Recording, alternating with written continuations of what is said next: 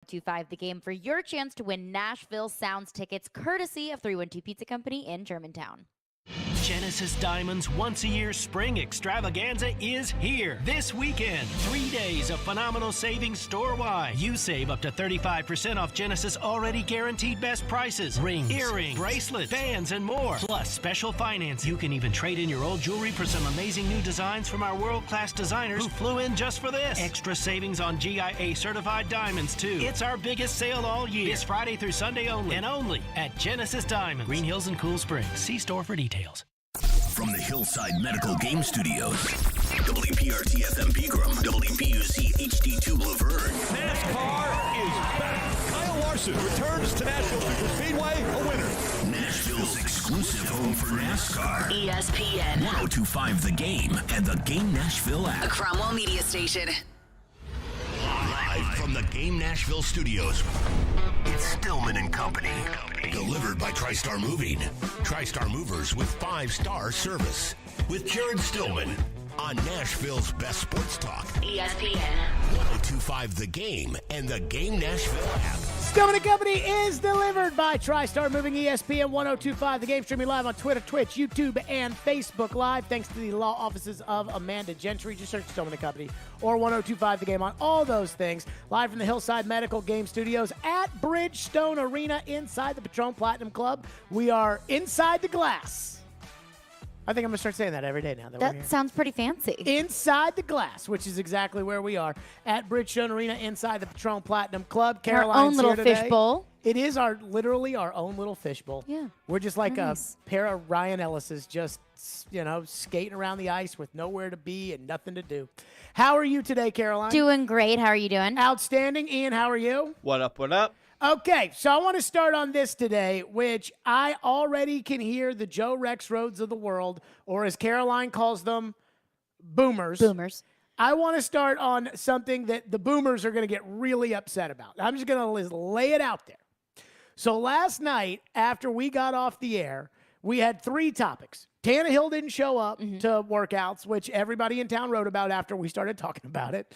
Then we had, the Predators and Hines and Poyle, which that's a never-ending story as we get down the stretch of the season, and we will continue on into today.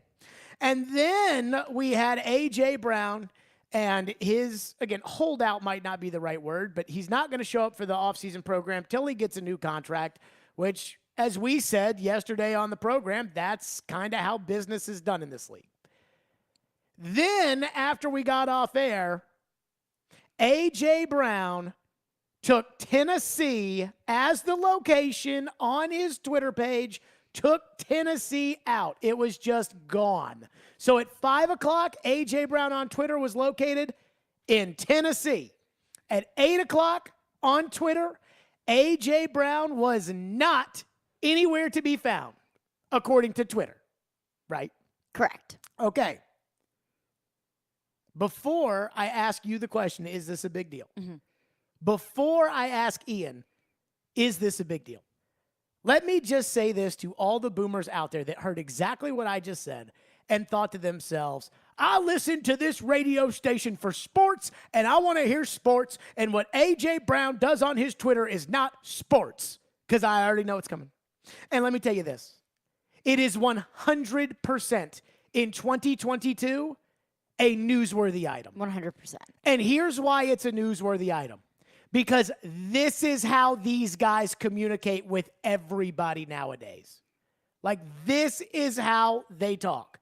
I don't know how you interact with people you work with, but there's a lot of different ways other than just telling people what you think or how you feel. There's a lot of signs. Don't call this person back.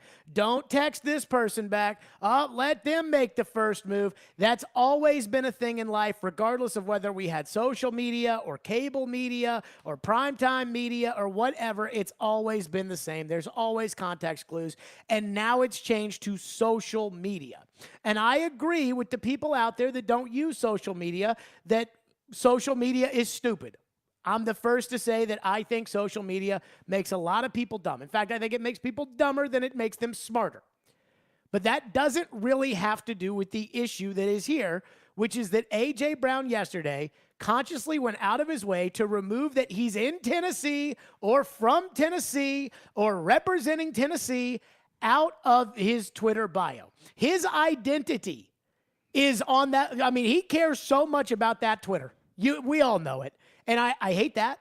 But he loves that Twitter, and that's his identity. And he took Tennessee out of his identity yesterday. Now, again, before we get to what's this mean, I just want to start there with I already can see the text line. I can already hear your calls. I can already hear you all tell us that it's not important. And yet, if you feel that way, I'm telling you, like, this is how these guys communicate nowadays. That's how Tom Brady announced his retirement and how he announced his unretirement. I mean, he went on Sirius XM for the Let's Go podcast with Jim Gray on Monday night and told Jim Gray that he didn't know what he was going to do and that the media needed to leave him alone. And the Adam Schefters that were breaking the stories about how Brady was going to retire, how they needed to leave him alone and they needed to all this stuff. And then the next morning at like 8 a.m., Brady posts on Instagram, "I'm retired from football."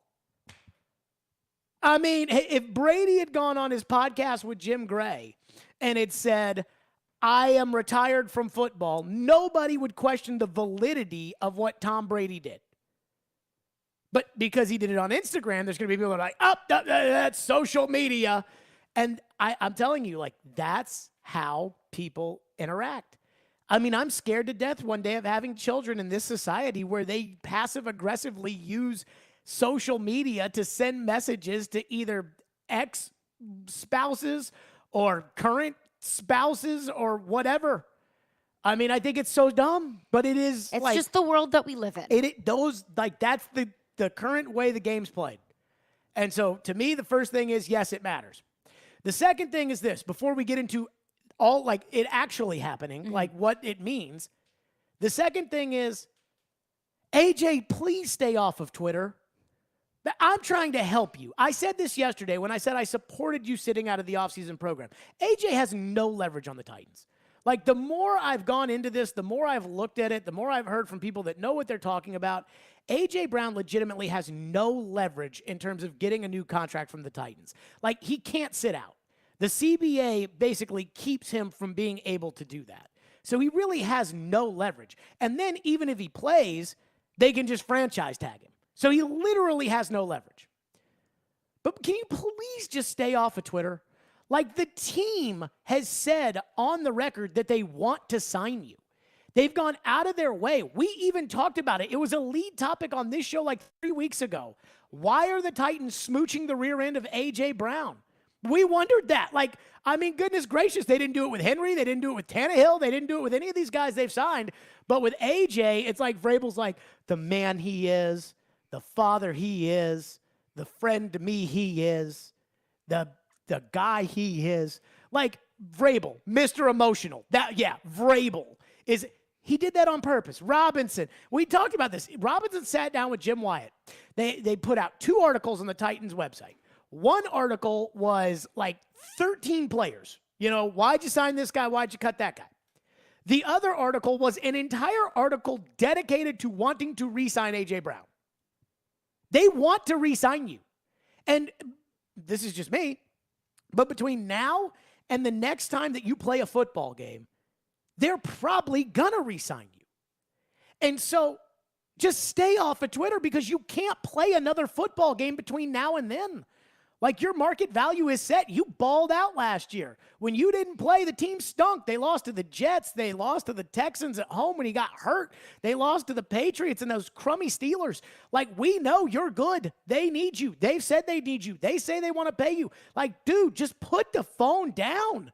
Like, can you do that for like 4 months? Because honestly, if you're the team and you go into signing something, and we were talking about this before the show today, but like the idea of what do you really want? And for me, I want these teams to win. I want the Titans to win. I want the Predators to win. Now, that doesn't mean that I'm beholden to the coach, because if I think somebody else should be coach to give them a better chance to win, I'll say it. But like, if your only goal is to get a new contract here, Twitter ain't helping you. Your game does your talking. So there's not another game you're great. You're a great wide receiver. There's not another game to be played between now and the time we all assume that you will sign your contract, which they have gone on the record to say they want to sign. The only thing that can hurt that is if you say something or do something crazy or stupid.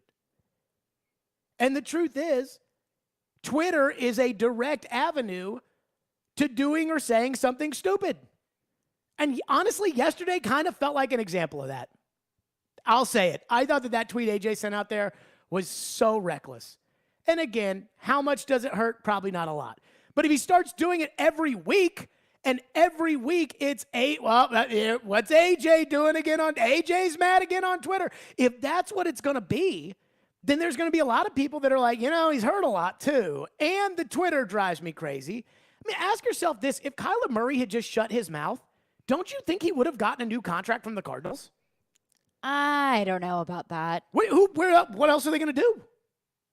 What do you mean? What are they going to draft another quarterback next year? Well, I don't know if his taking all of the Cardinals pictures on Instagram would have influenced his contract that much one way or another. Oh, I think Kyler has hurt his standing with that club between the Instagram pictures and the letter from the agent, and now the refusal to show up if he's not going to play on this contract, which again, the CBA really won't allow him to do that.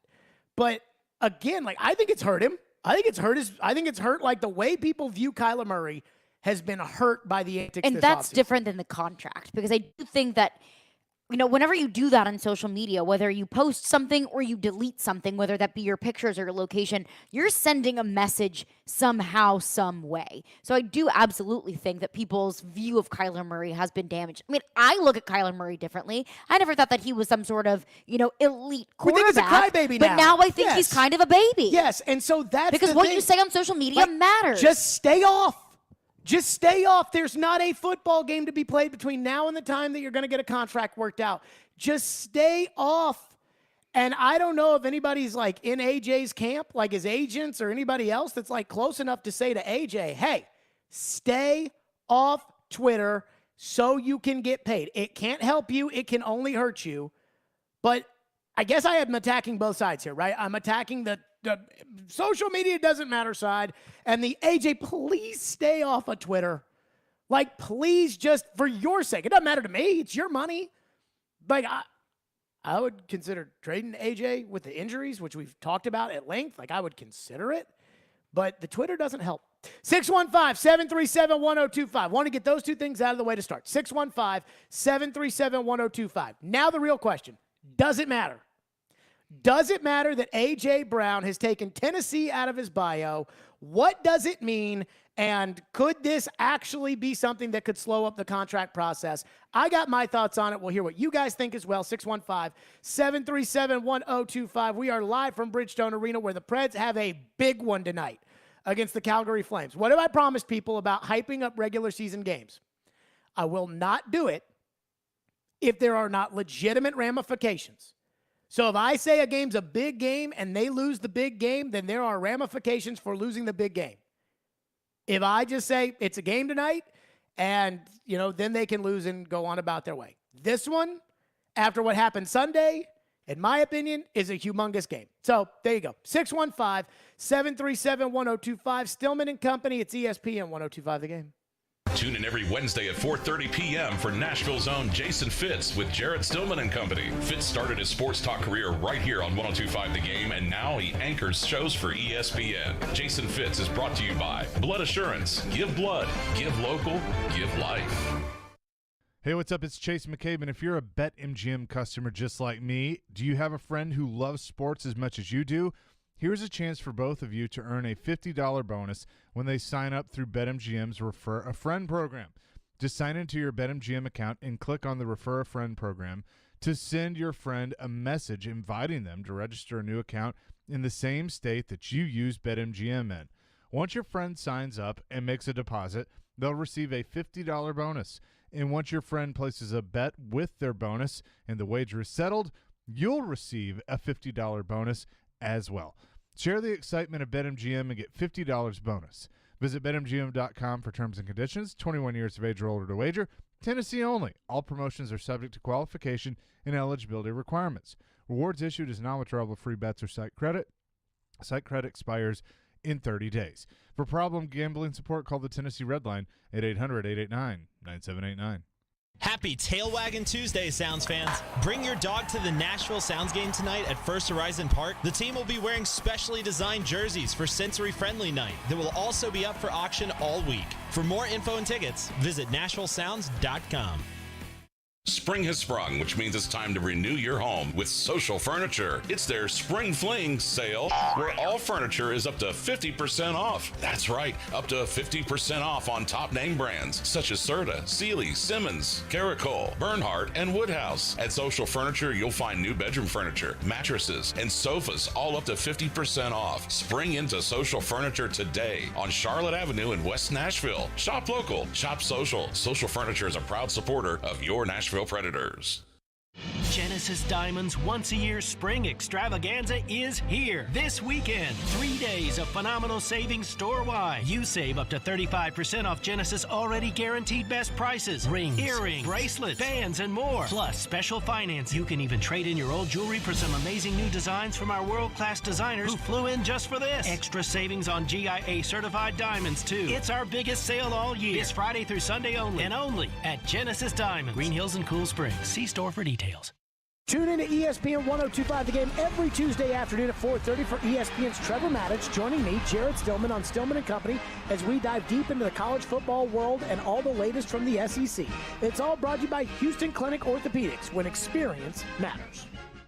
Hey, Darren McFarland here, and I'm excited to tell you about my friends at Spring Hill Heating and Cooling. Spring is here. If your AC or heating unit is old and inefficient, then you need to take advantage of the Spring Hill Spring Special for a limited time only. Save up to $1,000 with Spring Hill Heating and Cooling. Get a York unit that lasts with a 10-year parts and labor warranty with up to 60 months no-interest financing on all York units. Restrictions do apply. Schedule now at springhillac.com. Spring Hill Heating and Cooling, a York certified comfort expert company.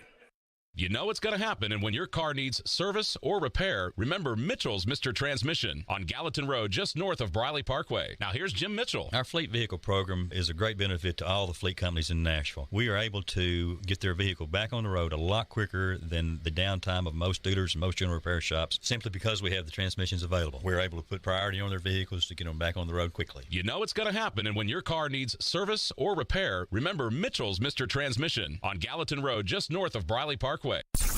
If you've missed any of today's show, just search Stillman and Company on Apple, Spotify, or your favorite podcast platform. What's that deal look like, you think, for A.J. Brown? 25, probably, most likely, maybe 26. You know, here's the thing I know just from covering the Titans for so many years now. They don't talk about their players the way I heard John Robinson, their GM, and head coach Mike Vrabel talk about A.J. Brown over the last few weeks. It's obvious they have a really personal relationship. I think the quote Mike Vrabel gave was, "I love A.J. Brown." I mean, this is a guy, you can't get him to even say he loves his family. I mean, he does, of course. But to show that much, and granted, in this business, don't tell me, show me, right?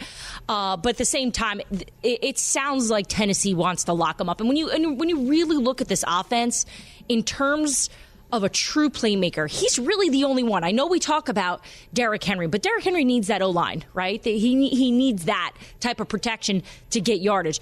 You just got to throw the ball at A.J. Brown. And, there's always a difference between, a productive player and a playmaker. A difference maker. A difference. And AJ's both. AJ is both of them. And that's why I think that this is a type of contract that Tennessee's going to try to work hard to get done. And I spoke to both sides, and they're working towards that. There you go. Diana Rossini on ESPN this morning. Diana saying that, hey, Mike Vrabel won't even say that he loves his family, and yet here he is talking about how much he loves A.J. Brown. You know why that is the case? Why is that the case? It's not because Mike Vrabel loves A.J. Brown so much more than any other player. It's because A.J. is sensitive. That's why. Well, AJ likes needs the stroking of the ego. We love AJ. We love him as a person. We love him as a player, because I think we saw yesterday that when AJ Brown faces criticism, he gets frustrated. Why? He gets defensive. Why? Because he's kind of sensitive. Because he's sensitive. Like, he's not the first sensitive wide receiver in the history of the NFL, and he's not going to be the last. But he's sensitive. And that's fine. I don't get. That's fine. I do not give two poops about A.J. Brown being sensitive. Get into your feels, Just AJ. don't do anything that can hurt the contract, A.J. I'm trying to help you. I'm trying to help you. Help me, help you. There you go. Now, the Twitter bio, now that we've established that the boomers of the world that think, oh, Twitter, now that we've established that, and we've established that AJ, the smart decision would be for him to stay away from Twitter. AJ removes Tennessee as his location on Twitter. Everybody's talking about it. So is it a big deal? I struggle with this because I don't think that taking Tennessee out of his bio is any indication of the negotiations. I don't think it doesn't make me nervous that A.J. Brown doesn't want to be with the Titans anymore. It doesn't make me nervous that A.J. doesn't like any of the contracts coming his way from the Titan side of things. But I do think it's an indication of where his intentions are, that like he is serious about this. That at this point, like, he doesn't want to have any association with the Tennessee Titans because he is serious about the contract negotiations. So you think this is like we mean business and we're showing you on Twitter?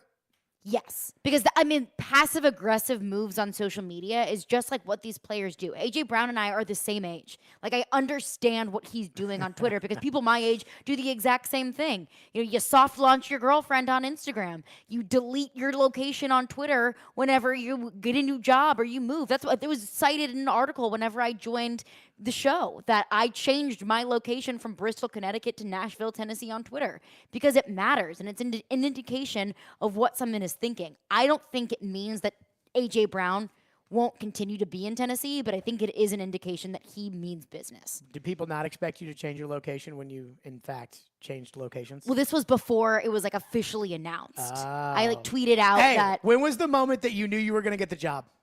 When Ryan Forth followed me on Twitter. There you go. Ian, you think this matters at all? I mean, not to me. Like this kind of stuff. I'm over all that kind of stuff. Changing all the Twitters and all this and that.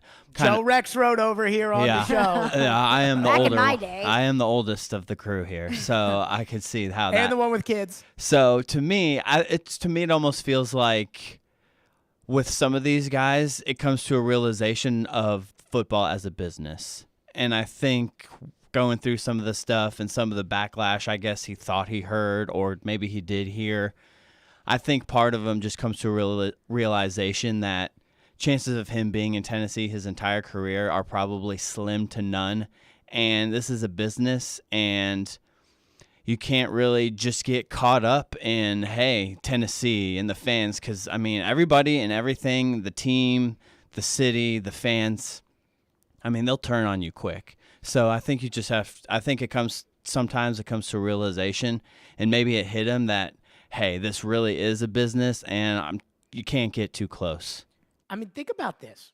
The Titans have gone out of their way. Every Diana Russini report, which comes right from the desk of Mike Vrabel, every single Diana Russini report has been about how the Titans want to keep A.J. Brown. Everything the Titans have said on the record is about how they want to keep A.J. Brown. Every element of it is basically patting A.J. on the rear end and reassuring him that they will get him a new deal. And I agree with Ian that A.J. looks at this now like, I'm just an employee now. Like, dude, you didn't do anything. Like, nothing changed from last week to this week. Nothing has changed. Now, I don't know, I think Tory Dandy's his agent at CAA. I don't know if Tory Dandy was like, yeah, we called. They said they want to wait a couple of weeks or whatever. But I will say this. I think AJ, the removal of the Twitter bio thing, I think if Kyler Murray taking all the pictures just unannounced of him with the Cardinals off of his Instagram is diving into the pool, AJ is taking like his pinky toe and just putting it in the water a little bit. Because I think even AJ is afraid to cause like a little bit too much of a commotion here. Because at the end of the day,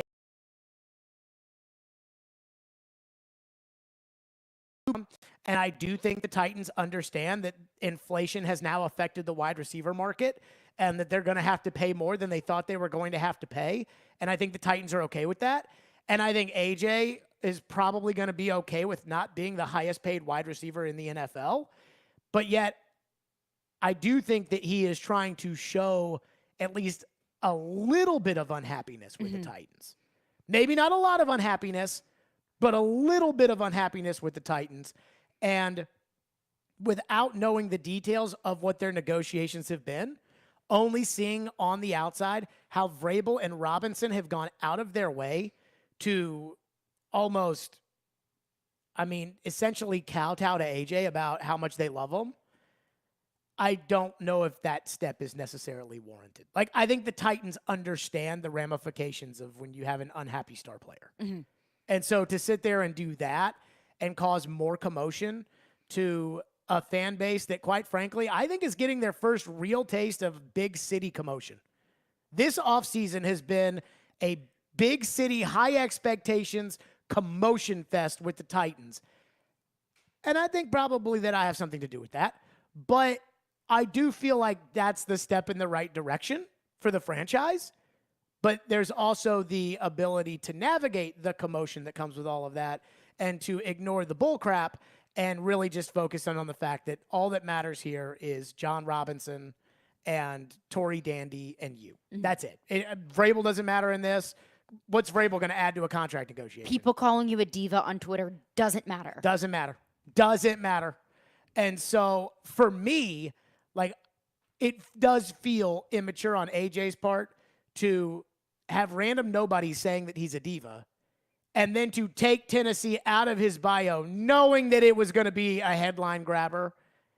But it was such a slight move that it wasn't, taking all of the pictures from Tennessee off of his Instagram. It wasn't a tweet about how unhappy he was. Oh, it was dipping the toe in the water. It was a very, very slight move, and it was a very small nudge to the Titans that, like, look, hey, I'm serious about this. So there is something about that I found incredibly fascinating that I want to get to next, because AJ might be very serious about this, and I don't really know what AJ can do about it. Like, right now, everybody has kissed AJ's butt the way that I've never seen a Vrabel or Robinson player get their butt kissed. This is, I don't even think Marcus got his butt kissed this much before they benched him. That's how wild and crazy I feel like this is. And I want to get to that next because somebody kind of alerted me to the AJ situation. And of course, we'll get right to your phones. 615-737-1025 is our phone number. Join ESPN 1025 The Game for the Music City Celebrity Golf Tournament benefiting Folds of Honor on May 16th at Hermitage Golf Course. Put your team together and come play with athletes, musicians, and other local celebrities. Sign up at theGameNashville.com/golf. Hey, I'm Ryan Johansson, and this is Smashville. Back to Johansson, and Johansson tips it in with one hand on the stick. You're listening to the flagship of the Nashville Predators radio network, ESPN 1025 The Game. Hi guys, it's Andrew with Hillside Medical Clinic. Is erectile dysfunction damaging your relationship? Are you sick of the pill and all the side effects? Well, welcome to the future. We have a major medical breakthrough. Hillside Medical Clinic uses the most advanced form of wave therapy. Backed by 60 clinical studies, our technology uses pressure waves to repair and open up blood vessels. We've helped countless men get rid of their ED. But what is the true end result? Their relationship, even their lives, improve drastically. If you're ready to regain your love life, call us right now, and not only will the assessment and ultrasound be free, we'll also give you a gift that produces immediate results in the bedroom. It almost never fails. This is worth $550, and it's free to callers right now. 615-576-5000. That's 615-576-5000. Put a stop to your erectile dysfunction and experience what I call the happiness ripple effect. Call Hillside Medical Clinic now, 615-576-5000. Hey, it's Mike from Newton Ford South. It's springtime, and I'm going on a limb here. I'm just going to say it. You either love Peeps or you're wrong. I hope you've heard our commercials before. My hope is that you have learned that we are a quality company that prides itself on customer service and that we like to laugh and joke a bit too.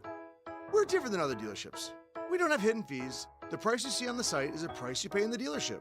We value you as a customer. We're aware that buying a car often has a stigma attached. Our goal is to overcome that bad stigma, not with flashy commercials or unrealistic giveaways, but with an honest, transparent car buying experience. We want you to come back and we want you to tell your friends. We do that by giving you great customer service. We want to make your car buying experience fast, easy, and mostly online to save you time. That's why we have Newton Fast Pass. You can work your deal and numbers online and work the deal to fit your budget. Sounds easy, right? Hop to it and visit newtonford.com to start your deal. See website for details. Check the deets, peeps.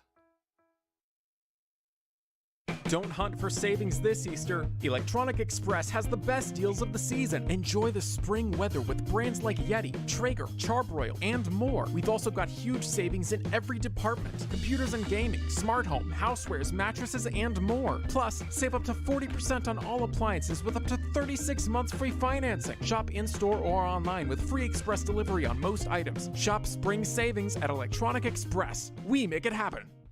Finishing jobs on time, never being idle, and powerful equipment. Meade has the John Deere excavating equipment and the smart grade technology solutions for you and your business. Power your business with a new, used, or rented excavator and get the performance you expect and service you can rely on. Call us today for the equipment built as tough and reliable as you, or visit us at meadtractor.com. That's meadtractor.com. ESPN's Turon Davenport breaks down the Titans like no other. On the field chemistry, I don't think it's going to be a problem. It's just going to be a process. Catch TD Mondays at 11, Thursdays at 3, and Fridays at 8. Plus, the Talking with TD podcast drops every Wednesday. When you draft players, it's not just for one season, it's for a career. Nashville's best sports talk. ESPN 1025 The Game and the Game Nashville app. Hey, this is John Hines, and you're listening to Nashville's best sports talk, ESPN 1025 The Game. This is so funny, this social media scrubbing the new passive-aggressive, taking the logos out. And then, it's funny, too, because guys always deny it later. You know, I think Kyler Murray was talking about Arizona, and he made it sound like it was like an age demographic thing. Like, oh, you guys don't understand. Like young people, we do this all the time. Or, you boomers don't get it. Yeah, exactly. I'm like, okay, dude, apparently this is just something people do. There you go. Charles Robinson, Yahoo Sports NFL Insider, on with Joe this morning, talking about A.J. Brown taking Tennessee out of the bio. So I want to get to this, and then we will get right to your just wonderful phone calls at 615-737-1025. So I'm listening to SiriusXM NFL Radio today, and I honestly was doing it because I was like, oh, they're going to talk about A.J. Yeah, I knew A.J. was going to work his way into the news today, and they were going to talk about it. So that Andrew Brandt on from the Monday Morning Quarterback, and I like Andrew Brandt. Yeah. I like reading his work. I find Andrew Brandt, now I think he was an executive with the Packers once upon a time, and so he's got that background. But I do find him rather long-winded and kind of boring. But he had a very interesting nugget, right? Remember yesterday when we played that Colin Cowherd clip, and Colin Cowherd was like, if I were the Titans, I'd play chicken with A.J. Brown. Mm-hmm. I'd make him sit out. I'm thinking to myself, you can't win any games if A.J. Brown doesn't sit out, if A.J. Brown doesn't play. And then someone brought to my attention, the Titans have all the leverage in this. If A.J. doesn't show up for training camp, he gets fined every day so much money that he has to show up.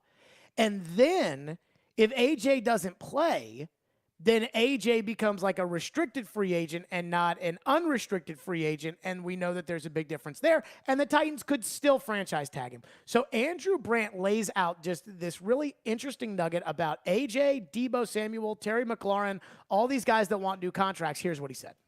So then you have the rookie crop, not rookie contract crop, players like Terry McLaurin, Deebo Samuel, A.J. Brown, where they're looking at it. I want to pause this for 1 second. You hear is Charlie Weiss heavily breathing in the background. Just so people hear that, they don't think something's wrong with their tires in their cars or things like that. I was wondering what you were getting at Now there. you're going to hear it. It sounds like somebody is inflating a bike tire. When you hear Charlie Weiss in the background. But I just wanted to make people aware of that and to know Andrew Brandt's a little boring, so just deal with it. Go ahead and play the clip. So then you have the rookie crop, not rookie contract crop, players like Terry McLaurin, Deebo Samuel, A.J. Brown, where they're looking at it and they're seeing these numbers. Now, they're not experts on the business of sports. They say, hey, they're making 22 a year. I'm making 2 a year. Something's got to change. The facts of the matter are, and I've been on both sides of this, young players are stuck because you get these 4-year rookie contracts signed mandatory 4-year deals when you're in the CBA, and the CBA doesn't even allow renegotiation until after 3 years, which they're now up for. But we haven't heard from the teams, but my sense is the teams are saying, yeah, we're just going to sit on these rookie contracts, and you can't do anything about it. And in so many words, they're right. What can the player do? They can scrub Instagram. They can hold out of training camp. Off season, maybe miss the mini camp. But then the CBA's got the triple whammy, where if you hold out of training camp, all these penalties start adding up with signing bonus forfeiture and everything else. So as I tweeted this morning, these players, unfortunately for them, are stuck. I mean, they got to realize that. Like, I hear AJ doesn't want to feel disrespected or anything. You got to understand the rules when you go into a high-leverage negotiation. It does not work. Julio did this, and he kind of got away with it, but kind of didn't with Atlanta. You can't look at yourself and say, well, I think I'm just as good as that guy, and that guy's making more money than me, so I should make more money. Like, I hear you. I would agree that you're better than Christian Kirk. That's not how the CBA works. But you can understand why so many players look at it like that. Like, I as can a very black understand. and white situation. You know, X player is making X amount of money. My stats are better than X player, so I should make more money than X player. I can understand that people would not look at the rules if it deterred from their argument of what they want. Yes. I mean, don't let the truth get in the way of a good argument. But that is the case, that these guys have no leverage. And AJ needs to remember that. Derrick Henry got leveraged by the Titans. You wouldn't be the first. 615-737-1025. I'm sure we got a lot of phones to get to. Kenny is going to kick us off and has been waiting patiently. Our phone lines are driven by WilsonCountyHyundai.com. Thank you for waiting. Go ahead, Kenny. Hey, good day. How you doing? Good. I was down in Tucci this past weekend, weekend before last, and I heard that A.J. Brown was trying to get him to come up with some kind of trade so he could wind up with his buddy Tyreek Hill. I didn't even know they were buddies, but that's the way it was put across to me. Have you heard anything about that? Nope. Sounds like a bunch of bull crap, and I appreciate your call. It does. I mean, I don't think AJ's trying to get traded. The one thing that's weird about AJ and trades, and this maybe goes back to the leverage, is how much people who don't cover the Titans talk about an AJ trade like it's a legitimate possibility. So nobody thinks Kyler Murray is getting traded by the Arizona Cardinals, right? Correct. Now, I thought that they should have tried to go underneath the table, but I guess you needed to woo Deshaun in order to get Deshaun, which is why he really weaponized his no trade clause. But I kind of feel like nobody's talking about Arizona trading Kyler Murray. They could easily trade Kyler Murray. They could trade Kyler Murray to the New York Giants today in exchange for Daniel Jones, the number 5 draft choice in this year's draft, the number 7 choice in this year's draft, their first next year, and probably a second. And I don't think anybody would blink if the New York Giants did that. No. But nobody talks about trading Kyler Murray. Because I don't see him leaving Arizona. But everybody, I heard Charles Robinson today on with Robby and Joe, and he was talking about how, I wouldn't be surprised if the Titans trade AJ. It's like, how? I would be freaking stunned. Mike Vrabel, Mr. No Attachment to Anybody, Mike Vrabel has gone out of his way to talk about the kind of man AJ is. Mike Vrabel does not get mushy about anything, and he gets mushy about AJ. The Titans have said they're not going to trade him. I mean, and now they know that if they even hint at, hey, we got to do what's in the best interest of the team, AJ is going to fly off the handle on Twitter. Like, I would agree that that's something they don't want, but everybody just keeps talking about this AJ trade possibility as if it's legitimate. And I just don't see it. I do not see the Titans doing this. I understand if the Titans did it, I would understand why. And maybe as far as fans are concerned, sometimes I wish the fans here locally would be more open or more apt to being okay with their teams trading away players they like when they should trade away players they like they traded away Shea Weber. But I don't see any evidence that the Titans have any interest in trading AJ. Maybe that changes on Thursday of next week. I don't know. But I don't see any evidence to that caller's question. And it was something that a few weeks ago I would entertain the conversation, but I think that I don't think there's been anything from the Titans side that has indicated that they would like to sever ties with AJ. Breaking news from Diana Rossini yesterday, and I say that sarcastically, that both sides are working on a contract negotiation, and I wholeheartedly believe that because I do believe that AJ wants to stay here, and I do believe that the Titans want to keep AJ. I don't know, because Twitter. what is this offense without AJ? I don't know, Twitter. Steven up next on Christian Kirk's contract in Jacksonville. Thank you for calling. Go ahead, Steven. So we all know that the Jaguars just have all this money and throw it around, and they always win the free agency season. So my question to you is, do you think when they signed Christian Kirk, they thought to themselves, well, A.J. Brown's coming up. We can basically try to sabotage the Titans and make them have to pay A.J. Brown $25, $30 million a year because A.J. is 10 times the player Christian Kirk is. So they have all this money. They can throw it out to these players that don't deserve it at all. And so when someone like A.J. Brown comes up, they put us in this situation. I just wanted to get your thoughts on that. Love the show, bud. What situation are the Titans in? The Titans are in a situation where a good player is coming towards the end of his contract and wants a new deal.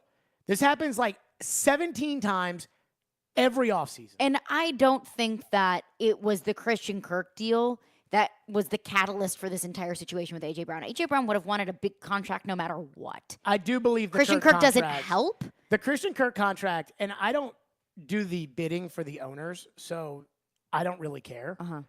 But all the Christian Kirk contract is a classic example of what's known as the bad team tax, which is I'm not going to your crap team to lose. Well, here's way more money than anybody else can give you. Okay, I'll go to your crap team to lose. Like, that's how the bad team tax works. So all the good receivers that were supposed to be on the market this year weren't because they all got franchised. So Devontae Adams got franchised, and I think this happened with the tight ends too. Remember, we were looking at what about Dalton Schultz? What about all these guys? And they all got franchised. Gesicki, and they all got franchised. So every good receiver is off the market. Then the good receivers that you can trade for are all weaponizing their no-trade clauses in order to go where they want for the money that they want. So Jacksonville, who felt like they needed a receiver, really didn't have a choice but to pay the bad team tax on Christian Kirk. And then everybody else who's a wide receiver who's better than Christian Kirk looks at the Christian Kirk contract and they say that, well, that's ridiculous. I want more money than that. Christian Kirk's making $18 million a year, which is ridiculous. But at the same time, like, that is not earth-shattering. What happens is when, like, Tyreek signs for $29 million a year or whatever it is, but he really didn't. He signed essentially a 3-year, $70 million contract. That is not $29 million a season. So that's the thing that I guess, the fans are getting all worked over. Jacksonville did this to us. Like, no, they didn't. And, like, the Titans can't tell Jacksonville, hey, don't sign Christian Kirk to a big contract. Keep those wages down, because now it's collusion and it's a much bigger issue, and it's, completely against the bylaws of everything, specifically the collective bargaining agreement. You can't do that. So I don't harbor any ill will towards Jacksonville. 615-737-1025 is our phone number, 615-737-1025. AJ has been abnormal on Twitter, which I think we can all agree on. Coming up next, though, there is something that I cannot even put this together, and yet people are accusing it and saying it and thinking it. And it has to do with AJ, and we'll get to that coming up next. Seltzer Land is turning Nashville into a hard seltzer paradise on Saturday, April 30th at the Riverside Golf Links. Enjoy this one-of-a-kind immersive experience as you spend the day tasting over 100 unique hard seltzers, indulging in mouth-watering munchies, tons of seltzer swag, and bust out the gram for the most Insta-worthy moments. Seltzer Land has rounded up the best hard seltzer brands in the land for one epic day dedicated to the bubbly brew everyone can't get enough of. Go to theGameNashville.com/contests to enter for your chance to win tickets to Seltzer Land. Do you have that one person or thing that just makes you mad? Join us every Friday at noon on the DDC for You Just Made the List. Fueled by Parman Energy. Visit ParmanEnergy.com, your one-stop petroleum solution, and try Star Movie on the DDC on ESPN 102.5 The Game. You just made the list. From the Fox 17 News Code Red Weather Center. I'm Fox 17 News Code Red meteorologist Dan Guthrie. Sunny and cool this afternoon with a high of 60 degrees. We warm up, though, the rest of the week with 80s moving in by the weekend. This weather report brought to you by Hiller Plumbing, Heating, Cooling, and Electrical. Call the Happy Face Truck today. Victory Award-winning New Amsterdam Vodka knows all about it, but in life, it's not always so clear. So New Amsterdam Vodka believes that in life, you've got to find your own wins. You've got to overcome your fears, go all in, even when you've got nothing at all. Find your wins. And when you do, raise that glass of New Amsterdam Vodka in victory. You've earned it. New Amsterdam Spirits Company, Modesto, California. Do I need Medicare when I turn 65, or can I wait? With more than 70 years of experience helping Tennesseans, Farm Bureau Health Plans can answer all your questions about Medicare.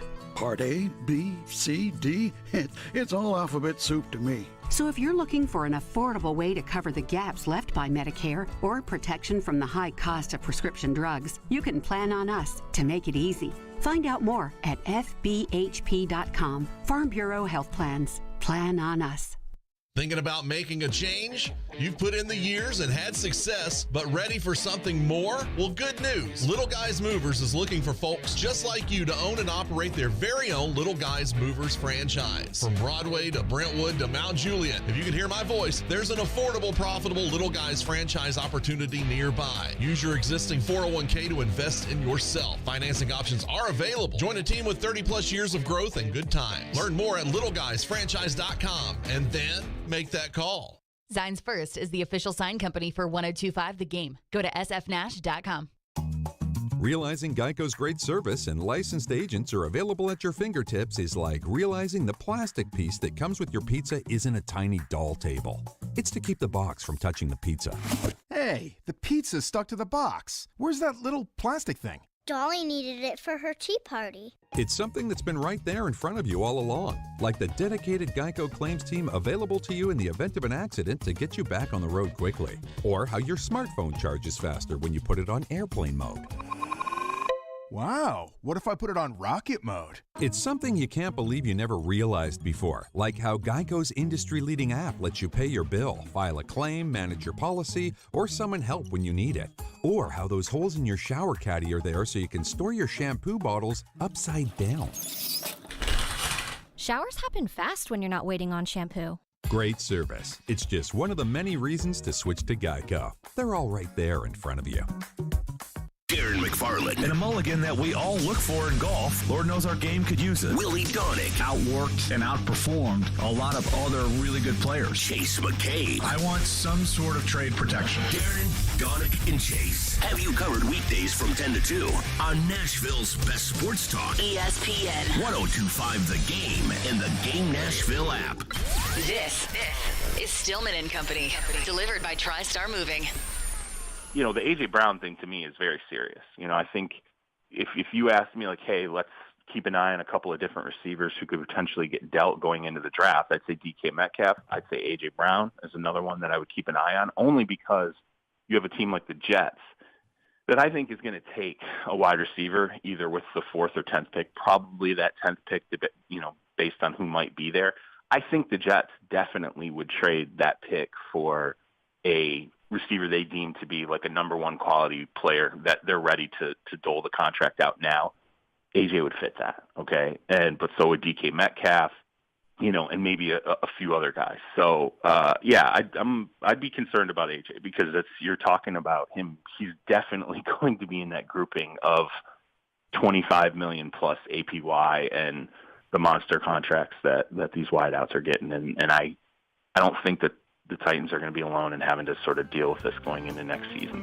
There you go, Charles Robinson, Yahoo Sports on Robby and Rexrode. Did I not tell you that he was talking like seriously about A.J. Brown being traded? Yes. Like that he's like, no, I think it's good. And I'm like, where do these people get this stuff from? I think that possibility is off the table for me at this point. You know, like a few weeks ago, whenever the contract negotiations, like the discussions had started, and like all of the wide receivers in the league, Devontae Adams and the Christian Kirks. It can't be off the table because next Thursday is when the decision has to get made. I mean, I'm just saying in my mind. Well, then The possibility is table. gone, period. There is nothing you can do. It is literally, you got to know by Thursday of next week. That's the deadline. Because you're not going to trade you can't trade AJ after the Brown draft. After the draft and then not have a wide receiver next year. Like, you don't have that choice. So you have to trade AJ before the draft, and then you have to replace AJ in the draft. And so there's no way that I look, if they traded AJ, it would be like what happened with Tyreek Hill, where it was, well, we want to work out a new deal. Can't work out a new deal. Giving him permission. Here's a trade. All right, gone. Like, it would happen that quickly, and it would be for that, and it would be before next Thursday. But I'm not saying it's out of the realm of possibility, but I think it's out of the realm of possibility right now because nobody has given an indication that it could happen. That would be like me saying, well, what if Tannehill breaks his leg in the first game of the season next year, and then Logan Woodside has to play quarterback? We could do segments on that, but it doesn't feel like we're at a point where we need to do that. I do want to address this, and then we're right to your phones. So yesterday, we started on the A.J. Brown topic at 3 o'clock. We talked about Tannehill for an hour and the fact that he wasn't there. And then we went to the A.J. Brown topic from 3 to 3:30. And we would have done it longer, but the Predators gave up 7 goals in a period, so we moved on and then came back. And AJ at 3:42 sent out that tweet that was, the I'm a diva, I'm a bad teammate, LOL, okay, that tweet. AJ sent that out there. And I feel like we have gotten accused of having caused that. And Porth texted Chase yesterday and was like, did Jared do this? Porth's sitting out in Chicago, and he's texting Chase, like, did Jared do this? And then Kaharski sent out a tweet, which I was a little surprised by, and this could literally just be talking about fans. Mm-hmm. But Paul loves to go out of his way to pretend that nobody listens to the radio show, even though he himself listens to the radio show. And he tweeted out yesterday, he quote tweeted AJ's tweet and said, talking to the team, ? Or fans he's heard on radio, ? So I thought that was talking about like callers maybe, and not us. But then I also know how Paul thinks, and Paul likes doing this where, he'll look at it like, I'm a serious journalist and Jared Stillman's a fan on the radio, but without saying it, kind of, like the backhanded compliment kind of thing. Right. So I'm trying, it's hard enough to figure out what AJ's thinking, but then to also think about what Paul's thinking on top of what AJ's thinking, I think that's tough. And then somebody else accused me of causing this today, and I'm like, we didn't do that. Yesterday, we said we fully, encourage. Now, remember this, though. We said that, look, AJ's doing business and how business is being done. But people will interpret anything they hear on the radio for whatever they want to interpret it as. There's thousands of people listening right now. And of those thousands of people, they're hearing this conversation differently. And I can't tell you why that is. I can't explain to you exactly what makes that the case, but it is wild how many people will later say that you said something that you absolutely did not say. And look, this show is not afraid to cause controversy or to have players get mad at this show. It's only happened, 1,000 times. But, for the most part, we're kind of on AJ's side. And I think that we established that yesterday. Interpret it as you may, but I think that we both said, hey, AJ, get your bag. This is what players do. Now, we did tell him to put the Twitter away. And then Well, that's different than not going to voluntary practices, which I wouldn't have expected him to go anyway. And then he went out of his way to go to the Twitter. Yes, he did go to the Twitter. So there is that. But in all seriousness, I think this is responding to, people he doesn't know on Twitter. I don't think this has anything to do with us. That's just my opinion on it, but you could be either way. What do we have in our text line? One texter texts in and says AJ's Twitter actions are 100% his interpretation of a power move, a result of him thinking it will improve his position in contract negotiations if it seems like he's already moved on. Don't these people listen to their agents, though? I think they would have to. I don't know if AJ would have asked his agent, hey, is this something that I should or I shouldn't do? I don't know if this is agent motivated or if this is just AJ. It's not agent motivated. No agent is telling their player to scrub their Instagram or Twitter. And that's what I think to AJ, that's a very quick reaction to something. It's a small reaction. It's a small move, but it's a quick reaction to something. My thing is, this doesn't help you. and this goes back to the agent thing. Have you ever had an agent before? No. Okay. So basically, a lot of the time, and I may be different than other people, but a lot of the time, it's more asking the agent's opinion on things than it is like him asking your opinion. So it's like you ask the agent, like, how much money is like fair? You know what I mean? Like, is it right to ask for that much money to do whatever? That's what my experiences with agents have been. Now, there's certain things that you tell the agent, like, I'm not interested in that. I can't imagine that Tory Dandy, who has like every good wide receiver in the NFL, I can't imagine that he would sit there and be like, yeah, that's a good idea, AJ. That's a good idea. You'll show them. We'll get the upper hand. Right now, we're at $21 million a season. We really want to be at $23.5 million a season, and that is going to get you the upper hand. But I don't think that the agent was involved in this at all. Right, but this goes back I to think like it's just a quick reaction. But this goes back to the texter's point about AJ wanting to, think that he's gaining leverage by showing the Titans, I'm not tied down here or something like that. Isn't the other guy handling the negotiations? He should be. Yes. So his opinion matters. I mean, I'm not saying his opinion matters more because he'll do whatever AJ tells him to do, but his opinion is the important opinion here. He's the negotiator. Well, his negotiating power is the important one there. Taking your location off of Twitter doesn't necessarily make John Robinson freak out and run around the room and say, we have to sign a contract with AJ right now, because he changed his location on Twitter. And I think it was just a very rash reaction. Right, but so then it has nothing to do with power or with negotiating leverage, which maybe is what the AJ texter thinks it is. But then wouldn't he talk to his agent about that? Well, you would think so, but also it's so easy to go on your phone and take the location off of your Twitter. It's so easy to do that. So if AJ was irritated about something, which we've seen based off of his reaction to a lot of other people's reactions about his actions, he does react very sensitively to certain things. So I think that AJ, just out of a rash, reaction to something, whether it was a Titans. So you don't think that this was calculated at all? From his agent? No. No. Calculated, period. Like there was like a level of like, hey, this is why we're doing what we're doing, and this is the reaction it's going to have, and this is why we're doing it. No. Of course it didn't. 615-737-1025 is our phone number, 615-737-1025. I see all your texts in the text line. We will get to those. But the Ryan Tannehill story, boy, did that explode yesterday. Oh, it did. And there's one conclusion with this Ryan Tannehill thing, that no matter how you feel about Tannehill or how you feel about the situation, there is no way around it. And I want to get to it next. 615-737-1025, Stillman & Company, live at Bridgestone Arena. It's ESPN 1025 The Game. Take us wherever you may go. There are two guys on my untouchable list. Tune us in anywhere, anytime. Every team's got those. That's my point. Just search The Game Nashville in your app store and download today. And keep it locked on Nashville's best sports talk. ESPN 1025 The Game. ElectronicExpress.com. We make it happen. ESPN 1025 The Game and Smokeville Smoke Shop want to send you to an upcoming Nashville Predators home game. All you have to do is come into Smokeville Smoke Shop at 699 West Main Street in Hendersonville Wednesday, April 20th for their 420 blowout event and visit the game table to enter. While you're at it, be sure to stick around and take advantage of Smokeville Smoke Shop's store-wide discounts, free dab bar, as well as on-site food and dessert trucks and live music. Visit Smokeville Smoke Shop on Instagram for more.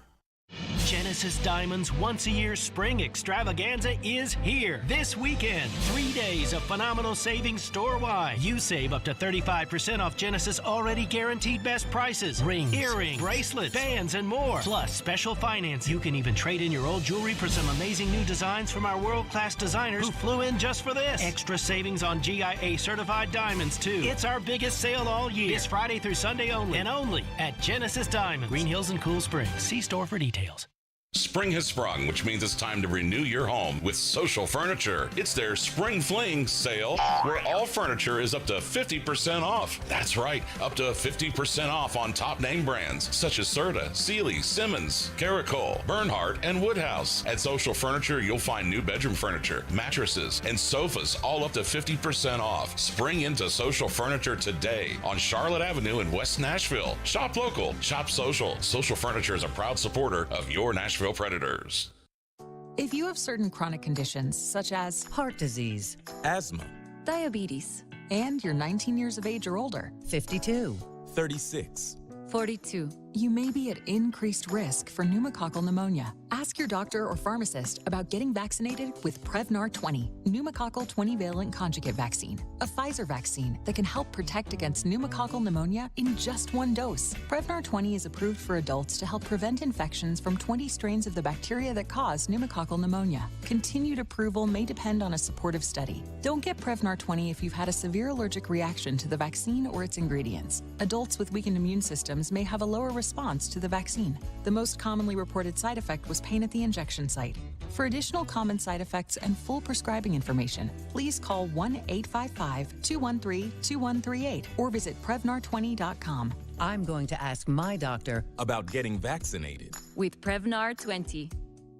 The Ainsworth Nashville has been bringing a sophisticated twist to the classic all-American sports bar, restaurant, and private event experience in Midtown since 2018. Our multi-purpose venue consists of a full-scale restaurant, bar and lounge, and event space. Come for the wings, stay for our happy hour, and visit us for brunch on Friday, Saturday, and Sunday from 10 a.m. to 4 p.m. We've got the good times to keep you singing all night long. The Ainsworth Nashville. Burgers, cocktails, sports. Visit the Ainsworth at 206 21st Avenue South in Nashville or online at theainsworth.com.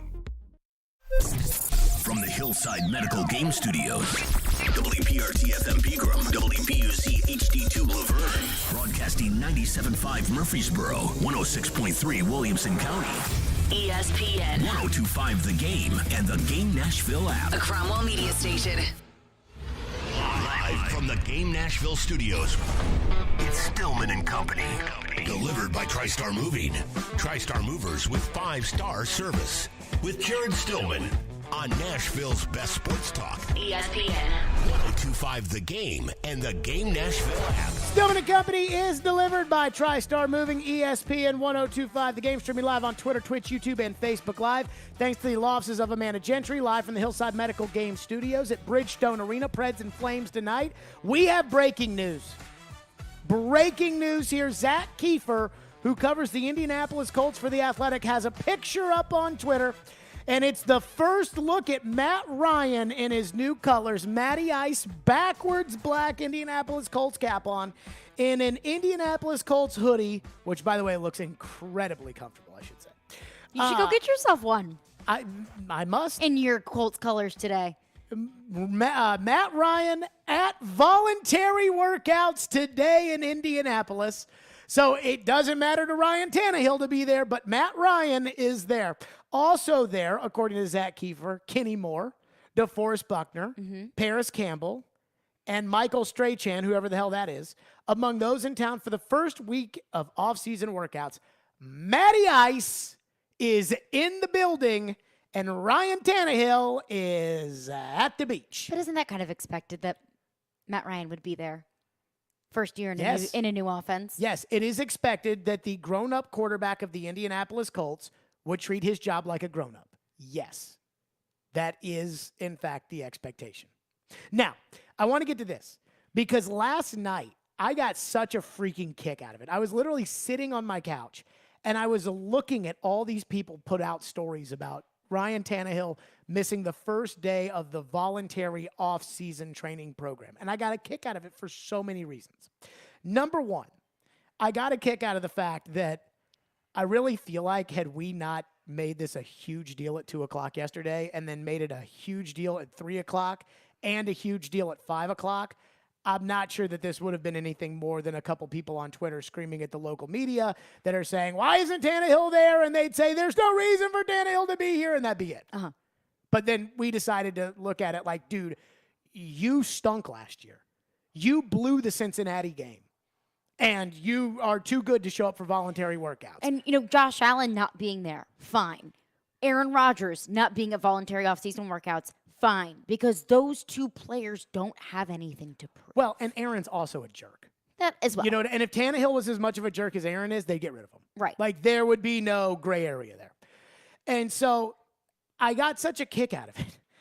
But the one thing that I took away from it last night is I'm looking at article. A to Z Sports has an article that's up that's, it's not a big deal that Tannehill's not here. Paul Kaharski's got an article up. It's a big deal that Tannehill's not here. Pro Football Talk has an article about Tannehill not being there. They're talking about it on all, like the Nationals, Tannehill not showing up at workouts, which honestly, I think if Tannehill knew how much people were going to complain about him not being there for the first day of this voluntary offseason program, he'd be there. I think that was a miscalculation on his end, which bothers me because I need him to stop miscalculating stuff. Like, it's the same as miscalculating. Is the defensive back going to jump that route? You need to be able to calculate that. But what I find to be so funny is the amount of people yesterday and today that are acting as if this is a complete and total non-story. And you cannot argue that. Do you know why you cannot argue that? Why? Because it's clearly a story and everybody's talking about it. So you can sit there and say that you don't think it's a big deal that Ryan Tannehill's not there for the first day of the offseason program, but you can't But that in and of itself is a story. That's the story. The story is that the beleaguered quarterback that half the fans don't like isn't there. That the opportunity to show a little bit of leadership, that he is not taking that opportunity. It's almost as if he thinks he's too good for that opportunity because he'd rather do things on his own, which is not the mentality behind a great team. Kevin Byard can do it. Why can't you do it? And if you were Tom Brady, we'd understand, hey, it's Tommy. We're lucky enough that he unretired to come out of here. Tannehill, the amount of money the Titans are paying Tannehill, it's not even my money, and it makes me sick given the performance that they're getting from him. But it's very clearly a story. If everybody's going to write an article about it, if everybody's going to sit there and discuss it on their own shows after we started the discussion yesterday, and if Jeffrey Simmons tweeted out yesterday that people need to Google the difference between voluntary and mandatory, to which I thought I had a pretty good reply, which I didn't send out, but Which I think was probably a good call. Why? Because why are you stirring the pot with Jeffrey Simmons? I'm not, but he's replying to the Tannehill thing, right? This is about Tannehill, because that's right? his quarterback. Okay, so I was going to say in reply, as Simmons said, go learn the difference between mandatory and voluntary. I was going to say, go watch the Cincinnati game. And you tell me if somebody needs to be doing a little extra credit work this offseason. But also, okay, Jeffrey Simmons, I hear you. This was not a required thing for Ryan Tannehill, but it's the fact that it was voluntary and he didn't go. If it was mandatory, obviously he would be there. He's the quarterback. But it's the fact that it was not something that was on his to-do list, starred, underlined in red pen, I need to be there. So he wasn't. And that's what frustrates me, because I think it's the things as a leader that you do, the things that you do when you're not required to do them, that are the signs of a good leader. And again, it's very clearly an issue. There's no way around this. Charles Robinson, Ian, if you could, Charles Robinson was on Robby and Rexrode today. We talked about Rich Gannon yesterday saying that, hey, do this. Charles Robinson, I guess, was asked about about Tannehill today, and this is what he said about Tannehill not showing up to the offseason program. Tannehill, first and foremost, I'll be honest with you, I don't have the inside track on that, but I was, when I heard it, I was like, what? This is not one that I would have expected. I'm curious. I'm probably along with you guys to kind of see, what this is all about. And I look, it's unusual for any quarterback, unless there's some kind of contract issue involved, for any quarterback not to show up. For a quarterback not to show up to voluntary stuff, to most franchises, is a big deal because it's it's a leadership thing. He's telling you. For a starting quarterback to not show up, that's a big deal. Even Belichick asked Brady in his later years, now not the later years where Brady hated him, but pre that of Tommy, could you be around just a little bit more often? Because Brady had built that ridiculous mansion out in Los Angeles that he sold to Dr. Dre for $50 million. and he wasn't spending a ton of time with his teammates. And Belichick asked, could you spend just a little bit more time? And with this, to me, it's one thing when you have to ask Tom Brady to do that, or when you have to ask a star quarterback who is rightfully a star, hey, could you do a little bit more of this? He's telling you, the average quarterback shows up to these things, even if the average quarterback thinks that they'd rather be somewhere else. And all these guys have enough money to do whatever they want, and they have trainers and things like that. But it is kind of the symbolism of you being there.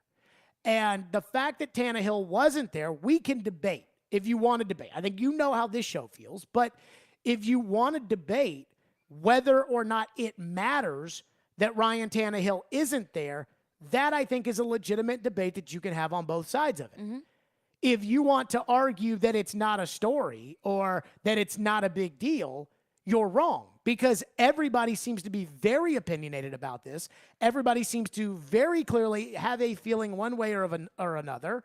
And for me, that is where I get a kick out of it, that this is just such a big story over Ryan Tannehill missing the first day of voluntary workouts. And what it really tells me about Ryan Tannehill, and what it really tells me about the Titans, is it tells me that there's a lot of insecurity there from a lot of different people.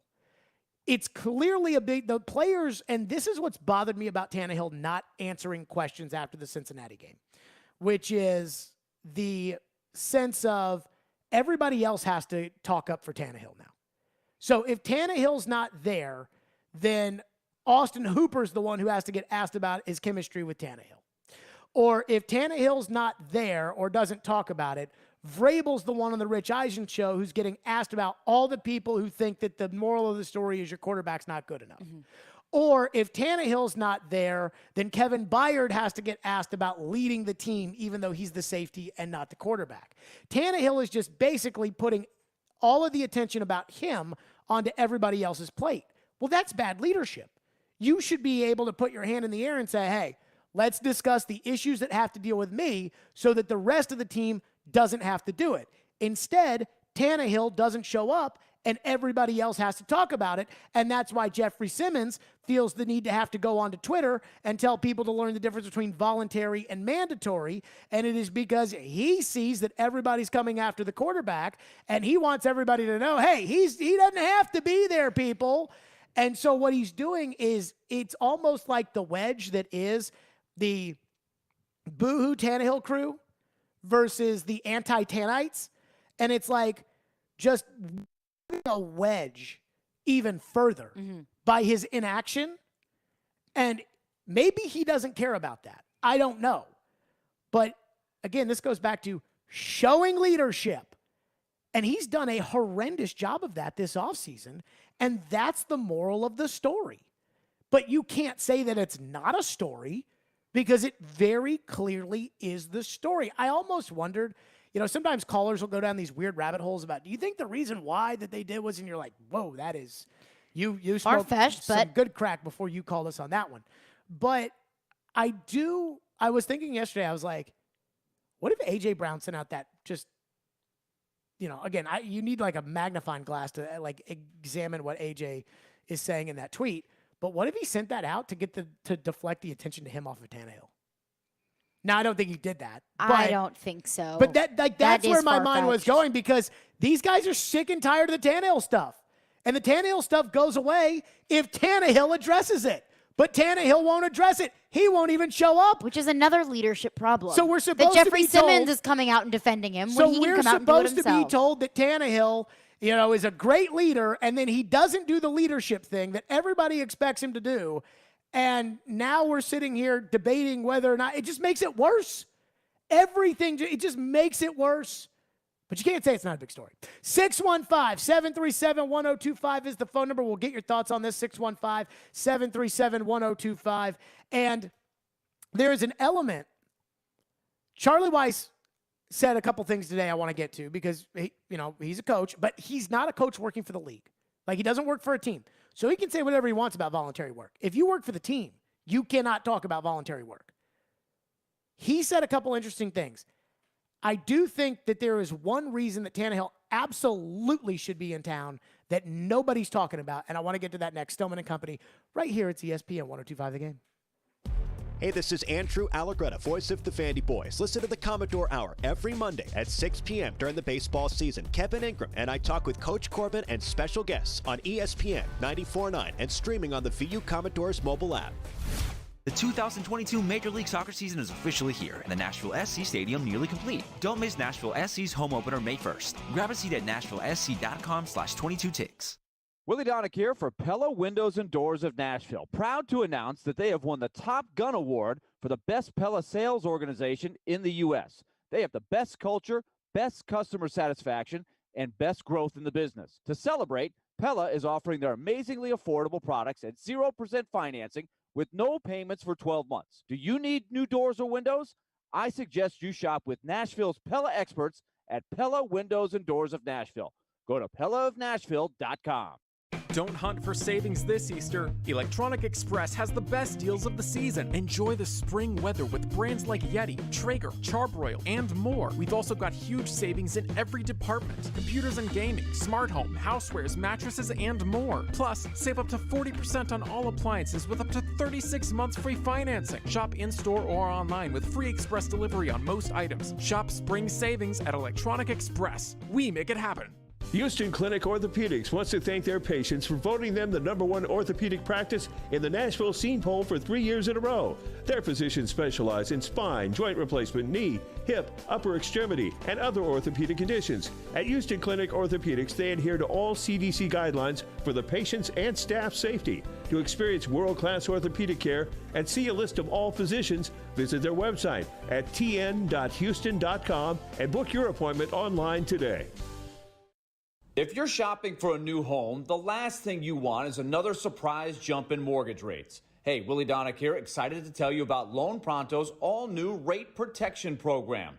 You get a rate quote that is locked in for 180 days, 6 whole months. Brian and Amy did it. They locked in an APR in the 3s with Loan Pronto. When they finally found a home a month later, rates had jumped into the 4s, but they were protected thanks to Loan Pronto, and they saved over $200 a month on their payment.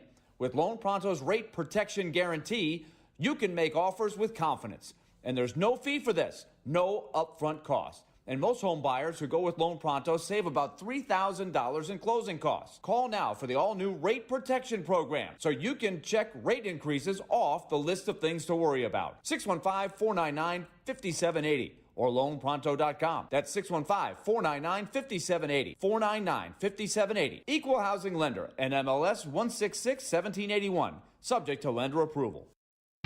It's the return of Jack White, live in concert. The Supply Chain Issues Tour. Ascend Amphitheater, Saturday, April 30th and May 1st. Get tickets now at livenation.com. The brand new albums from Jack White, Fear of the Dawn, is available April 8th. And Entering Heaven Alive drops July 22nd. Don't miss Jack White.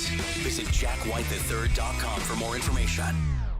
Cutting the price of your wireless bill feels good, really good. Actually, it feels great. You should try it out. So cut your bill by switching to Straight Talk Wireless, now offering our $45 Silver Unlimited plan with 5 gigabytes of hotspot and nationwide 5G on America's largest, most dependable networks. The $45 Silver Unlimited plan from Straight Talk. Straight Talk Wireless. No contract, no compromise. A month equals 30 days. See terms and conditions at straighttalk.com. 5G capable device required. Actual availability, coverage, and speed may vary. Interact with Stillman and Company.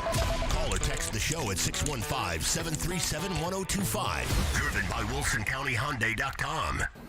Able to get reps right now, what can you be doing to build that chemistry with Ryan?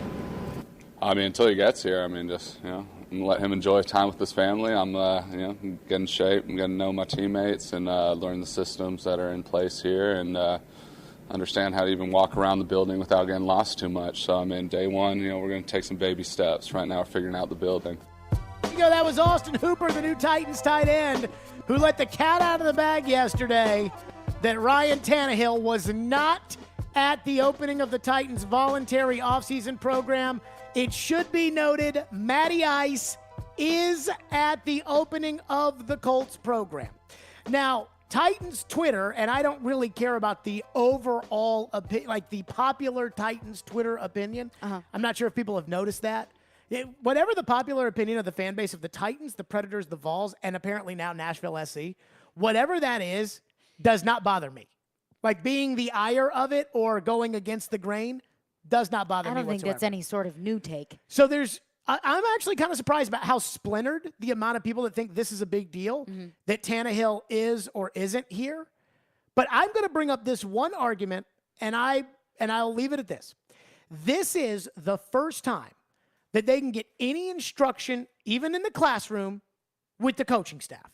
Like, this is the only time, the first time, like they lost to the Bengals, and Tannehill and Todd Downing are not allowed to go over anything from that point forward.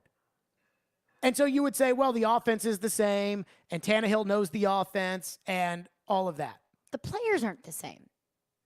The Titans just hired a passing game coordinator. That is true. So when it comes to all these Titan Twitter fans that always lose their mind with me, especially when it comes to Tannehill, about all those, do you remember how much they celebrated when the Titans hired Tim Kelly? Well, because everyone alluded it to the same thing with the defense this past year. Sure. That if the hiring of Jim Schwartz is what turned this defense around from the worst in the league to one of the best in the league, then bringing in a similar role for Tim Kelly with the offense. Save the offense. Will save the offense. No matter what. Doesn't matter if we don't know what a passing game coordinator does. So Ryan Tannehill is not spending time with that new passing game coordinator.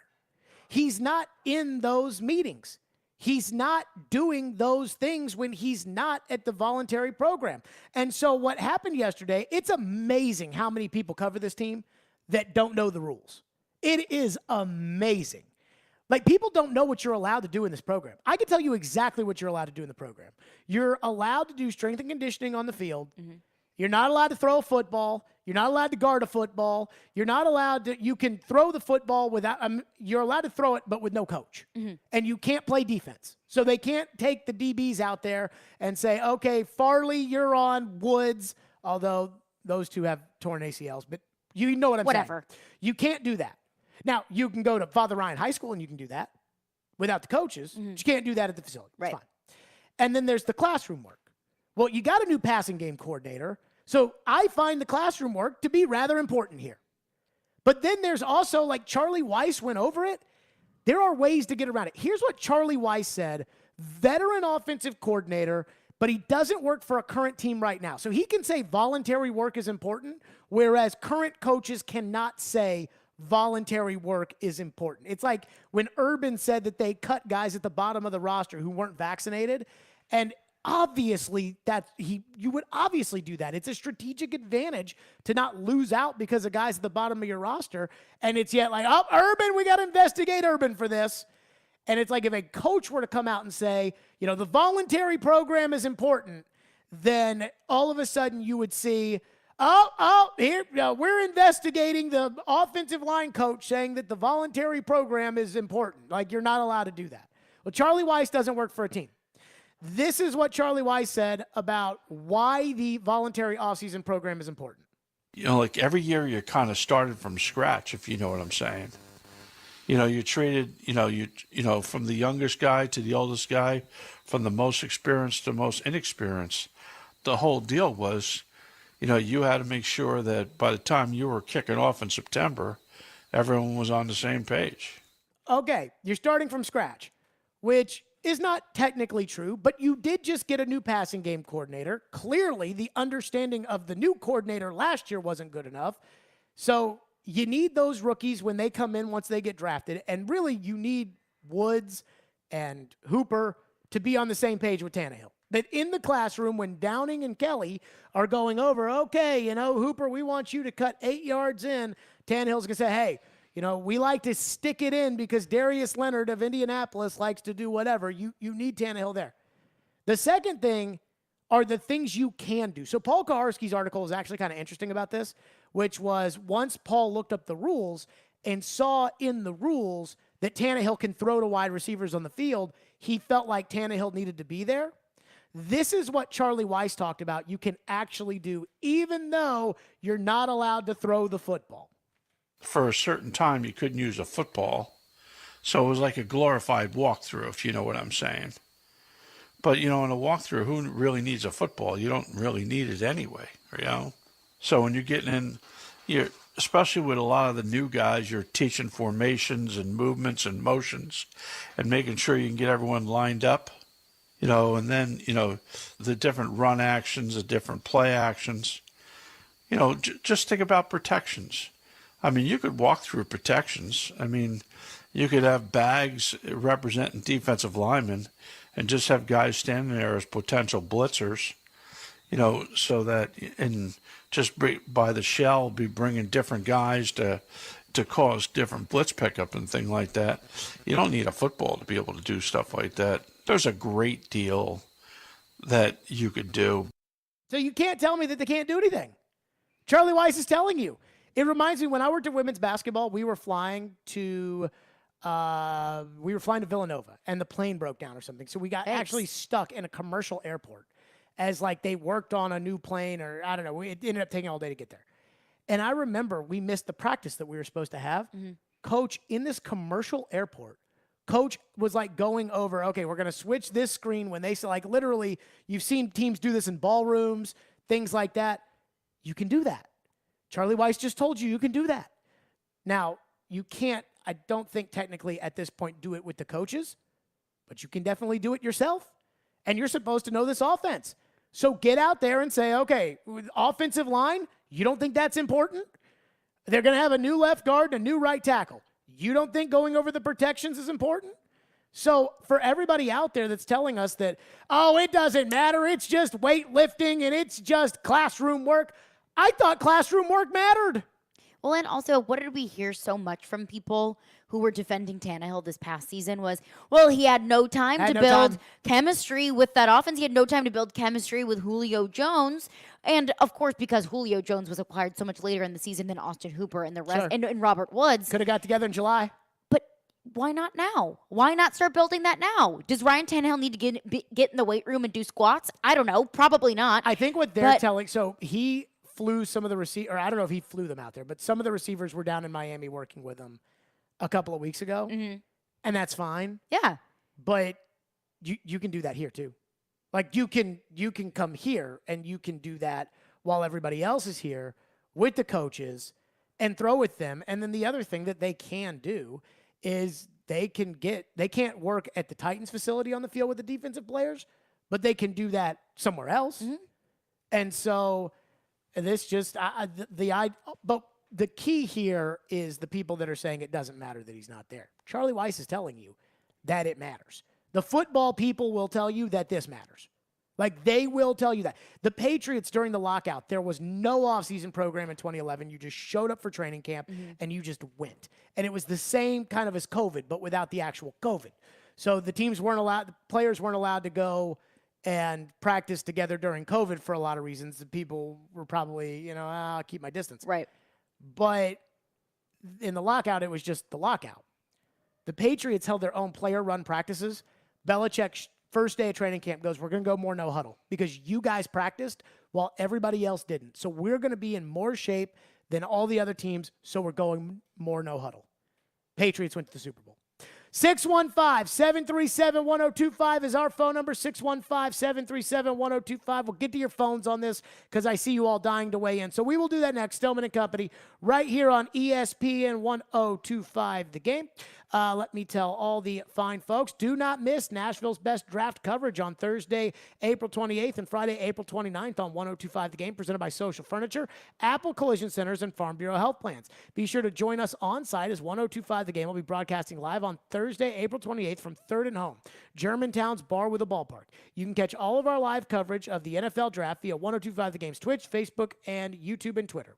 That's the Draft Show. Stillman and Company. It's ESPN 1025 The Game. Every Friday at 8:30 on Robby and Rexrode, we talk with the legend, Terry Chris, about all things Nashville Predators, presented by Copper Branch on ESPN 1025 The Game and the Game Nashville app. The 2022 Major League Soccer season is officially here, and Nashville SC's new home, Geodis Park, is nearly complete. Don't miss Nashville SC's home opener May 1st. Secure your season tickets now. Come on and grab a seat at NashvilleSC.com/22ticks. Bert Kreischer. I have 2 little girls. Little girls are delicate. You can't just raise it like a boy. A boy you put in the backyard like a dog, it raises itself. Bert Kreischer, live at the Opry House, April 21st. Well, I'm at the zoo with my 2 daughters, right? This blind lady comes walking through the zoo. First, I'm like, where does she think she's at? Like, what, does she enjoy the smell of animal poo and the cries of desperation? Like, help, kill me! I'm a monkey on concrete, I want to die! Don't miss Bert Kreischer. Tickets on sale now at Opry.com. It's the first day of the first grade, and she found a new best friend. It's a laid-back Sunday afternoon you wish would never end. The homemade taste of Bluebell and good friends gathered round. The good old days are being made right now. Do you believe that something great can be even better? We do. By adding sweetened peaches to creamy peach ice cream, Bluebell has raised the bar on flavor. Try a half-gallon or pint of Peachy Peach today. You'll be better for it. The good old days are being made right now. The good old days are being made right now. Look for Bluebell ice cream at Al's Foodland in Lebanon and Compton's Foodland. Golf fans, Pro Golf hits Nashville with the PGA Korn Ferry Tour Simmons Bank Open May 5th through the 8th, and you can win a VIP experience for 4 people. Text the word golf right now to 615-737-1025 to enter.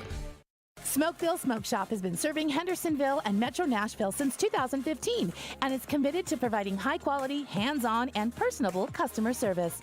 Stop into Smokeville Smoke Shops in Hendersonville, Gallatin, Hermitage, and Goodlettsville to try any of their wide selection of locally sourced products and selection of top nationwide brands, including vapes, hookah, hand-blown glass, detox systems, e-juices, kratom products, leaf wraps, and much more. Visit Smokeville Smoke Shops today. O'Reilly. Protect your vehicle's engine with Syntec and O'Reilly Auto Parts. Syntec Premium Full Synthetic Motor Oil is formulated for today's engines to dissipate heat and friction and reduce wear. Right now, get 5 quarts of Syntec Full Synthetic and a MicroGuard Select filter for just $33.99. Try Syntec today, exclusively at O'Reilly Auto Parts. O'Reilly Auto Parts. So you're thinking about a new job. Better update your resume. Better text that friend of a friend who works in HR. Or, better idea, you go to thenewmonster.com. Peruse millions of jobs, thousands of words of career advice. Now you're not just thinking about a new job, you are applying for it, interviewing for it, bragging before you even get it, investing in khakis. Good for you. Good for the world. Good way to find a new job. Go to thenewmonster.com or download our app today. ESPN's Turon Davenport breaks down the Titans like no other. On the field chemistry, I don't think it's going to be a problem. It's just going to be a process. Catch TD Mondays at 11, Thursdays at 3, and Fridays at 8. Plus, the Talking with TD podcast drops every Wednesday. When you draft players, it's not just for one season, it's for a career. Nashville's best sports talk. ESPN 1025 The Game and the Game Nashville app. Hey Nashville, it's Max Kellerman, and you're listening to Nashville's best sports talk, ESPN 1025 The Game. There's a number of players, Bruce, that probably will not participate in the offseason program. I'm curious to see what Kyler Murray is going to do. Is he going to be around? Is he going to be working out with his teammates? I mean, there's a report out this weekend about guys like A.J. Brown and Terry McLaurin and Deebo Samuel, all players that came out in that 2019 draft that, probably aren't going to participate, all looking for new deals, especially in light of what happened with Devontae Adams and Tyreek Hill. These guys got big money, but that offseason program, as you know, is critically important for the development of your football. There you go. Rich Gannon says, MVP Rich Gannon says that the offseason program is critically important. Charlie Weiss just laid out all the reasons why it's important. Nobody who works in the current NFL is allowed to say that it's important, but it is, and Tannehill's not there. And Jeffrey Simmons wants all you to know that there's a difference between voluntary and mandatory. Oh, and by the way, Matt Ryan has shown up at Colts' voluntary off-season workouts and the start of their program. And last time I checked, he's the biggest thing in the way of the Titans right now. We can talk all we want about the fact that Tannehill's not as good as Burrow. He's not as good as Mahomes or Josh Allen. Maybe he's not as good as Mac Jones. He's not as good as Lamar Jackson. He's not as good maybe as Derek Carr, Justin Herbert. But those guys don't keep you from the playoffs. Matt Ryan can keep you from the playoffs. And I think it's a bad look that Matt Ryan's at his, and that Ryan Tannehill, who threw 3 interceptions in a playoff game that probably cost the Titans an AFC championship at least, is not at yours. You could say that Matt Ryan, of course, is going to be there because it's a new team. It's a new offense. He's the quarterback of this new team, and he wants to. Don't you think Matt Ryan probably goes every year? I don't know. I don't think I bet he does.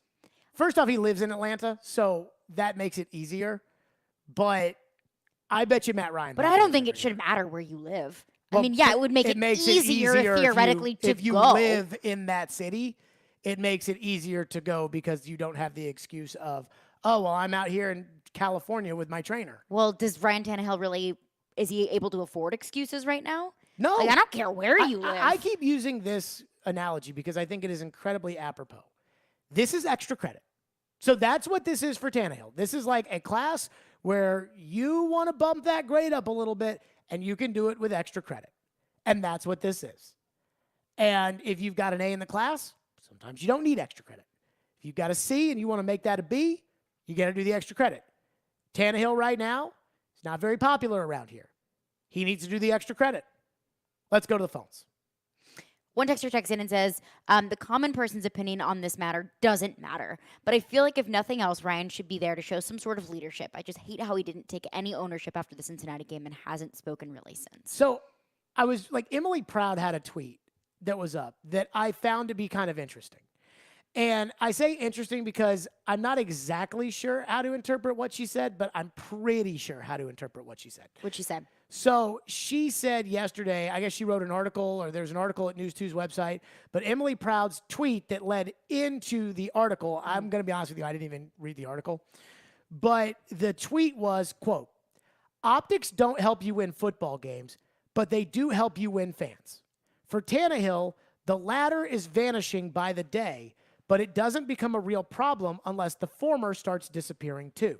So it's basically, she's arguing that the optics of Tannehill not being there are not what's going to win the Titans games or lose the Titans games, but that it will lose him Titans fans, as opposed to the way that I interpret this, which is, doesn't he need to be with the new passing game coordinator?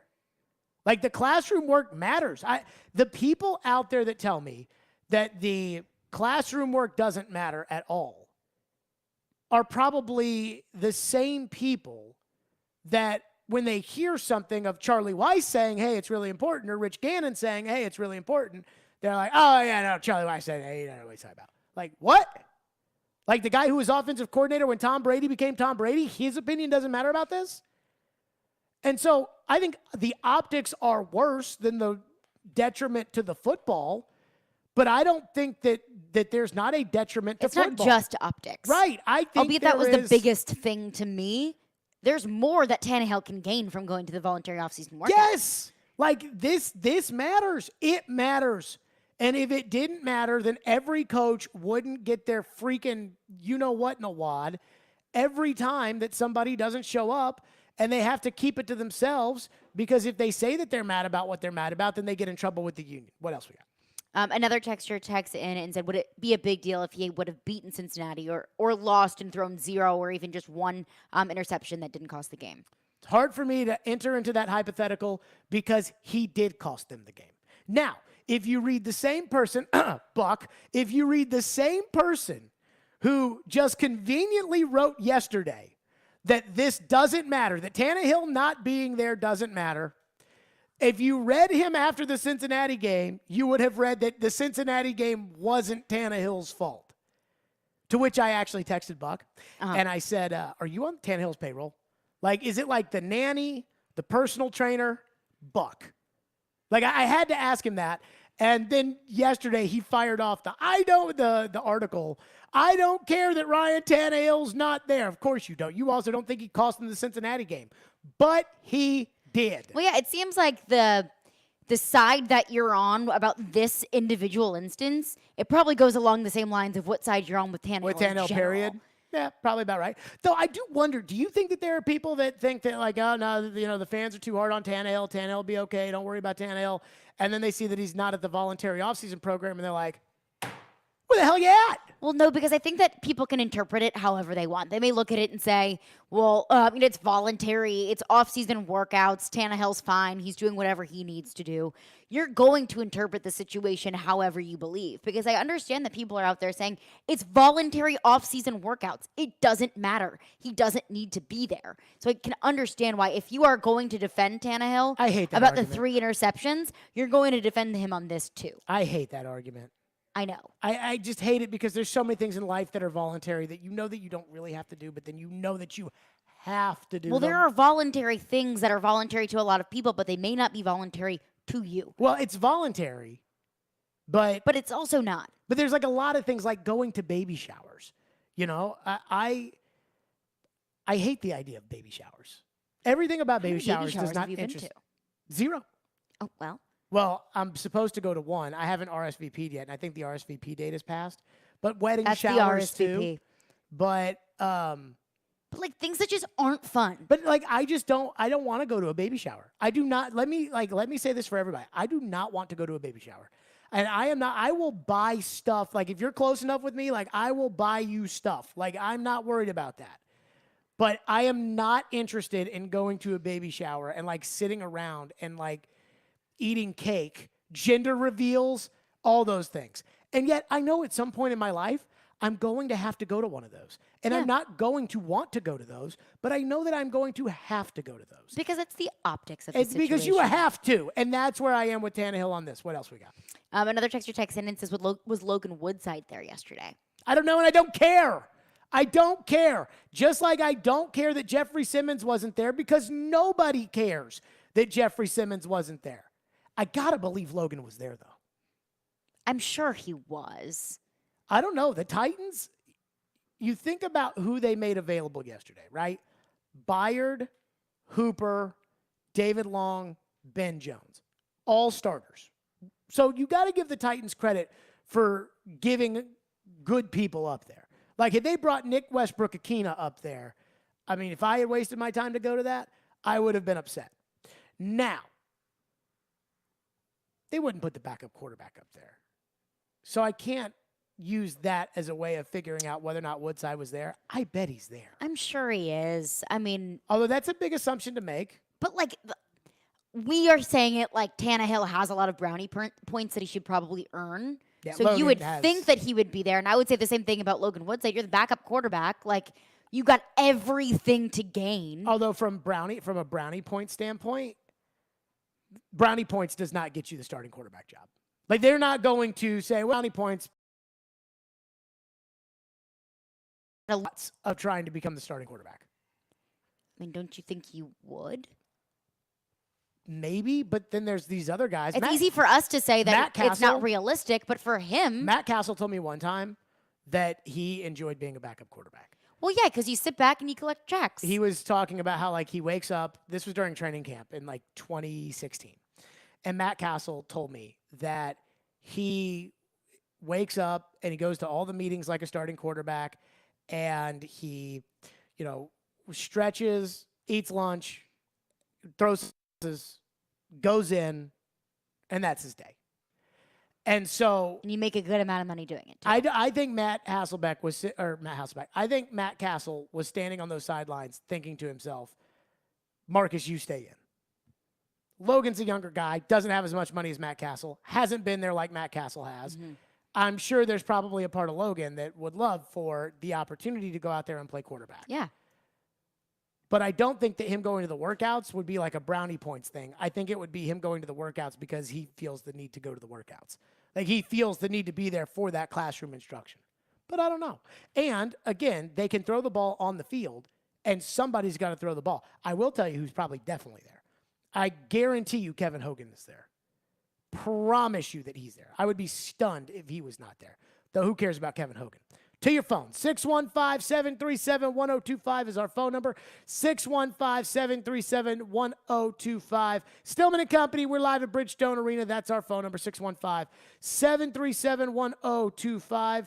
And tune in for Sounds Baseball tonight on ESPN 94.9 as the Sounds take on the Charlotte Knights, the AAA affiliate of the Chicago White Sox at First Horizon Park. Pre-game with Jeff Him is at 6:20, and the first pitch is at 6:35. Sounds Baseball on ESPN 94.9 is presented by 312 Pizza Company, Farm Bureau Health Plans, and Spirited Hive. I also heard on the way in when I was listening to the midday show that I believe today's game, I might want to double check this, maybe go to the Sounds website as I'm talking. Okay.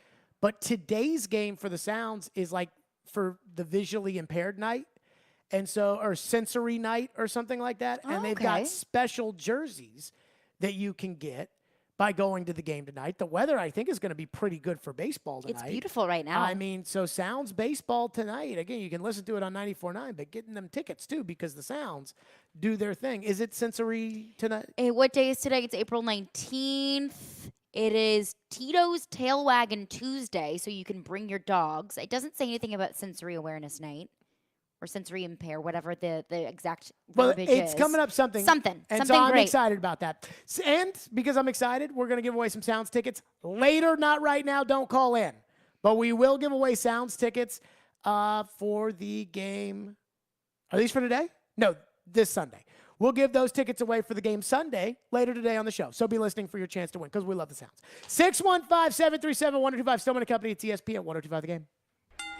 Every Wednesday at 5, join us for Jared versus Joe as they debate all of the big topics in sports, presented by Parman Tractor and Equipment and Mayweather Boxing and Fitness on ESPN 1025 The Game and the Game Nashville app. From the Fox 17 News Code Red Weather Center. I'm Fox 17 News Code Red meteorologist Dan Guthrie. Sunny and cool this afternoon with a high of 60 degrees. We warm up, though, the rest of the week with 80s moving in by the weekend. This weather report brought to you by Hiller Plumbing, Heating, Cooling, and Electrical. Call the Happy Face Truck today. Staples stores are a new world of possible with innovative tools for small business and remote workers and learners. Explore more at your local Staples store or staplesconnect.com. Nashville Sounds baseball season is underway, and if you haven't been to Third and Home on game day, you're missing out. Third and Home is the newest sports bar in Germantown that overlooks the Nashville Sounds ballpark. From the bar's spacious beer patio, you can literally see the whole Sounds game as if you were sitting in the seats with a ticket. No wonder it's known as Germantown's bar with a ballpark. Head to 3rd Avenue North and check it out for lunch, a night of brews, or to catch a game. Third and Home is open Tuesday through Sunday, and you can even watch batting practice on the patio. For more, visit thirdandhome.com. The designer jewelry event of 2022 is this weekend at Genesis Diamonds. See all new creations from the world's biggest names in jewelry. Store-wide savings up to 35% and take advantage of zero-interest financing. Top designers are here with their newest and most inspired lines. Rings, earrings, pendants, bands, bracelets, many being shown for the very first time. Special pricing across the board. Spread your payments with zero-interest financing. Extra savings on GIA-certified diamonds, too. Friday through Sunday only at Genesis Diamonds. Green Hills and Cool Springs. It's the return of Jack White, live in concert. The Supply Chain Issues Tour. Ascend Amphitheater, Saturday, April 30th and May 1st. Get tickets now at livenation.com. The brand new albums from Jack White, Fear of the Dawn, is available April 8th. And Entering Heaven Alive drops July 22nd. Don't miss Jack White. Visit jackwhitethird.com for more information. The sound of you doing is music to our ears. Order on the Home Depot app and get convenient delivery, so you don't have to stop doing when you need something.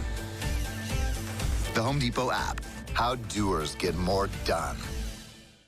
Curation Cbd is a local family-owned business started and grown right here in Middle Tennessee. Curation's mission is to provide the community with locally and organically sourced CBD products for everyday use. Curation means healing, and their CBD products will do just that. Curation Cbd is a certified Tennessee product and is available at the Painted Tree in Franklin. Or visit them online and order now on their website at curationcompany.com. Use promo code DDC25 at checkout for 25% off Curation Cbd. Curation, CBD products curated for life.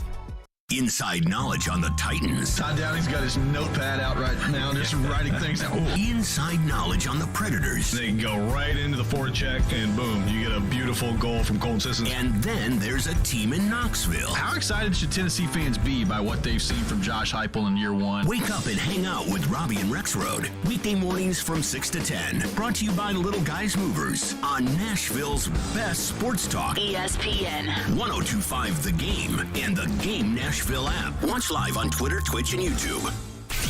Stillman and Company is on. Delivered by TriStar Moving. You skip maybe the first couple, not these, I don't know if you were at these or not, but the practices, and that the union was putting a lot of word out that they wanted guys to stay away, and there was a COVID element. Right. Has a union been talking this year in the same way?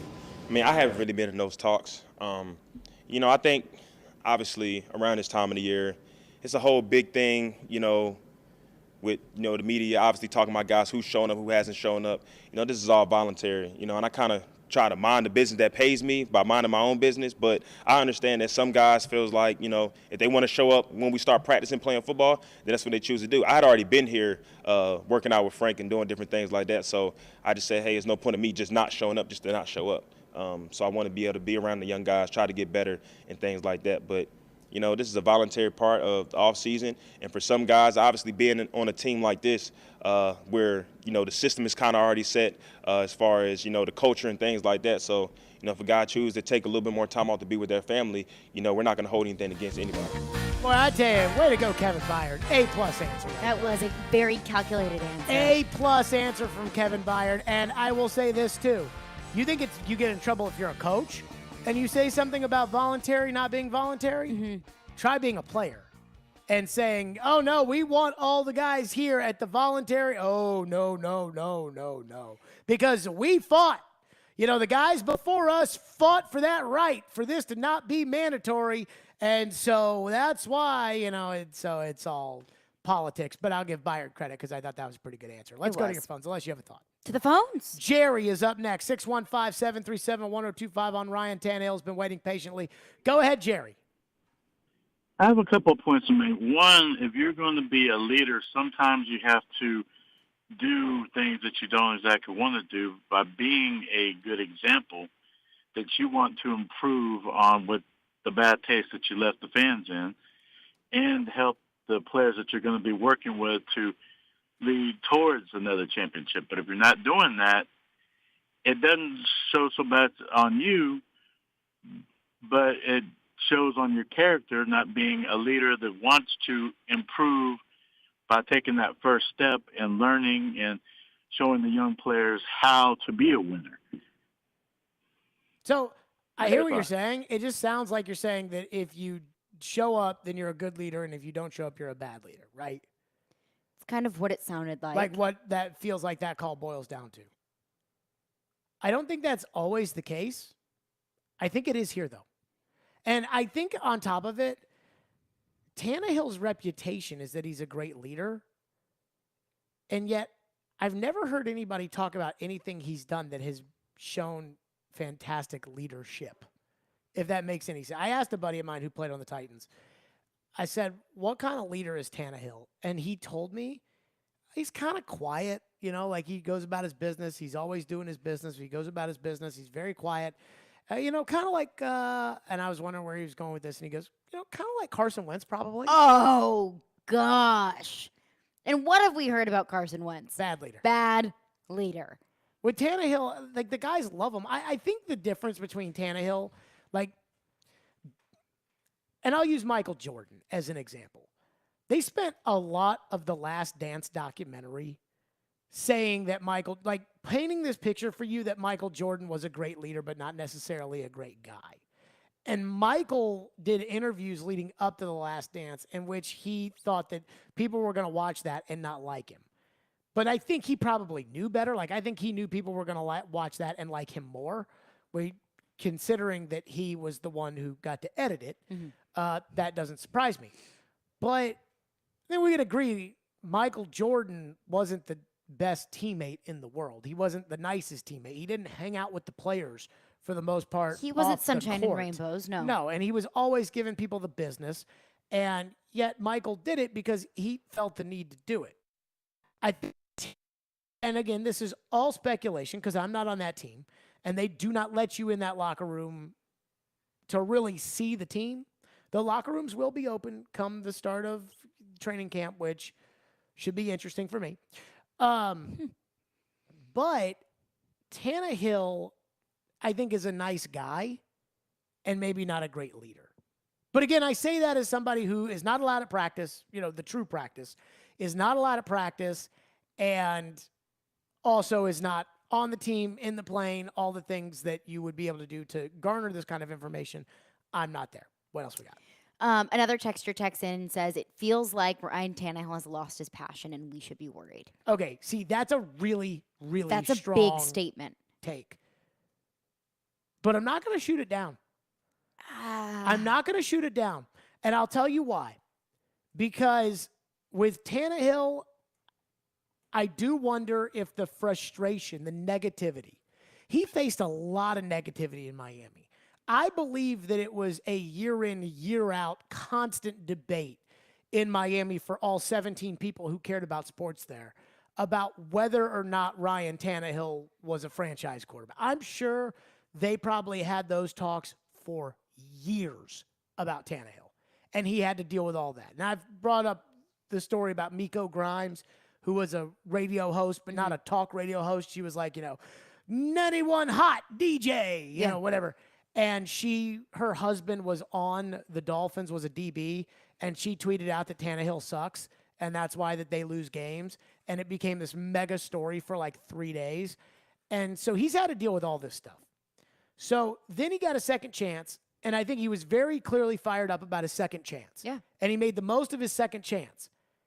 And now he's dealing with all the bull crap again. Again, it's his fault, but he's dealing with all the bull crap about, is Tannehill the guy? Is Tannehill not the guy?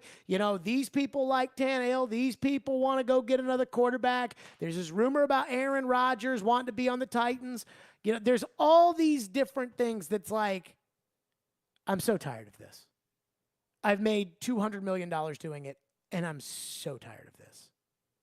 And I do wonder if there's an element of that with Tannehill. And I don't know. I don't know Tannehill that well. But I do wonder if there's a little bit of an element of that, though I am not going to co-sign with the take that Tannehill has lost his passion. That's a really big accusation. How can you make that without? It's not like a sport where you watch them play every day. Football is not like hockey or basketball. You can see in basketball when somebody's checked out. 615-737-1025 is our phone number where we get back into your thoughts. 615-737-1025. A.J. Brown. I mean, the Twitter fingers are a-moving, but there's one thing about A.J.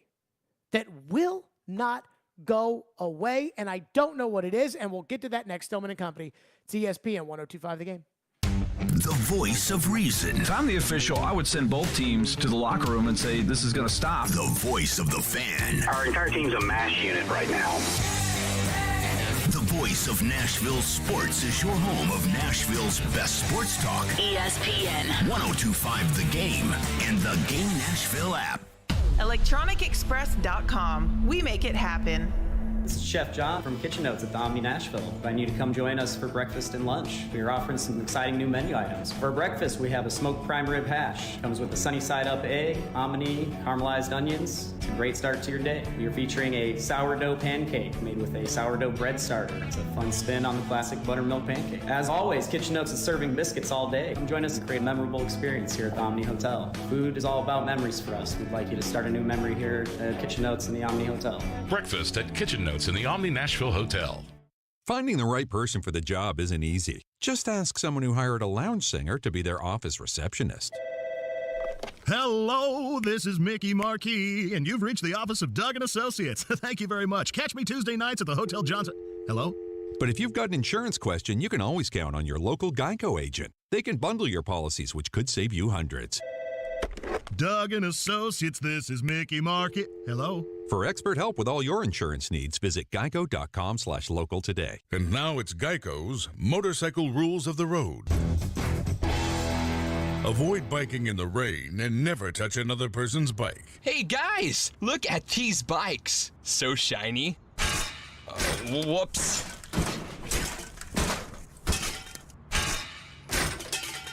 I'm gonna leave a note. Oh gosh, there's more. And the rule to saving on motorcycle insurance is, in 15 minutes, Geico could save you 15% or more. Bill Burr, Slight Return. If I've learned anything in 5 years of being married is we're always working on me. From his Netflix specials and F is for Family, Bill Burr, Slight Return. Friday, April 22nd, Bridgestone Arena. Evidently, my wife is this completed work under museum glass that is to be admired and studied.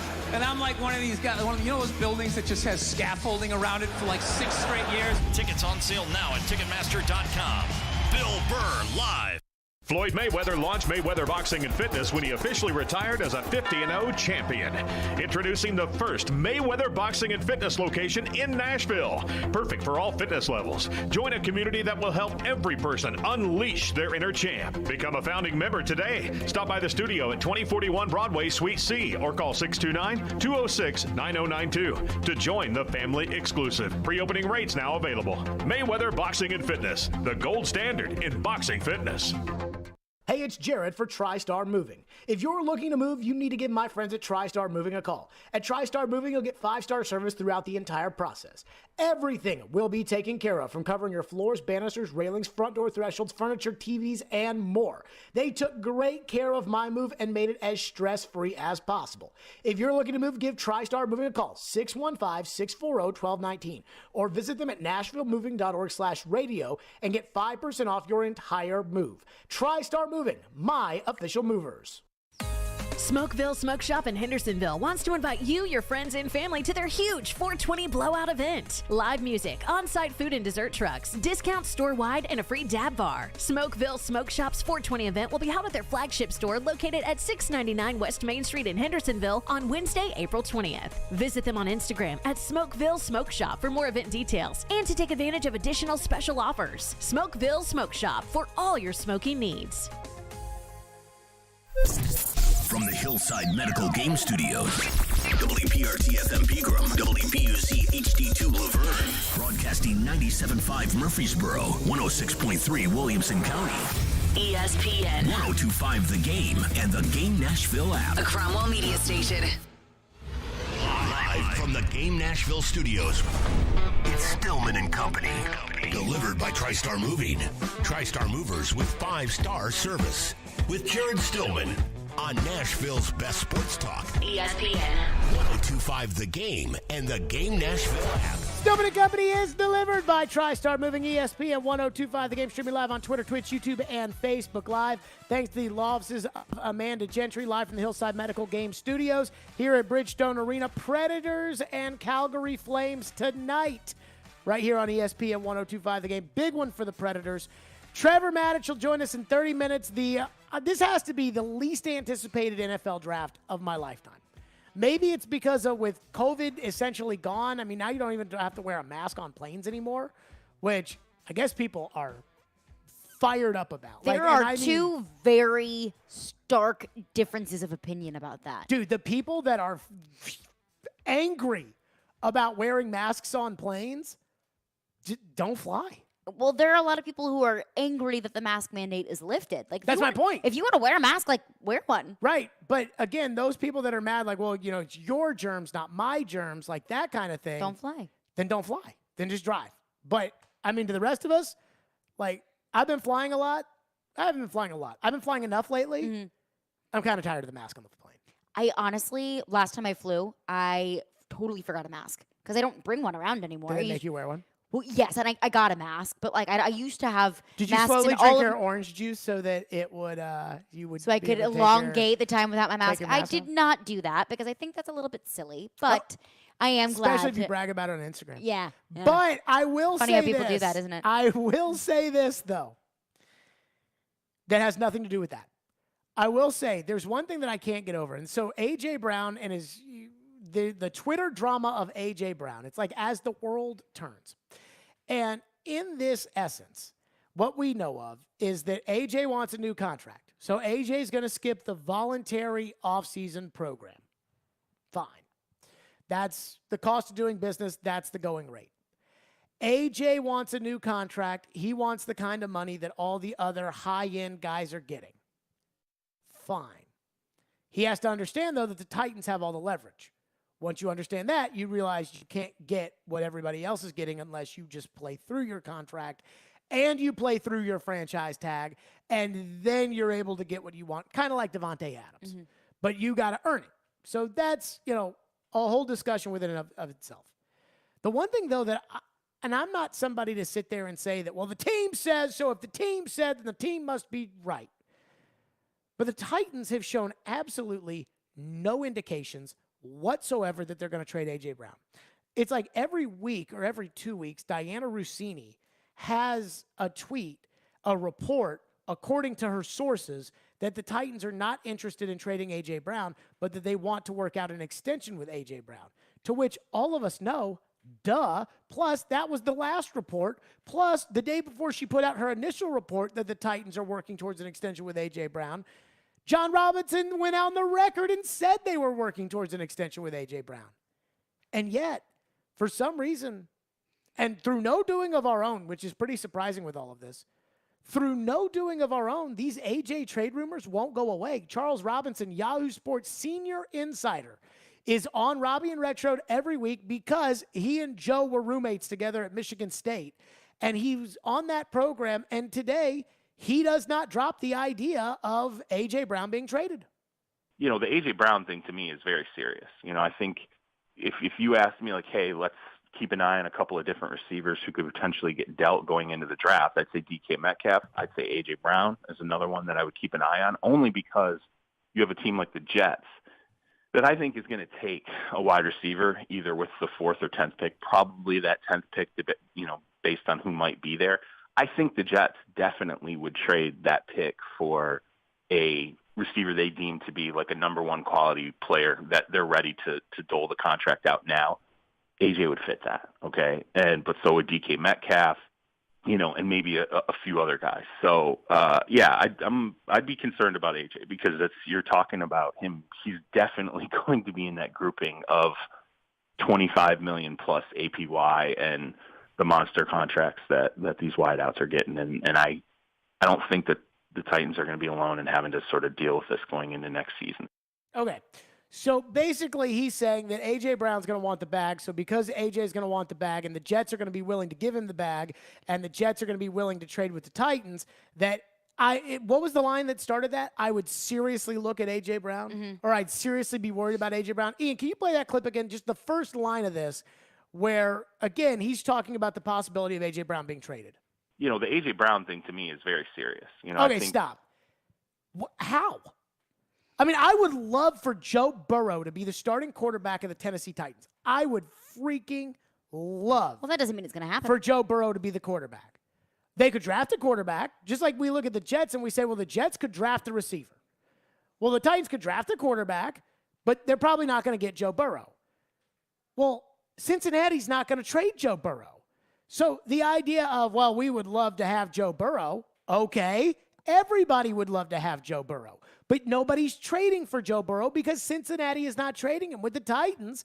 And I don't think that the Titans would be beheld to any one player unless it was Brady in his prime or Manning. I certainly don't think the Titans are giving any indication that they're going to trade A.J. Brown, and I don't think they're being secretive about this. And yet, here's a national insider that's saying and talking about trading A.J. Brown, like with some seriousness to it. I think that this is serious. RG3 today was talking about trading A.J. Brown, like that the Titans, if they do, it's bad for Tannehill, it's bad for the fans. And it's like, who's saying they're going to trade A.J. Brown? That is not now, if they're going to trade A.J. Brown, they have to do it by Thursday. Thursday is the deadline. There is because his value immediately goes down after Thursday. And by value, I mean the value that you recoup from trading A.J. But I don't think I personally don't think the Titans are interested in trading A.J. I don't think they're considering trading A.J. I don't think they're worried about the money. I don't think they're worried about the knees. though I think they should be worried about the knees. I don't think they're worried about the knees. I don't think they're worried about the Twitter fingers. I just don't think A.J. Brown's getting traded. And yet it just keeps, people keep talking about it like it's a legitimate possibility, even though it feels like it's not a legitimate possibility. Well, I think that's coming from, quote unquote insiders, but they're not necessarily Titans insiders. I think they're looking at it from the perspective of like A.J. Brown is in this group of really good wide receivers who are looking for a contract and don't yet have it. So then A.J. Brown is filed away into this category of wide receivers that could be on the trading block. Deebo Samuel, DK Metcalf, wide receivers that don't have a contract, will get one very soon, but don't have one yet. So a trade, although we don't see that it's on the table, national insiders who aren't necessarily Titans insiders may view it like But that. he didn't talk about Deebo Samuel. When he said the ones that I would really look at are A.J. Brown and DK Metcalf. And we know why they're saying this about DK. Like, we know why DK's on the table, even though they say that DK is absolutely, positively not on the table. Well, that's what the Seahawks say. But we know why they say DK, why they include DK in these discussions. Yeah. Because the Seahawks are going to suck. So, we know the Seahawks aren't going to be any good. They've already traded Russell Wilson. Even they've cut Bobby Wagner. They're not going to be good. And when they're not good, usually star receivers get traded before they get paid. So it makes sense that you would at least bring up DK, as the Titans were the number 1 seed in the AFC last year. The Titans are competing. The Titans think, regardless of whether or not it's true, the Titans think they can compete for the Super Bowl with Ryan Tannehill at quarterback. They think this team is good enough. They think they're going to enhance it a little bit in the draft. They think Robert Woods is going to add more than Julio Jones, which is probably true, and they're going to go try to run it back. And they're going to try to go get the 1 seed again, and this time they're going to want to try to go through Josh Allen or have Russell Wilson come in here and beat them. Well, you don't trade A.J. Brown and get better. No. You just don't do that. Well, the Chiefs didn't trade Tyreek and get better. Right. But that was still a move that they made. But the thing about the Chiefs and Tyreek is that the Chiefs were not willing to give Tyreek all the money. I think the Titans are willing to give A.J. all the money. I think the Titans are willing to give A.J. Brown $70 million guaranteed. I wouldn't do it. But I think that every indication to me is the Titans know they're going to have to pay top of the market for A.J. Brown, and that they probably are. That's why I keep saying with A.J. with his Twitter fingers, dude, just cool it. You're going to get your contract. Now, when I say top of the market, I don't mean the very top of the market, because I think Kyler Murray's going to learn that's not how business is being done anymore. It's not about, the next guy gets paid the most. It's just not going to be that way, the way football has changed. And the Titans have a bunch of leverage for 2 more years with A.J. If I'm going to work a new deal with you, but I have your rights for at least the next 2 or 3 years, you have to consider that when coming up with a number. You have to factor in how much this year's money is due, the franchise tag, all those things, and it'll probably take it down for A.J. a little bit. But I think the Titans are going to pay A.J. I think everything that they have led us to believe is that they would do that, and I don't think there's some super secret, with thing in the pocket behind closed doors that they're going to throw at us on Wednesday of next week that's going to just make our jaws drop. I don't see it happening, and I don't see A.J. Brown sitting out because he has literally no leverage. 615-737-1025 is our phone number. Add that to the mix, the A.J. Brown stuff. What does it mean? Plus, RG3 weighs in on trading A.J. Brown. We'll get your thoughts on that as well. Stillman and Company were delivered by TriStar Moving. Caroline wants to tell you about Caesar Sportsbook. Yes, I do. It is time for the Caesar Sportsbook report. Now, Caesar Sportsbook is giving out first bet insurance for all of their new users. So make sure to download the Caesar Sportsbook app, and they will give you insurance for up to $1,100. So just download the app, use promo code RadioCZR, one word, Radio CZR, and then place your first bet. If you win, congratulations. But if not, then you'll get your wager back as a free bet. And if you need something to put that, if you need a game, a prop, whatever it might be to put that first bet on, got a Predators game tonight, and it is a big one. The Predators need to win badly. So Calgary is favored in this game, -125. I'm going to take the Predators +1.5. I'm not confident enough to put the money line on the Predators. The way that they've been playing hasn't been great, but I do think that the Preds, if they do get a win, they'll at least be able to keep it close because they know how important a win is tonight. So give me the Predators plus 1.5 and do it on the Caesar Sportsbook app. Must be 21 and physically present in Tennessee. New users only, but amount of qualifying wager returned only if wager is settled as a loss. Paid as a single bet credit. Must be used within 14 days. See Caesars.com/promos for full terms. Gambling problem? Call or text the Tennessee Redline at 1-800-889-9789. Caesar Sportsbook. Download it, people. Join ESPN 1025 The Game for the Music City Celebrity Golf Tournament. Benefiting Folds of Honor on May 16th at Hermitage Golf Course. Put your team together and come play with the athletes, musicians, and other local celebrities. The Music City Celebrity Golf Tournament. Sign up at theGameNashville.com/golf. Dan Abrams and Ashley Banfield are now back-to-back on News Nation. Get the news without the bias. Weeknights starting at 9/8 Central on America's fastest-growing cable news network, News Nation.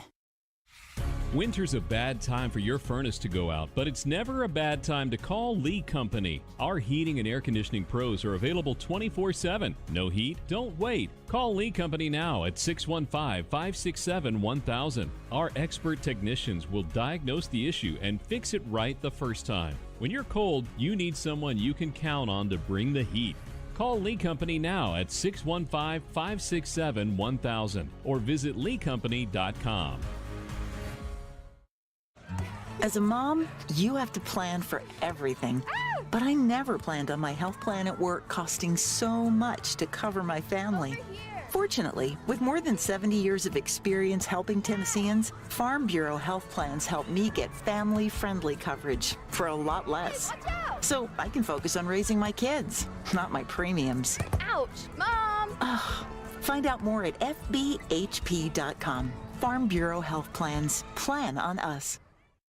Genesis Diamonds' once-a-year spring extravaganza is here this weekend. 3 days of phenomenal savings store-wide. You save up to 35% off Genesis' already guaranteed best prices. Rings, earrings, bracelets, bands, and more. Plus special financing. You can even trade in your old jewelry for some amazing new designs from our world-class designers who flew in just for this. Extra savings on GIA-certified diamonds, too. It's our biggest sale all year. This Friday through Sunday only. And only at Genesis Diamonds. Green Hills and Cool Springs. See store for details.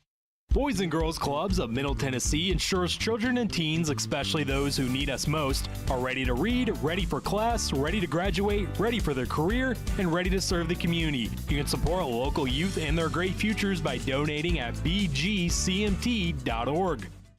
Spirited Hive. Come see what all the buzz is about at Spirited Hive on Instagram. Liberty Mutual Insurance Company presents and Doug. Check it out, Limu, a roadside carnival. Step right up, folks. Test your strength. Come see the fire-breathing baby.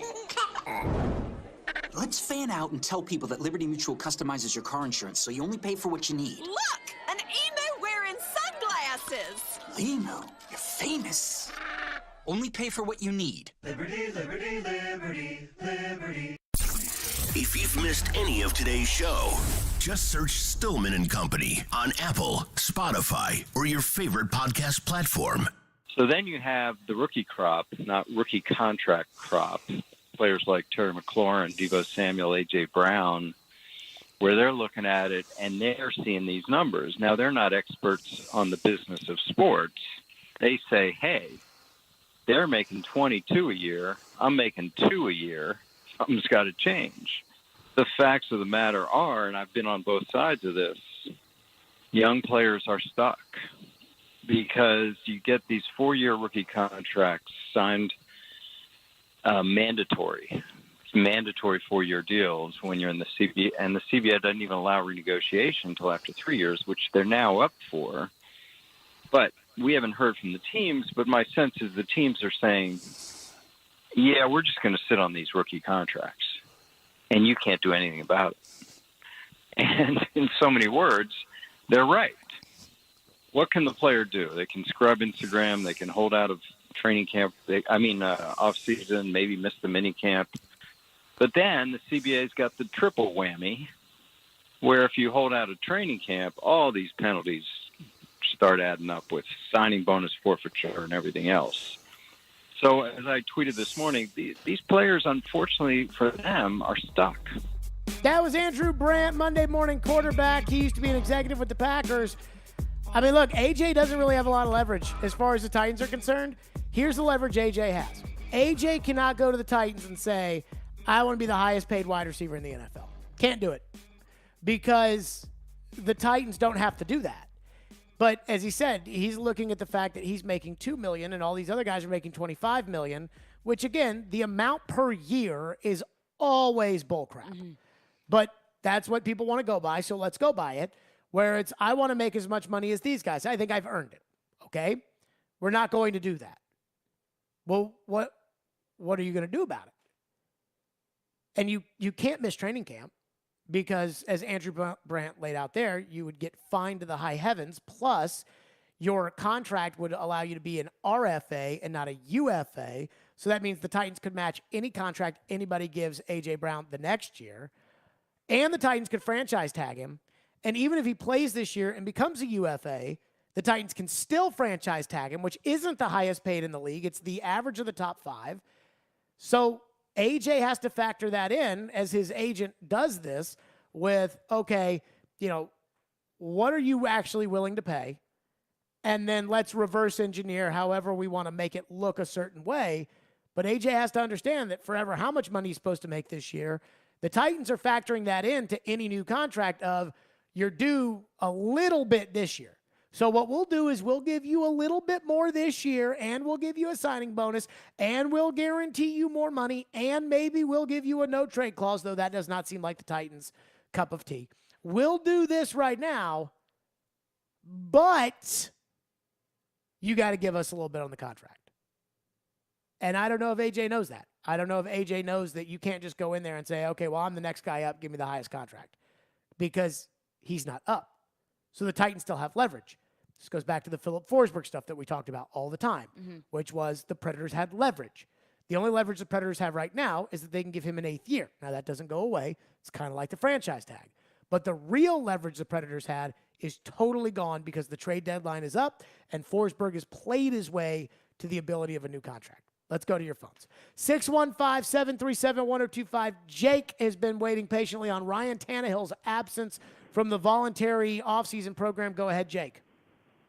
I just was going to say that I never really considered Ryan Tannehill a leader. Even in Miami, he never really showed leadership qualities. On the field for the Titans, he did take that starter spot, but he's never really been a leader. I feel like we forget that Derrick Henry is the leader of the team and that he is the person in the locker room that the players should be looking to. I don't really think that they view Tannehill as that veteran presence because I feel like he's just another gear to the machine, whereas Derrick Henry is the main reason the machine is in place.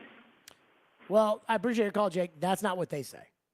Like, they say, Tannehill's a great leader. Tannehill is a...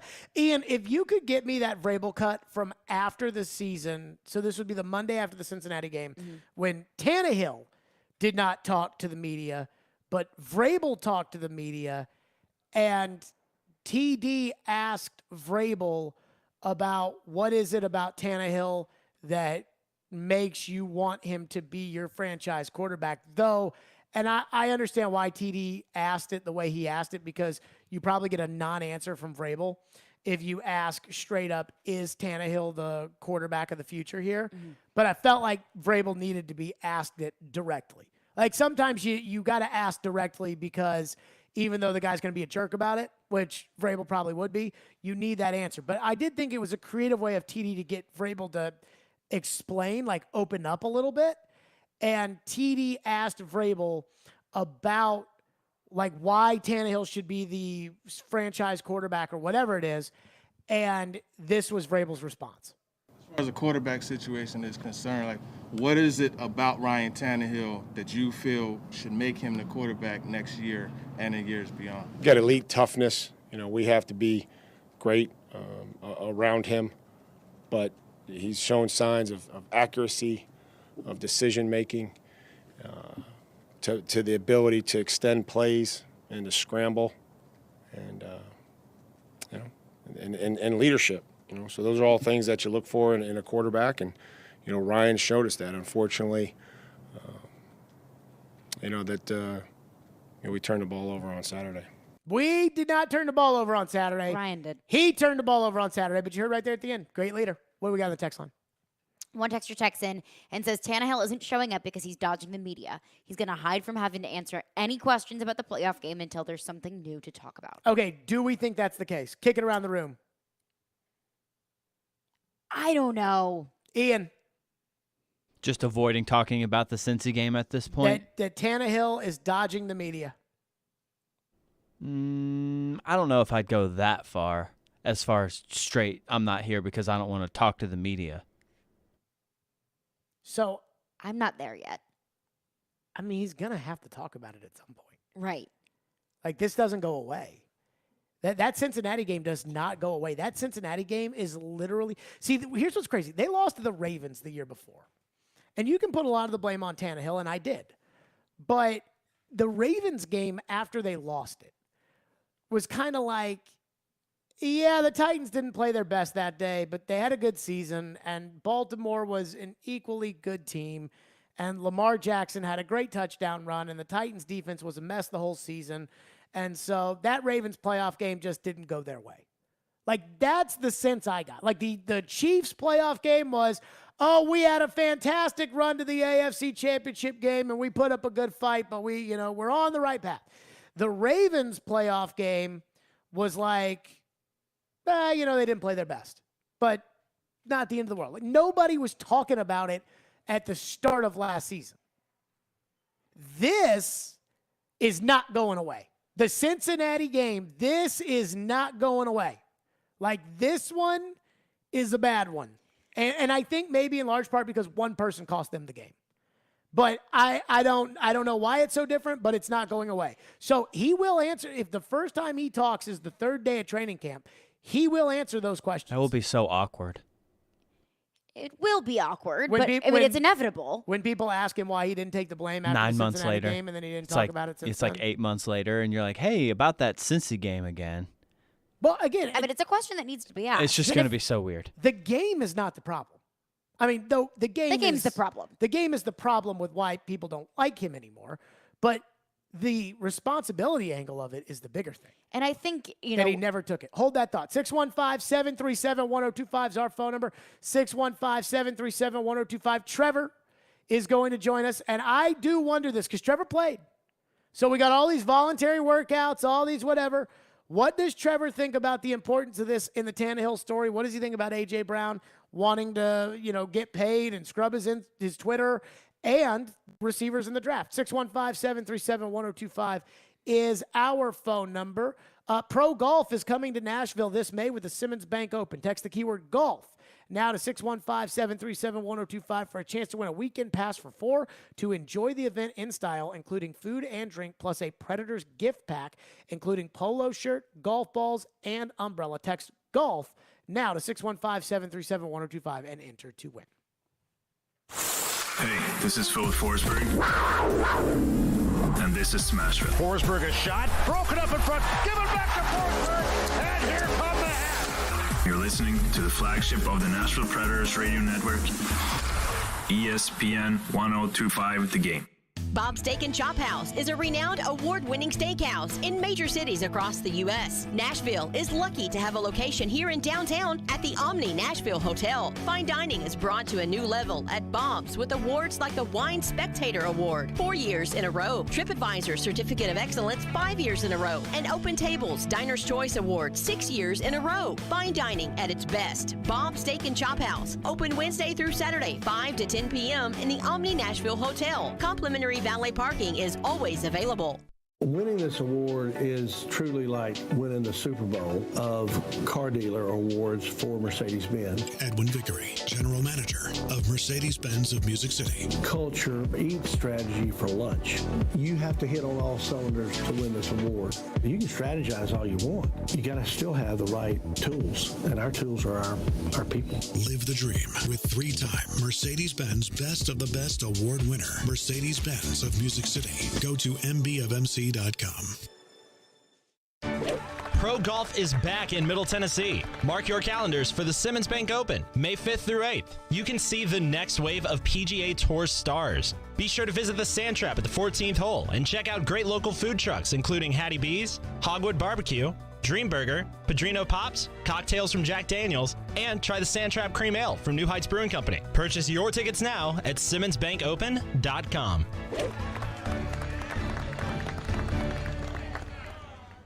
This summer, saddle up in Smashville as the Music City hosts the hottest party of the summer, WWE SummerSlam, Nashville. For the first time ever at Nissan Stadium. A little bit country, a little bit rock and roll, a whole lot of kick-ass. WWE SummerSlam, Saturday, July 30th. Live worldwide from Music City's Nissan Stadium. Tickets on sale this Friday at Ticketmaster. Don't hunt for savings this Easter. Electronic Express has the best deals of the season. Enjoy the spring weather with brands like Yeti, Traeger, Charbroil, and more. We've also got huge savings in every department. Computers and gaming, smart home, housewares, mattresses, and more. Plus, save up to 40% on all appliances with up to 36 months free financing. Shop in-store or online with free express delivery on most items. Shop spring savings at Electronic Express. We make it happen.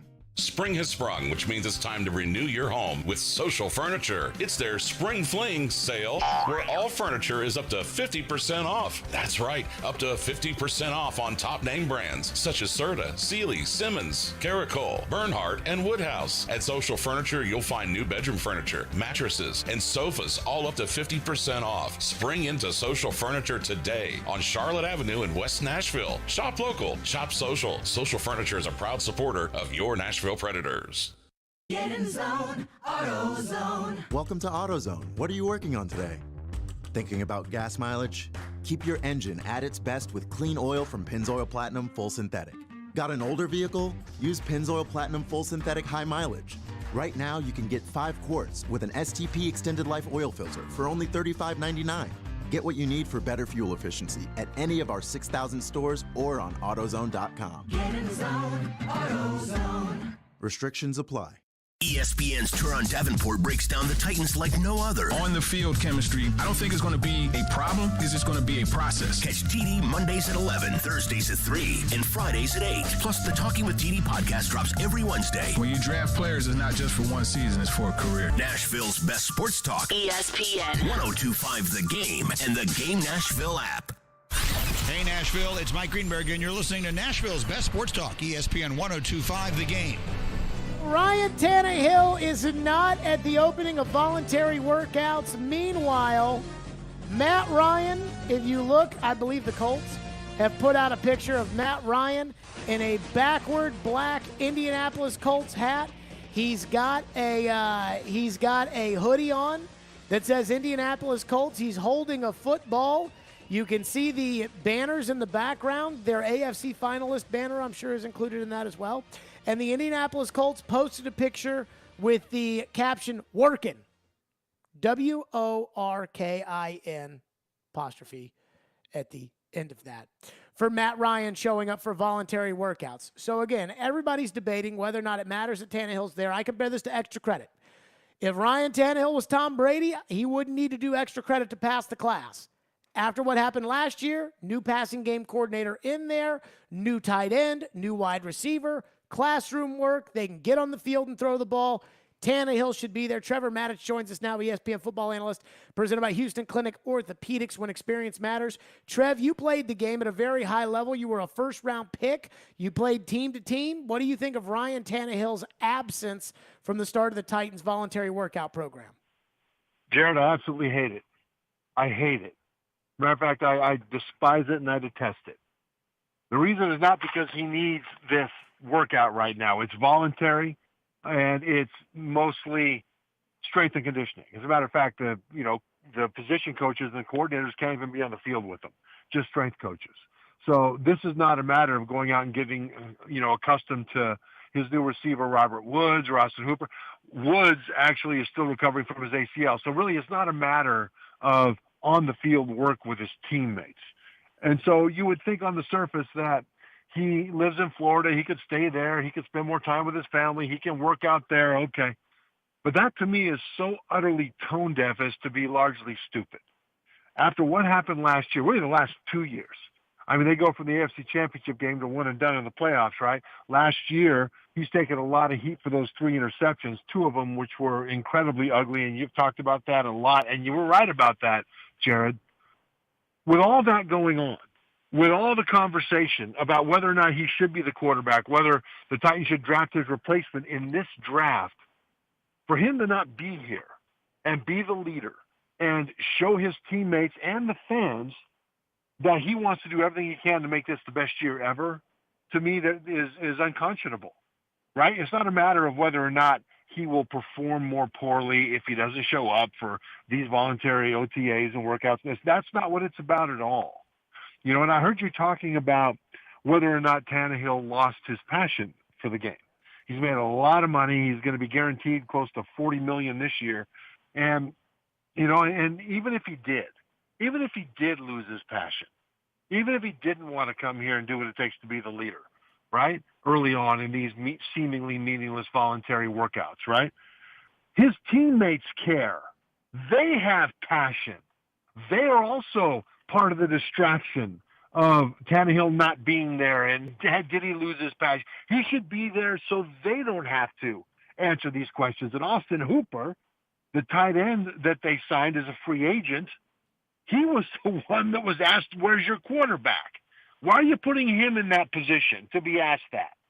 So it's not a matter of whether or not Tannehill needs this work so he can perform on the field. It's a matter of Tannehill being here so the whole world knows that he's doing everything he possibly can to make this the best year ever that he can put in for the Tennessee Titans. And instead, he's in Florida doing it and allowing all these questions to be asked. How much do you buy into the idea that he wouldn't get anything out of this, considering that the classroom is an element of it? On the field, he wouldn't get much out of it. He'd get very little out of it. I mean, he's going to be here for other OTAs. He better be. And so on the field, it's not going to matter that much, especially because his main target, A.J. Brown, assuming that he's here,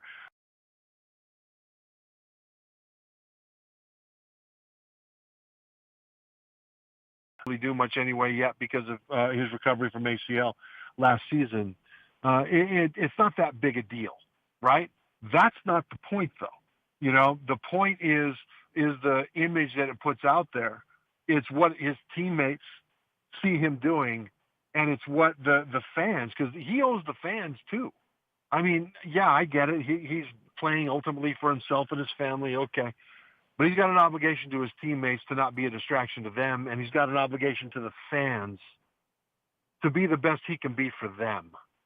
And so, yeah, on the field is not what I'm worried about. You know, he doesn't need to be in the meetings right now. He doesn't need to be throwing to guys right now. I get that. It's the rest of it. And that's why I hate it, because football is so much about chemistry. And the teams that tend to win at the highest level tend to not just have the best talent, but they tend to have the best chemistry. And great talent with limited chemistry doesn't go anywhere. Take a look at Cleveland. They had a lot of talent on that team, but because the chemistry wasn't what it needed to be for a variety of reasons, now they went ahead and bounced their quarterback. He was part of the problem with the chemistry and started over again. Chemistry is everything. And Tannehill being here would help chemistry. Tannehill not being here for this is just another big question mark that throws a wrench into the whole thing. Wow. Trevor Maddich is our guest. Presented by Houston Clinic Orthopedics, when experience matters. What do you think about the A.J. Brown drama? A.J. going to sit out the voluntary offseason stuff. The leverage is simply not there for him to miss anything real, like training camp or games or anything like that. And then he removes the location of Tennessee from his Twitter bio. As I said earlier today, we can laugh at Twitter or say it's not important, but it's important to him. What do you make of the A.J. Brown drama? Yeah, I'm not upset at all about A.J. Brown sitting this out. It's a different issue. Nobody said that A.J. Brown was a problem in the playoffs last year, right? Nobody said that A.J. Brown has to be the leader that Tannehill is. He is a leader, and he's really well liked in that locker room. But it's a different question when you're talking about your franchise quarterback. So I think what he's trying to do is put a little pressure on the team. You're right, he doesn't have much leverage. I mean, this is the fourth year of his rookie deal. Then they can franchise him after that if they want. And so there's really not a whole lot he can do except threaten to hold out the entire season. That would be incredibly expensive in the short term, although we'd probably make it up down the road with a big contract. But I think what he's trying to do is just sort of put a little bit of flavor to the threat that he might hold out, if not all the way through the season, at least into training camp, which for the team would be bad because at that point he would lose preparation that he really needs. He doesn't really need this preparation. So I don't mind that. But if I'm him, I'm looking at what's been happening with the receiver market. Sure. I mean, Stephon Diggs got $24 million a year. Devontae Adams got, 28? Tyreek Hill got 30. Even Christian Kirk. Christian Kirk, of all people, got $18 million a year. And this year, A.J. Brown is making under 4. So I can see him looking at that saying, okay, this is the year. And really, if you're the Titans, it's not just a matter of what leverage you can exercise over him. Yeah, the Titans have all the leverage physically because of the contract situation and the potential franchise tag the year after that. But it's more than that. We talked about chemistry. A.J. Brown is well liked in that locker room, and he has been a performer for this team. And teammates look around that locker room and see what the upstairs folks are doing with the people that they know in the locker room are helping the team win. Are they slapping them around and trying to milk every nickel they can get out of them, or are they treating those guys right? A.J. Brown is one of the guys that the other guys in the locker room will demand to be treated right. Maybe not vocally, but certainly it'll make a difference in chemistry, in what they see as the team above the locker room and how they're being treated, right? And that's a real thing. And so I think that's one reason the Titans have good reason to re-sign him if that is their plan. And from a timing standpoint, they really ought to re-sign him sooner than later because you've got a couple of other potentially big extensions happening. Deebo Samuel out in San Francisco, wide receiver, and Terry McLaurin out in Washington. Both of those guys are incredibly valuable, especially McLaurin. And I would tend to think that Tennessee would want to sign A.J. Brown before the Commanders could sign Terry McLaurin, because I think McLaurin might be well above $20 million a year. So I think the cost for re-signing A.J. will only go up the more the Titans wait. So really it's kind of in both sides' interest to get this thing done equitably early. Do you think if the Titans were to, let's say they get worried about that number and A.J.'s knees, do you think that the Titans could, I don't see any way that the Titans could drag this out beyond next Thursday. If they're going to if they're not going to give A.J. the contract, they got to move him before the draft Thursday. Do you think that should be a hard deadline for this, or could you see something happening after the fact? Yeah, I could see something happening after the fact. It depends, though, on what's happening behind closed doors. Mm-hmm. If both sides kind of have the feeling that this is just going to take a while, but both sides want to get it done, then I think, waiting until after the draft isn't a problem for the Titans. The issue that they'll have is that if you draft for need, this team needs offensive line far worse than they need receivers if A.J. Brown's in the fold, right? And maybe even if A.J. Brown isn't in the fold, and if A.J. decides to string it out beyond the draft, and if the Titans don't take a receiver in the first round or the third round with their first 2 picks, then A.J. has all the more leverage because all of a sudden they can't replace him in the draft, right? They got to wait till next year's draft or spend just as much money with a free agent and maybe trade for one of those guys that we talked about, Samuel or Terry McLaurin. And not only have to pay him just as much as they'd pay A.J., but also give up draft capital next year in order to get a replacement in there. So, there's if I'm A.J., I don't have a problem waiting until after the draft, but I would want to make sure that if I want to stay, that the team knows it and it's just taking extra time. Trevor Maddox is our guest, ESPN college football analyst. Mel and Todd have a new 3-round mock draft with 2 picks to the Titans. I want Trevor's thoughts on it, and I kind of want Trevor's thoughts where the Titans sit right now, given that the draft is, 9 days away. Crazy. We'll get Trevor's thoughts on that next. Stillman and Company right here at ESPN 102.5 The Game. Tune in every Wednesday at 4:30 p.m. for Nashville's own Jason Fitz with Jarrett Stillman and Company. Fitz started his sports talk career right here on 102.5 The Game, and now he anchors shows for ESPN. Jason Fitz is brought to you by Blood Assurance. Give blood, give local, give life. From the Fox 17 News Code Red Weather Center. Look for mainly clear skies and another cool night ahead. Temperatures drop back to the low 40s. A little warmer for Wednesday. Partly cloudy skies. Highs in the mid-70s with showers arriving late. For Fox 17, I'm Chief Meteorologist Katie Morgan. This weather report brought to you by Hiller Plumbing, Heating, Cooling, and Electrical. Call the Happy Face Truck today. Tired of mosquitoes ruining your summer? Stop the bite. Go to tiredofmosquitoes.com and check out your special offer. Take back your summer. Go to tiredofmosquitoes.com.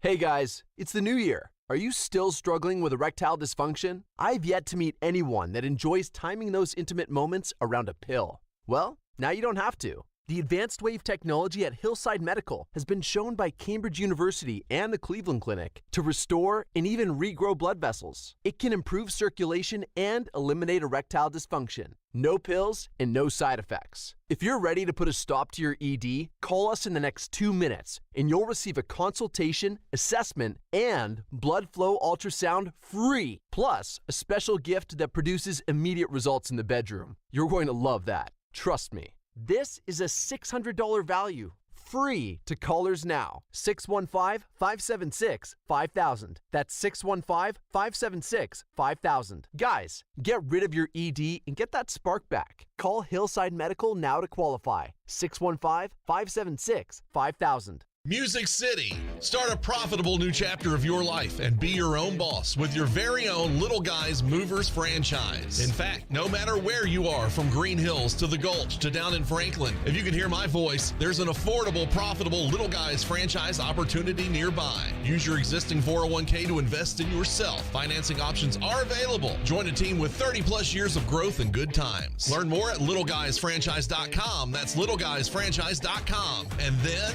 make that call.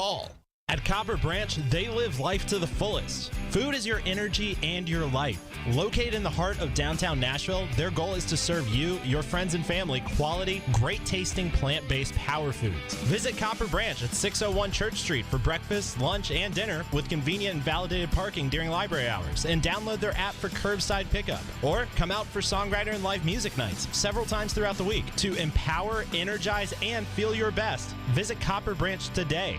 ESPN 1025 The Game and Smokeville Smoke Shop want to send you to an upcoming Nashville Predators home game. All you have to do is come into Smokeville Smoke Shop at 699 West Main Street in Hendersonville Wednesday, April 20th for their 420 blowout event and visit the game table to enter. While you're at it, be sure to stick around and take advantage of Smokeville Smoke Shop's store-wide discounts, free dab bar, as well as on-site food and dessert trucks and live music. Visit Smokeville Smoke Shop on Instagram for more. Join us for the Smashville Open House on Saturday, April 23rd at Bridgestone Arena. This is your opportunity to select a seat for 2022-23 season tickets. Tour the Nashville Predators locker room, enjoy Nash's closet cleanout, and take your shot on net to win a pair of half-season tickets. It's the perfect event for the whole family. Kids can enjoy inflatables, a balloon artist, and more. Plus, watch the Preds in action against the Lightning on Fang Vision. We'll see you April 23rd. Visit NashvillePredators.com/open house. Meshing journalism. They are 2 scores behind you. The math says that increases your chances of winning. With sports fandom. I stayed up till 1:30 in the morning, just emotionally numb from Titans and Packers. And sarcasm. You guys are the worst. Robby Stanley and Joe Rexrode are Robby and Rexrode. No duh. Weekday mornings from 6 to 10. Brought to you by Little Guys Movers on Nashville's best sports talk. ESPN 1025 The Game and the Game Nashville app. Watch live on Twitter, Twitch, and YouTube. This is Stillman and Company. Delivered by TriStar Moving.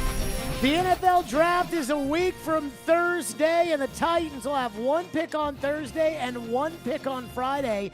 That'll be a 3rd-round pick. They traded their 2nd for Julio Jones. So Mel Kiper and Todd McShay have what's called a dueling 3 mock draft. Makes the 1st pick, Todd makes the 2nd pick, and it goes back and forth. But this is the first time that I've seen a 3rd-round mock draft that wasn't some guy saying, here's my 7-round mock, which is always a little too much for me. Mel Kiper Jr. has the Titans taking guard Zion Johnson out of Boston College with the 26th pick in the draft. We've talked a lot about him. played next to Vrabel's son. We know Vrabel loves Boston College. And with the 90th pick, Mel Kiper Jr. has the Titans taking Velus Jones Jr., the wide receiver out of Tennessee. Mel Kiper writes, quote, Tennessee does not have a second-round pick because of last year's Julio Jones trade, so it could use this pick to add a playmaker for Ryan Tannehill. Jones, who will be 25 years old when the 2022 season begins, is lightning quick with a 4.3 140 at the combine and will help in the return game. Trevor Maddich, ESPN college football analyst, presented by Houston Clinic Orthopedics, when experience matters. Trev, what do you think of that from Mel? Zion Johnson and Velus Jones. And what do you think of the plan from Mel, which is offensive line with the 26th pick and waiting for wide receiver with the 90th pick? I love that. I mean, the receiving core is so deep that even if there's a run in the first round, which I expect there to be, there will still be guys that are really fast with a lot of potential, in the mid rounds. And I like the idea of waiting for Velus Jones or somebody like him with that pick. Now, the thing is, he's not polished as a route runner, Jones, but he was productive when the ball got near him in Tennessee, and he ran 4.31, and so he's got the speed to take the top off of defense. So when you've got Austin Hooper as a tight end to work underneath, and then A.J. Brown and Robert Woods as your top two receivers, then who's going to be covering 4.31 Velus Jones running down the field? Right? And so that creates some matchup problems for the defense.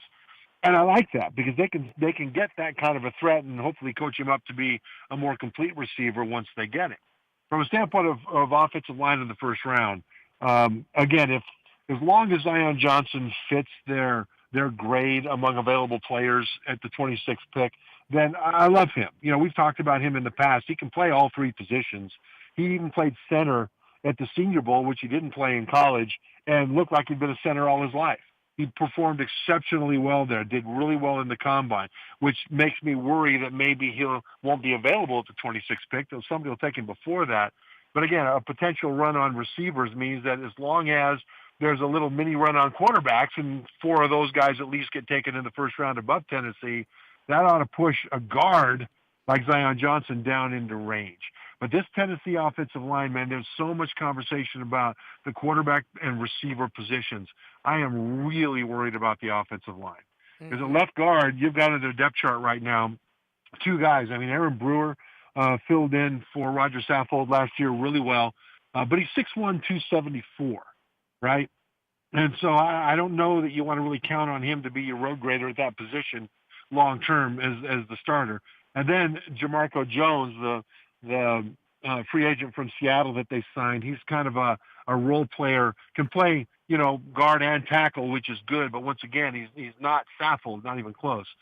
But those are your guys competing for left guard. And then over at right tackle, you've got Dylan Radunz, the second-round draft choice last year, who so far, at least in public, hasn't shown that he's ready for the NFL yet. Now, maybe this offseason he's really taken a big jump. I don't know. But offensive line, 2 of the 5 positions are in trouble. At left guard, you're going to have a stopgap at best with the guys that are currently on the roster. And at right tackle, you're hoping for a guy to do something that he hasn't shown any inkling that he can do. And so, Zion Johnson, I would rather take him if they have the grade high enough to put there than any receiver that falls to that point. Trevor Maddich is our guest, presented by Houston Clinic Orthopedics, when experience matters. Am I wrong for thinking that if there's such a run on the wide receivers in the first round, that none of the main guys are there for the Titans? We know Olave will be gone from Ohio State. Wilson from Ohio State will be gone.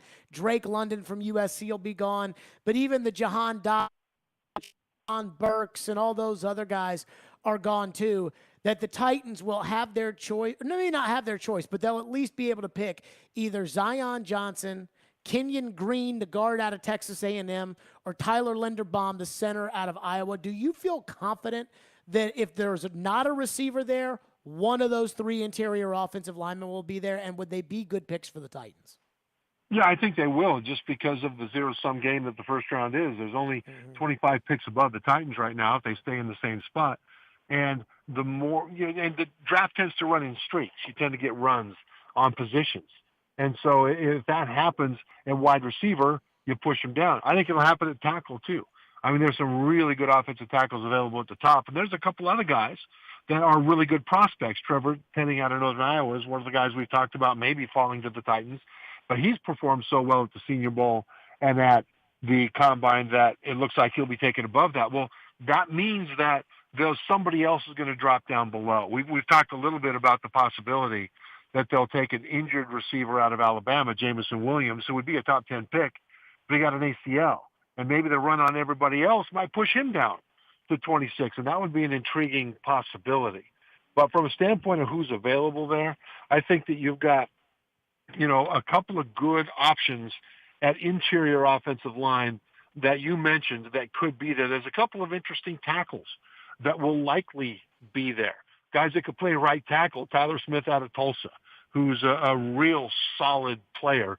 Bernard Raymond out of Central Michigan, he's a former tight end. So he's got really good feet, but he hasn't really developed fully from a technique standpoint as a tackle, but he's good enough to, I think, the potential to take at 26 if he's available, if he's their highest graded offensive lineman there, just because he played well at Central Michigan. And I think he will continue to improve very quickly. And based on this offensive line, he might be the starter from day one if you get him there. So there will be intriguing options at 26 on the offensive line that have the ability to step into this particular depth chart and start right away. So I don't worry that there won't be a guy there that they can't get that won't help them right now. There will be several. Trevor Matich is our guest.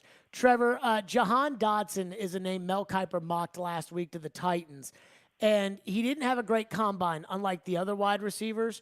I don't know if he'll be available at 26, but he was very productive at Penn State. Bill Polian on SiriusXM NFL Radio had a very interesting take on this. Here's what Bill Polian said about Jahan Dotson.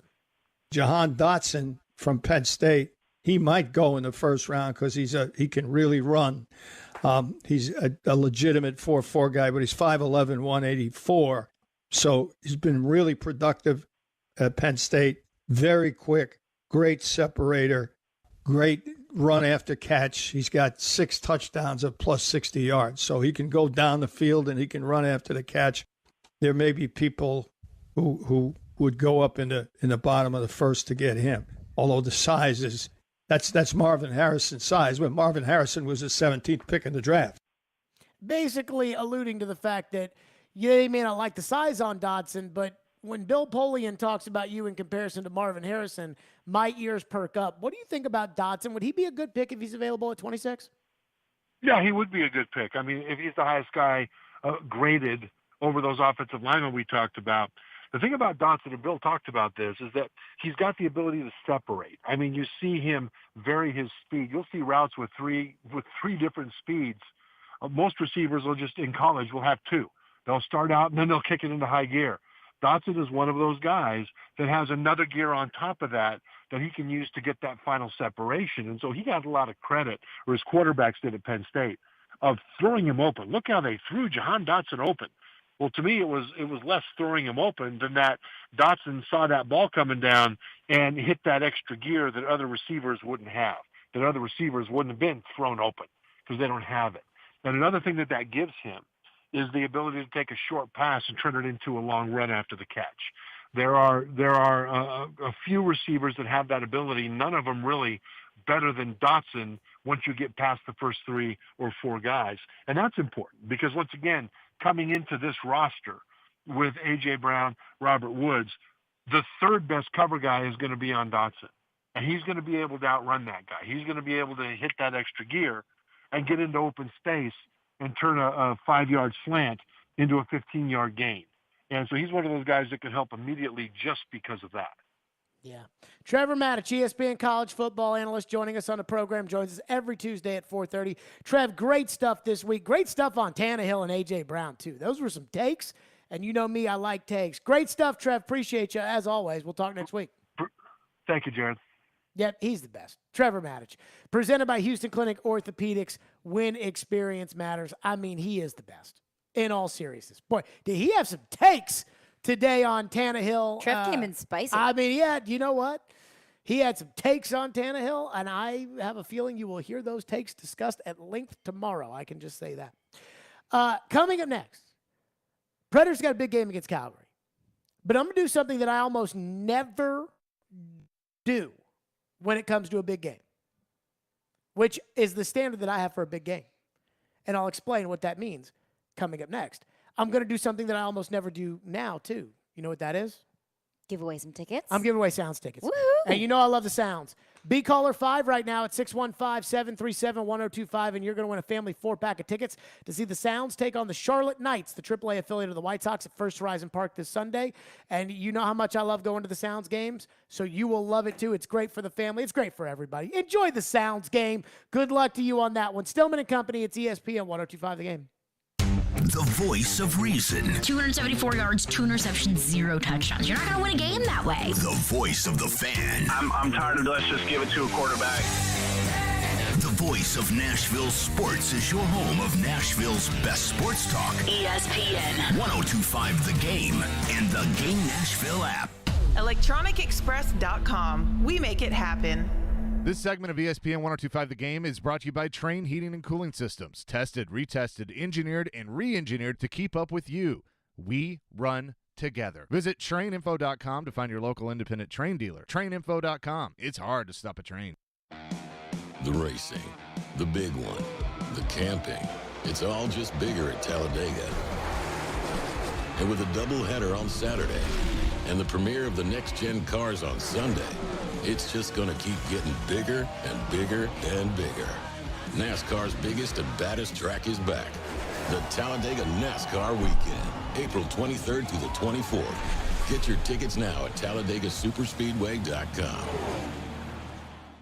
Make every day a good old day with the hand-cranked taste of Bluebell ice cream. The good old days are being made right now. Your ankles, feet, and knees help you walk, run, jump, and climb. Because of the stress placed on these joints, arthritis may occur, and lower limb injuries are common injuries treated by Houston Clinic Orthopedics. Their specially trained orthopedics can treat your pain non-surgically with non-inflammatory medications to reduce swelling and orthotics that support the pads, arch, or ankle joint. Your doctor may recommend a brace, custom shoes, or physical therapy as part of your treatment. Visit tn.houston.com to book an appointment for a physician to discuss your lifestyle, your goals, and determine the best treatment to fit your needs. The designer jewelry event of 2022 is this weekend at Genesis Diamonds. See all new creations from the world's biggest names in jewelry. Store-wide savings up to 35% and take advantage of zero-interest financing. Top designers are here with their newest and most inspired lines. Rings, earrings, pendants, bands, bracelets, many being shown for the very first time. Special pricing across the board. Spread your payments with zero-interest financing. Extra savings on GIA-certified diamonds, too. Friday through Sunday only at Genesis Diamonds. Green Hills and Cool Springs. Trying to find a new home right now is next to impossible. Very little inventory, prices are crazy high, rates are moving up. Here's a better idea. Let my friends at Loan Pronto refinance your current home, turn all that equity you have into cash, and totally transform your house. A new kitchen, new bathroom, a pool. Think about it. Your home value is up. Instead of wasting all that on an overpriced new house, convert that equity into cash for a home makeover. One local couple did it and got $200,000 out. They added new hardwoods, an outdoor living space, a swimming pool with spa and all new cabinets and appliances, plus a home office. Now they have their dream home, and they never had to move. Call Loan Pronto. Ask about their home improvement refi. Give your home a total makeover and do it now. You can even skip your next house payment in the process. Call now, 615-499-5780. That's 615-499-5780 or loanpronto.com. 615-499-5780. Equal housing lender. NMLS 166-1781. Subject to lender approval. You took the first step and quit smoking, but even former smokers may still be at risk for lung cancer. That's why SaveByTheScan.org wants you to know about a new low-dose CT scan that can detect lung cancer early. It takes only 60 seconds and could save your life. You took the first step, now take the next. Visit SaveByTheScan.org for a simple quiz to see if you're eligible and talk to your doctor about screening. SaveByTheScan.org is brought to you by the American Lung Association's Lung Force Initiative and the Ad Council. From the Hillside Medical Game Studios, WPRT-FM Pegram, WPUC HD2 Laverne, broadcasting 97.5 Murfreesboro, 106.3 Williamson County. ESPN 1025 The Game and the Game Nashville app. A Cromwell Media Station. Live from the Game Nashville studios, it's Stillman and Company. Delivered by TriStar Moving. TriStar Movers with 5-star service. with Jared Stillman on Nashville's best sports talk. ESPN 1025 The Game and the Game Nashville app. Stillman and Company is delivered by TriStar Moving, ESPN 1025 The Game, streaming live on Twitter, Twitch, YouTube, and Facebook Live. Thanks to the law offices of Amanda Gentry. We are live today at Bridgestone Arena inside of the Hillside Medical Game Studios. Preds and Calgary Flames tonight right here at Bridgestone Arena, 7 o'clock. Now, it should be noted that last night, so Sunday was a bad day for the Predators, right? It was a rough day. It was bad. Tonight, or last night, excuse me, was a great night for the Predators. Dallas lost and Vegas lost. And they both lost teams they have no business losing to. And so they both lost. And now the Predators have a 90% chance of making the playoffs. It goes up even more if they win today. I could give you the stats, but I don't even care anymore about what MoneyPuck.com says about the Predators' chances of making the playoffs, though it should be noted that they've been around like the 90%, 95, somewhere around there for pretty much the last 3 weeks, and they've lost a lot of games. So that tells you that, hey, if they can just beat the teams they need to beat, they got a 90% chance of making the playoffs. But I'm about to do something that I never do when it comes to talking about an NHL game. So one thing I do, I am not a commercial for the team. I love the Predators. I'm a season ticket holder. I love the people who run the Predators. I love the people who own the Predators. I love Terry Crisp, but I am not the commercial for the team. That's not my job. So what I do not do is I do not talk about big game tonight if it's not a big game. If it's a big game tonight, like say a Titans game is a big game, or like a playoff game is a big game, or like a game to get you in the playoffs is a big game. If it's a big game tonight, then that means there are ramifications if you lose. That a big game, a big moment, to me, a big game for college basketball is either number 3 versus number 7, or a big rivalry, or a team that's trying to make the tournament. Like if you're in the bubble and you need to win, 1 or 2 to get into the tournament, and it's the Big Ten championship tournament, and you're in the second round and you need this big, that's a big game.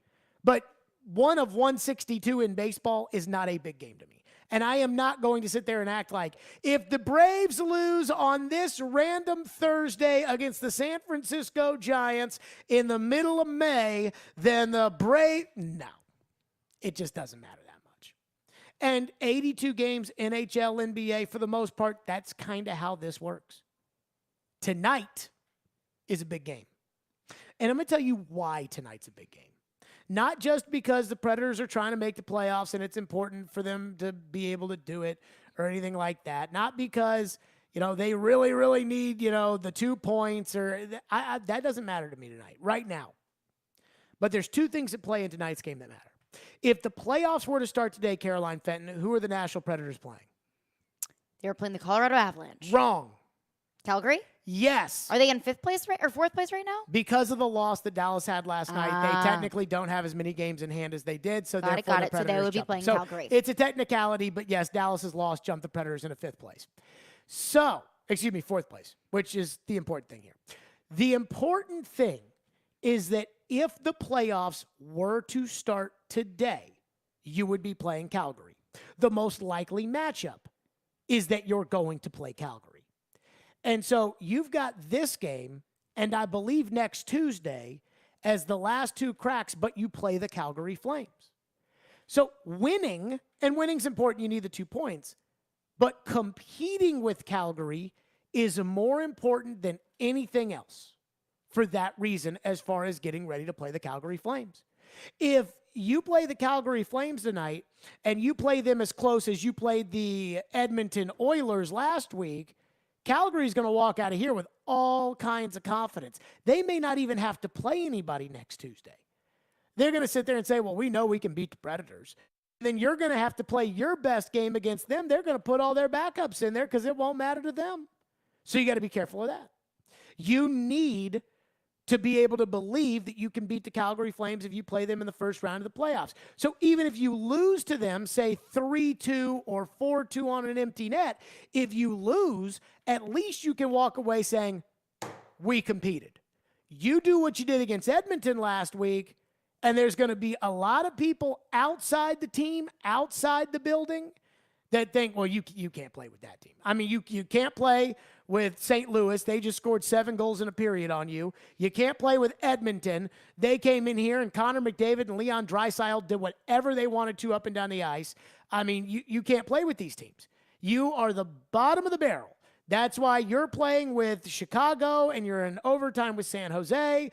But and Pittsburgh, who struggled, you go to overtime with. But when you're playing the big dogs in the playoffs, who you're going to have to play, you can't match up. So that's the first thing, like the mental belief that this team can beat a Calgary, because no matter how good all these other Western Conference teams are, you're not going to play any of them until you play Calgary. The second reason why this game is such a big game, and again, this has nothing to do with the points, though the points are important. What happened on Sunday was so bad. And I feel like I have to hammer this point into the ground.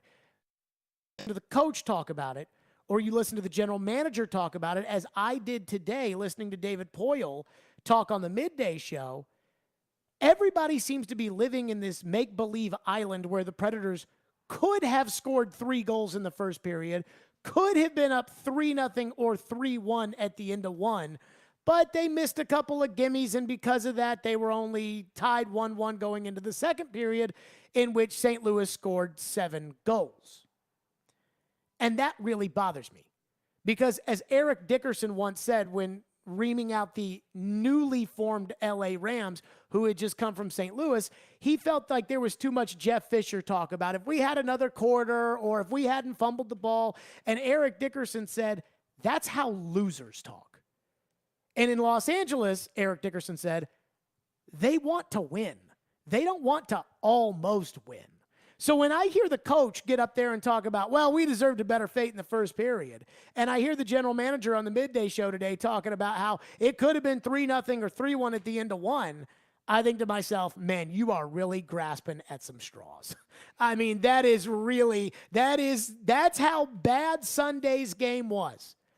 That they're trying to sell it as, well, we could have been up 3-0 at the end of the first period. By the way, it should be noted, 4-0 in hockey's a blowout, right? Oh, yeah. Like, if it's 4-0, that's bad. A 4-goal deficit is almost impossible to overcome, right? It's tough. Okay, even if in fairy tale land, the Predators were up 3-0 going to the second period, you give up 7 goals, you're down by 4. You lose. So the big thing here is that the confidence after Sunday is at the point now where we're basically making stuff up. We're basically saying, if they bury these chances, then okay.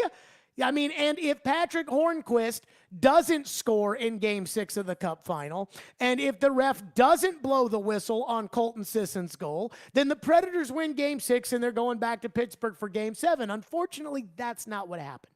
But that tells you where the narrative of Sunday's bad loss is. Well, how do you correct Sunday's bad loss? You go out today and you give a great effort and you hang competitive with the second best team in the Western Conference and the team that you are most likely to play. And that's the only way you can do it.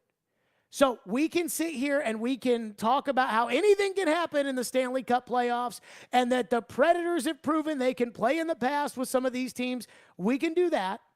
Or we can look at the fact that in the last 6 games, they played the Florida Panthers, who are going to make the playoffs, and lost. They played the Pittsburgh to make the playoffs and lost. They played the Edmonton Oilers, who are going to make the playoffs and lost. They played the St. Louis Blues, who are going to make the playoffs and lost. And they really don't have any answers right now. And we can say, boy, it'd feel really good if going into the playoffs, if they got some of these answers. And it'd be nice if tonight they show us, hey, we can still compete with these playoff teams. Not fairy tale, it could have been 3-0 compete, but actually on the ice compete.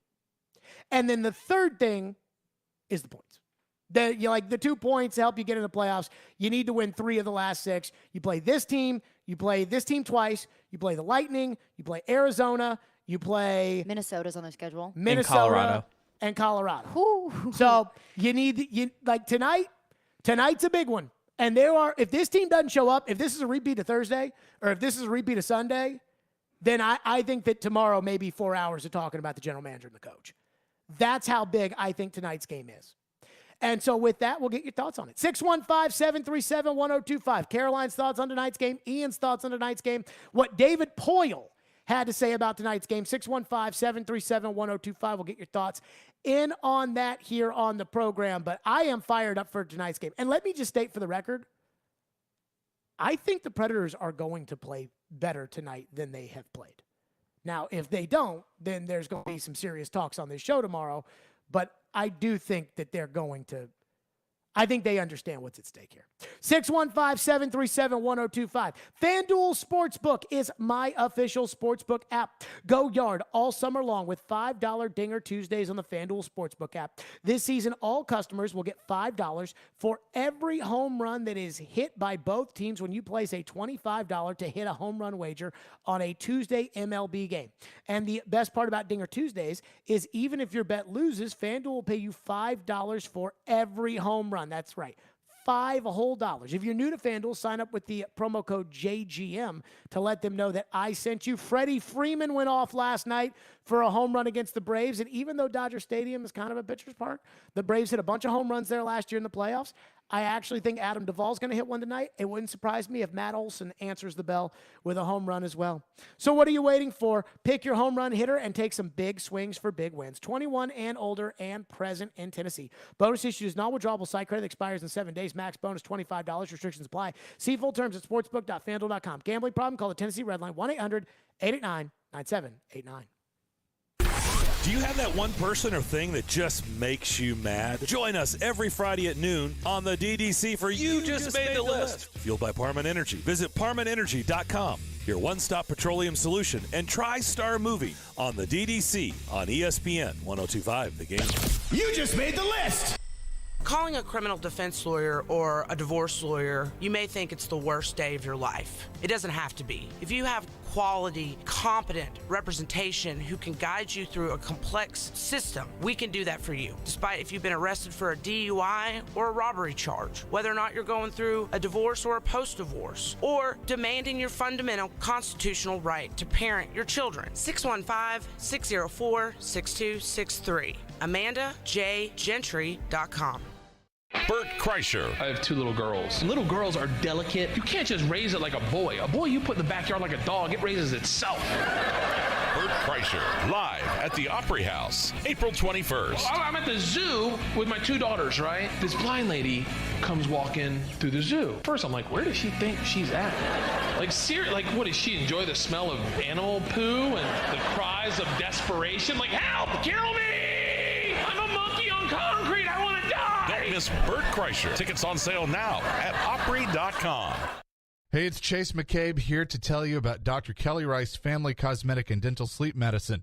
Dr. Rice, listen, we all have cavities, but what's the best way to try and keep them from happening? Cavities are like any other health condition. You don't really know you have one until it gets bad. Recently, I saw a patient for treatment that they had been putting off. Something that could have been simple to fix 6 months ago turned out to need a root canal and a crown. Postponing treatment costs more and takes time away from work. Nobody wants a root canal, so you're right. Regular checkups are very important. Well, we do things differently. I want to let people know that if they're afraid of pain or worried about the cost, they are not alone. Don't be embarrassed. We understand. Give us a call at 615-373-4488. That's KellyERice.com. Dr. Kelly Rice Family Cosmetic and Dental Sleep Medicine. If you don't have dental insurance, no problem.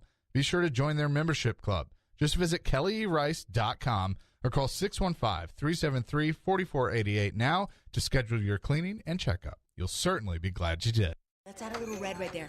Hey, we'll be right with you. For Bianca's flower shop, spring orders and Mother's Day are a tricky arrangement. Hey, can I get help repotting this fiddle leaf? She needs to put the pedal to the metal and find more florists. We're running low on daisies. How does that even happen? Indeed can help her hire great people fast. I need Indeed.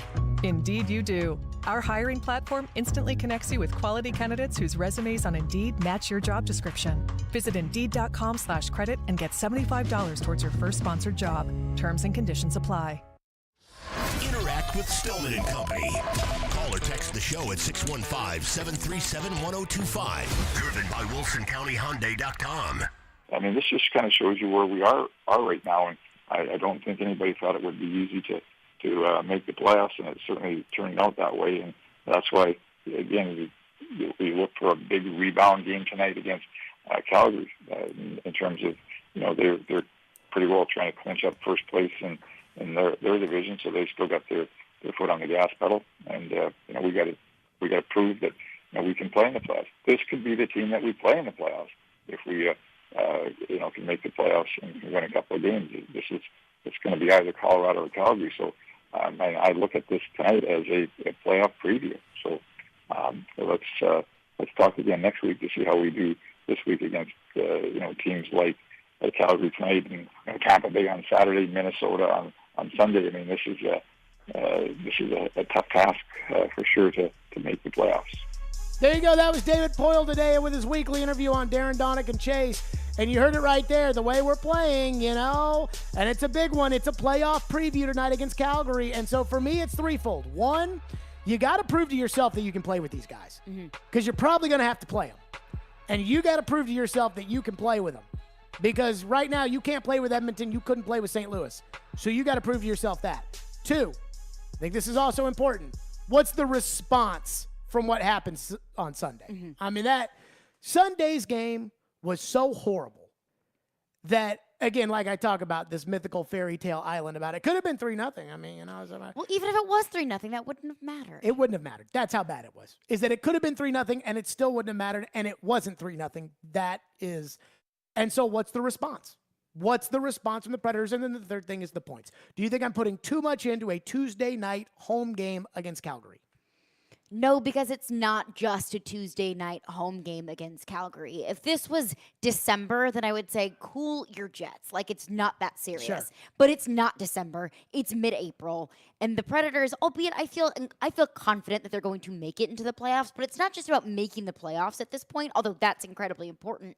It's also, how do you feel going into the playoffs? Sure. If you go into the playoffs and you get blasted 4-0 like you did against Edmonton on Thursday, and that happens in 5 games, what was it worth? You just get a worse draft pick. You get 2 nights in your building. And again, I don't own the team. So how important are those 2 nights in the building? They're a lot more important probably to the people that own the team than they are to me. But again, what do you get out of it? It's having the excitement of the playoffs. It's having the games here. It's good to talk about. It's the excitement. But what does it really do for you? And also if you the feeling, don't compete? and also the feeling that anything can happen in the playoffs. But see, here's the problem with that. And I do believe this, which is you can only sell that for so long. I know. So you can only sell for so long that, hey, anything's possible in the hockey playoffs. All you got to do is make it. And, it's the excitement of the playoffs. And if they're playing playoff games and people don't think they can win, then what difference does it make? So that's why tonight's game is so important because they have to prove it. They have to prove it off of what happened on Sunday and the fact that they haven't beaten any of these playoff teams and the fact that the playoffs are upcoming. You got to prove it. And they got to prove it to themselves because I think they're dealing with some confidence issues here. And you know what it's a legitimate argument that also kind of bugs me? What's that? They're tired. Oh, God, everybody's freaking tired. Dude, St. Louis played an overtime game and then came here. They played an overtime game against a good Minnesota team, and then they came here, and then they skunked you. I mean, every team is tired. Every team has played 70-something games so far.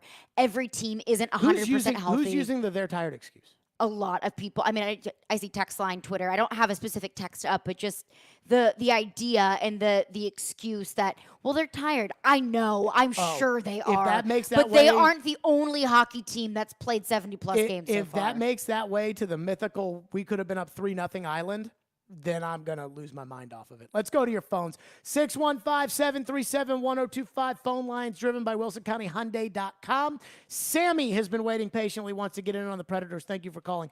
Go ahead, Sammy. Yeah, tonight's game is a big game because I don't know where they get 3 wins out of the next 6. But what really troubles me about the franchise and where it is is you're getting career years from your star players in Forsberg, Duchesne, Saros, Yossi. Chanot was candidate for Rookie of the Year, and you still are struggling to make playoffs. If you can't make it with these career years, where do you go from here? So I do agree with that. Thank you for your call. I do agree with that. I mean, we've heard a lot of that, and we've discussed a lot of that. You know, like if the Predators had won 2 more games, right? Like let's say one more random game they lost in November, and let's add back the Florida game here where Yossi missed the wide open net. If they win those games, they're probably in. You know what I mean? It's like the they're deal probably is it's probably cemented. Okay. Well, the problem is they haven't been winning any of those games as of late. And they haven't been winning of those games because they haven't gotten anything from Forsberg. They haven't gotten anything from Yossi. Saros has not played well. And, you know, Jeannot's he's still fighting people, but he's really not scoring as many goals. Duchesne's still scoring goals. The reason I bring this up is, like, the bad hockey that you watched against Edmonton and right now, that's what happens when none of these guys show up. That's what you get. You get when those guys don't show up, you don't get anything. They need to figure out how to get those guys to start showing up again before we can worry about the concept of getting career years and it's still not being good enough. I mean, the answer to that is essentially that they traded away, and I'll defend the Predators with this, the whole competitive rebuild theory means that you traded away Victor Arvidsson, you traded away Ryan Ellis, you got nothing in return, but you just wanted to get rid of those guys, so you didn't have anybody to replace those guys. So now you're playing with Carrier, and you're playing with Fabro, and you're playing with Cody Glass, and you're playing with guys who are not as good. And that's why you lose. Like that, when you trade those guys away for nothing, that's what happens. You know, those picks will help you down the road, the picks for Arvidsson. I mean, Ellis was a straight-up salary dump.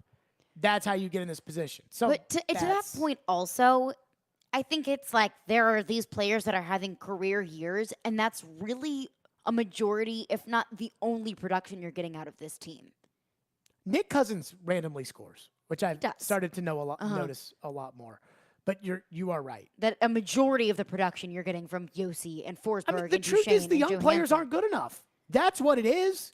I mean, now I will agree with Ian that I do think Tomasino's getting better, and he's not ready. And I'm glad he's out there, even though he's not ready. But the other guys, Tolvanen, he's not doing anything. Now, I know he scored the other day, which was nice. But Tolvanen, Fabro, Carrier, all these young defensemen, they don't do anything. And that's kind of a tough sell. What do we have in the text line? One texter texts in and says if Philip Forsberg had scored a goal in each of the last 8 games, he would have 46 goals. But he didn't. I hear a lot of hypotheticals from Predators I don't understand fans. what that means. What's next? Donovan texts in and says Predators have to get physical. When they do, they can beat anybody. And Philip Forsberg has to get hot along with Saros. Do you feel like they're backing down physically from anybody? No, I do not. So I don't think that's the problem. I think the problem is they just don't have good enough players. And it's either that they don't have good enough players or the players that they do have are not playing well enough. And you have to pick one or the other. And so, I mean, look, when Forsberg's hot, he can carry you, but he's very streaky. And right now he's cold. And so when he's cold, he kind of goes into protection and you just don't know where he is anymore. And it's a really bad time to have that happen once you've lost all your leverage with him. For him to then suddenly go ice cold at just the worst possible time. Give me one more. Cody texts in and says, do you think due to the pressure of re-signing Philip Forsberg could possibly be the reason Philip Forsberg has had a cold streak in a way of trying to gain more leverage in his deal? No. I don't think so. I just think that he's a very, very streaky player. I think he's secured all he needs to secure. He's going to score 40 goals. And even if he doesn't, the amount of goals he scored, he's going to make a lot of money. And the Predators will have to give it to him because they don't have a choice. But those are next year problems. They aren't this year problems. And right now, I'm fine with addressing next year problems in February. But a week and a half before the playoffs, I don't address next year problems. I address this year's problems. 615-737-1025. I see your phones. We'll get back to them and your texts. And Hal Gill will join us coming up next. And I'm going to put Hal on the hot seat because I got questions and I need answers. And we'll do that next. Hiller Plumbing, Heating, Cooling, and Electrical. I love my friends at Hiller. They are fantastic. Proud supporters of the Nashville Predators. You will see that Hiller logo right there on that ice. Hiller is giving away free vacations for you and your family this month with every purchase of a new whole home generator or select new HVAC systems. Hiller is giving you a free week-long vacation.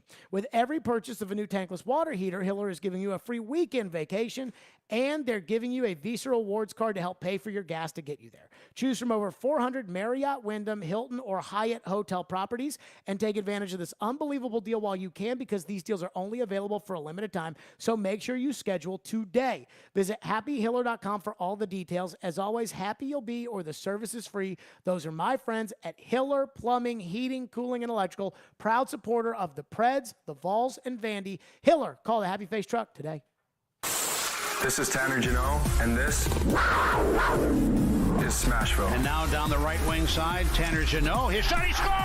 Tanner Janot with the shot! This is the flagship of the Nashville Predators Radio Network. ESPN 1025, The Game.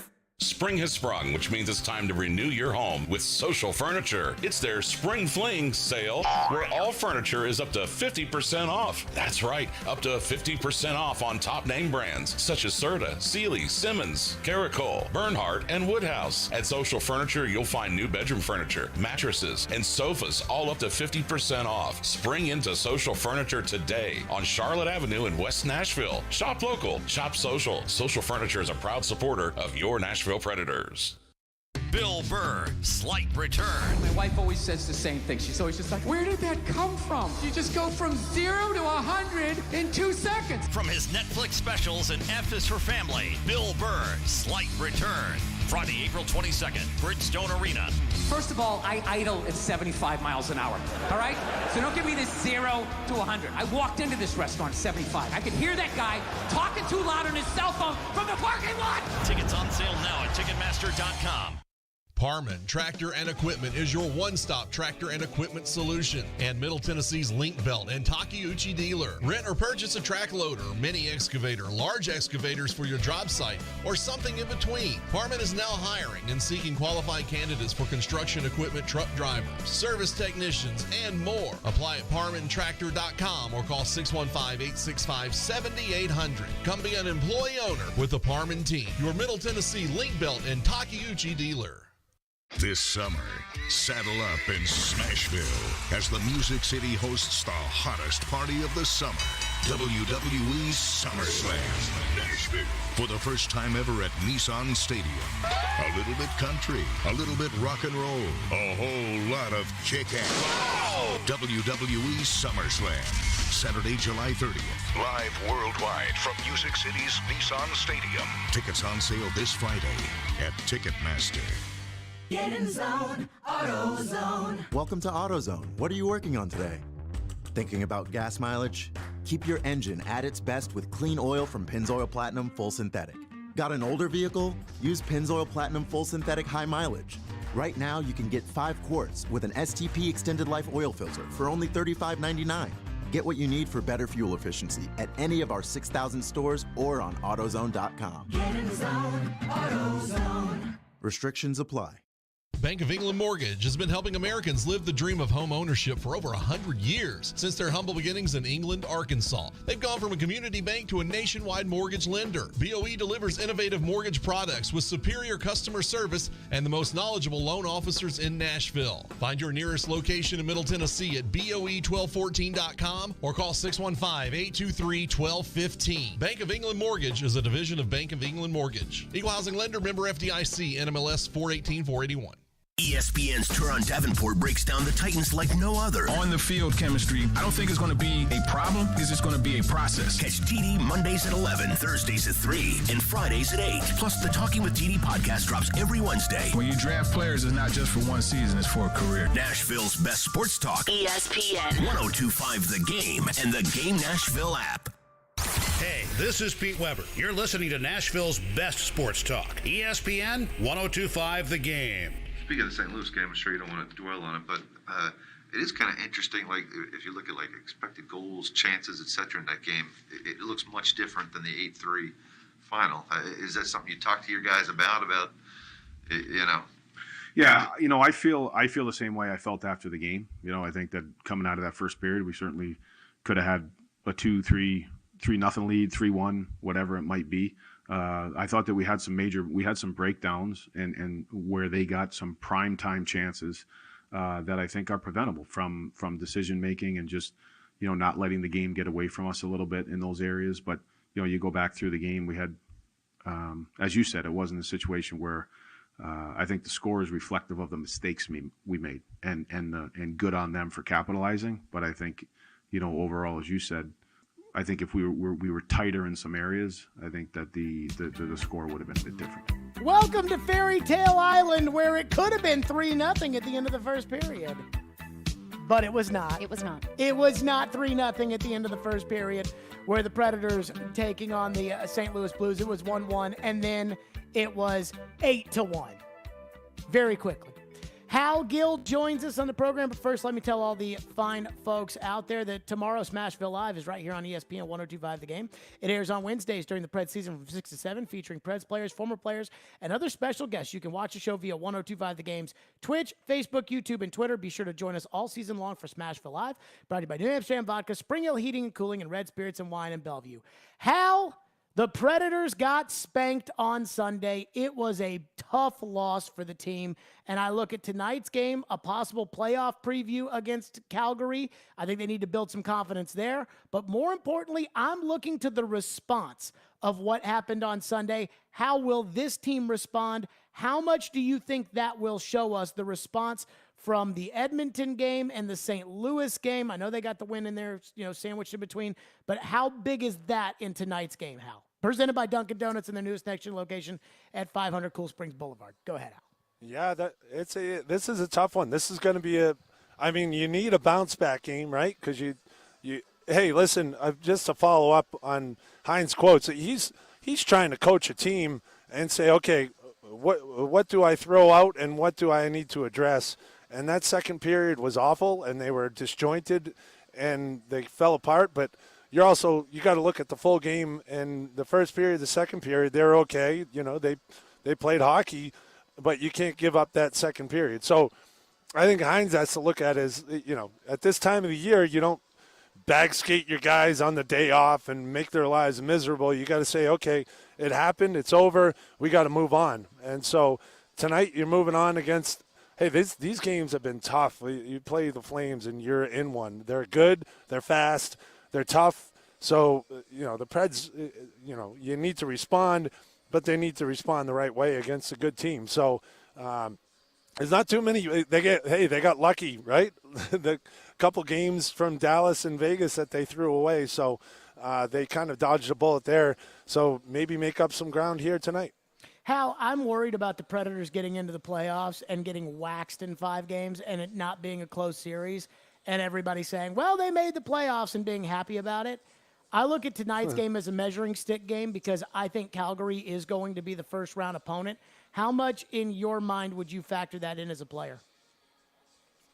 Well, I think you have to look at – well, first of all, you have 2 games against these guys. They're coming in next week again.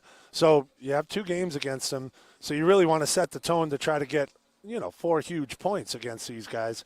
But I think you have to set the tone for the playoffs and let them – and to be honest with you, that's when the Preds play the best, is when their forecheck is going. They're on the body. They're playing physical. They're playing hard.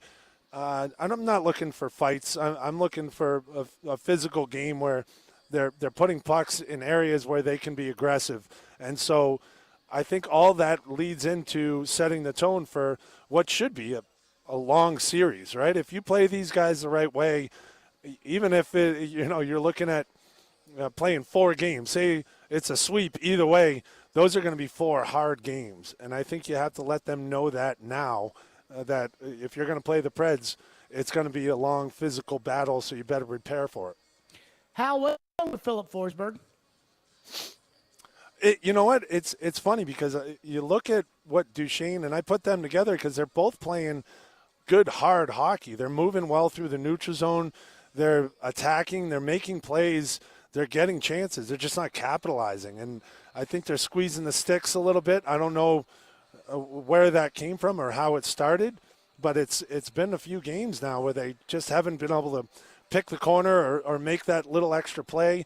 Duchesne had a great play where he looked like he was going to tuck it in, a nice goal where he fakes out the goalie and gets around, and it just gets to the goal line, doesn't go in. And he's had a bunch of chances. Forsberg has been the same way. He's come down, and you say, usually he picks a corner, and you're hearing the pipe, and then the horn sound, and he's just been putting it in the glove or putting it into the pads. And so I don't think they have to change much. They just have to go out there and keep playing the way they have been. Let it fly. Keep shooting. Keep going to the net. You know what's funny? Hal Gill's our guest, presented by Dunkin', their newest next-gen location at 500 Cool Springs Boulevard. I would not have started Saros on Sunday. I thought that David Riddick, with his performance, he beat the Florida Panthers in Florida earlier this year. He had played really well in the Pittsburgh game, I thought, the other night. I thought he had earned the opportunity to play on the back end of a back-to-back. But I'm also not completely throwing Hines under the bus for it or having that big of an issue with it, and I thought a lot of people did. I will say this. I do think that Saros something's off with him. It might be that he's tired. It might be that he's run down. I don't know what it is. I thought he was fabulous last Tuesday night in really saving their bacon against San Jose in a game that should not have gone to overtime. What do you make of Saros and perhaps his recent struggles of late? Yeah, well, I think, I would say he's looked pretty good. The other night, they were just picking corners. The Preds gave them way too many chances. I think Juice is a guy you really want to keep perimeter shots, and those were far from perimeter shots on Sunday. So I'm not necessarily worried about him. There's got to be some level of fatigue coming in. This is his first season playing, and he's played a ton of games, and they're working him hard. But he wants to play. And so I really was split on it before the game, but I don't blame Hines for going with your big gun, trying to get a big win. He's young. He's fast. I think, you put him back out there, see if you can get a big win against St. Louis, who is just on a heater. They're coming in. So you're going to need everything you got to try to beat them. It just wasn't, you look at the scoring chances, those were bar down. Those were clean shots from open ice. That's tough to ask any goalie to stop those. Hal Gill is with us. Is it wrong for me to think if the Predators perform tonight like they did on Sunday and like they did on Thursday against Edmonton, after watching them win by the skin of their teeth against San Jose and Chicago, that this team is simply not at the caliber anymore of the playoff teams? If tonight is a repeat of what we saw last week, is that fair or not fair? Yeah, that second period against St. Louis was bad. They looked like a bad team. They weren't playing well. But Edmonton, I thought they played a pretty good game. You just have Leon Draisaitl, who's, he's got a few goals in the NHL, and he showed why. Just quick releases. I thought the coverage was good. It just wasn't good enough. That was a good team that took advantage of a few chances where I feel like St. Louis, they gave them way too many chances. So I haven't been down on their whole game, but certainly if you want to make the playoffs, you have to win big games. And so down this stretch, there's, it's Calgary twice, Minnesota, Tampa, Colorado. The only one that's not is in the playoffs is Arizona. So, I think you're going to see what this team is all about. If they can find a way to get into the playoffs, it's going to be because they beat some good teams to get there. So, we'll find out what they're made of. And, yeah, you're always, as a player, you're always looking at this is where we prove ourselves. This is where we prove that we're a good team when it counts, when you're in big games and, and you need to get into the playoffs and you need to win against good teams. So, I think you're right, Jared. I hate to say it, but you're right. They're going to prove it tonight, and they're going to prove it down this stretch, and we're going to find out what they're all about. Hal Gill is brought to you by Dunkin' Donuts, featuring their newest next-gen location at 500 Cool Springs Boulevard. Hal, tell us about your latest experience driving to Dunkin'. Well, you know what? I was all excited for the spring, but I keep going back for my Dunkin' Midnight. I'm always up for Dunks, and I'm happy that Dunks has all these new locations. You talked about 500 Cool Springs, 1645 West Main Street in Lebanon. Of course, you and I are always over by Harding Pike, taking in our Dunks there. But there's a lot more than hot coffee because it's been cold out. But there's a ton of options. Chicken biscuits, try those out. The snack and bacon is fantastic. I heard you talking about the omelet bites with bacon and cheddar. There's avocado toast tomato toast with avocado, and you can get that. All tons of treats. Of course, your donuts, your munchkins, all your treats. Your chocolate croissants are fantastic. So many options, but I'm kind of looking forward to some iced coffee, to be honest with you. I want some hot summer days with an iced coffee. That sounds pretty good. So go out there and treat yourself, whether it's hot or cold, and go get your dunks. What's wrong with Hal's voice? You okay there, Hal? You been partying now? I've been working hard. What are we doing here? We had eight games in 13 nights. I'm working on my radio voice. Hal's been on Broadway. Broadway. To be like, you haven't even been calling the games. You've been doing the intermissions the last weekend. Well, I talk a lot. Sorry. Clearly. Jared, you should know about that. You hear my voice. My voice sounds fine today. I'm worried that you're getting sick. We got to have everybody at full strength for the push of the playoffs. People everywhere are wishing you'd get laryngitis. There's some truth to that. Hal Gill, as always, drop the mic on that one. Hal, we'll see you in a little bit with the view from the booth. And we'll then, of see course, you guys. For the Enjoy game the tonight. game. Yep, Hal Gill joining us on the program.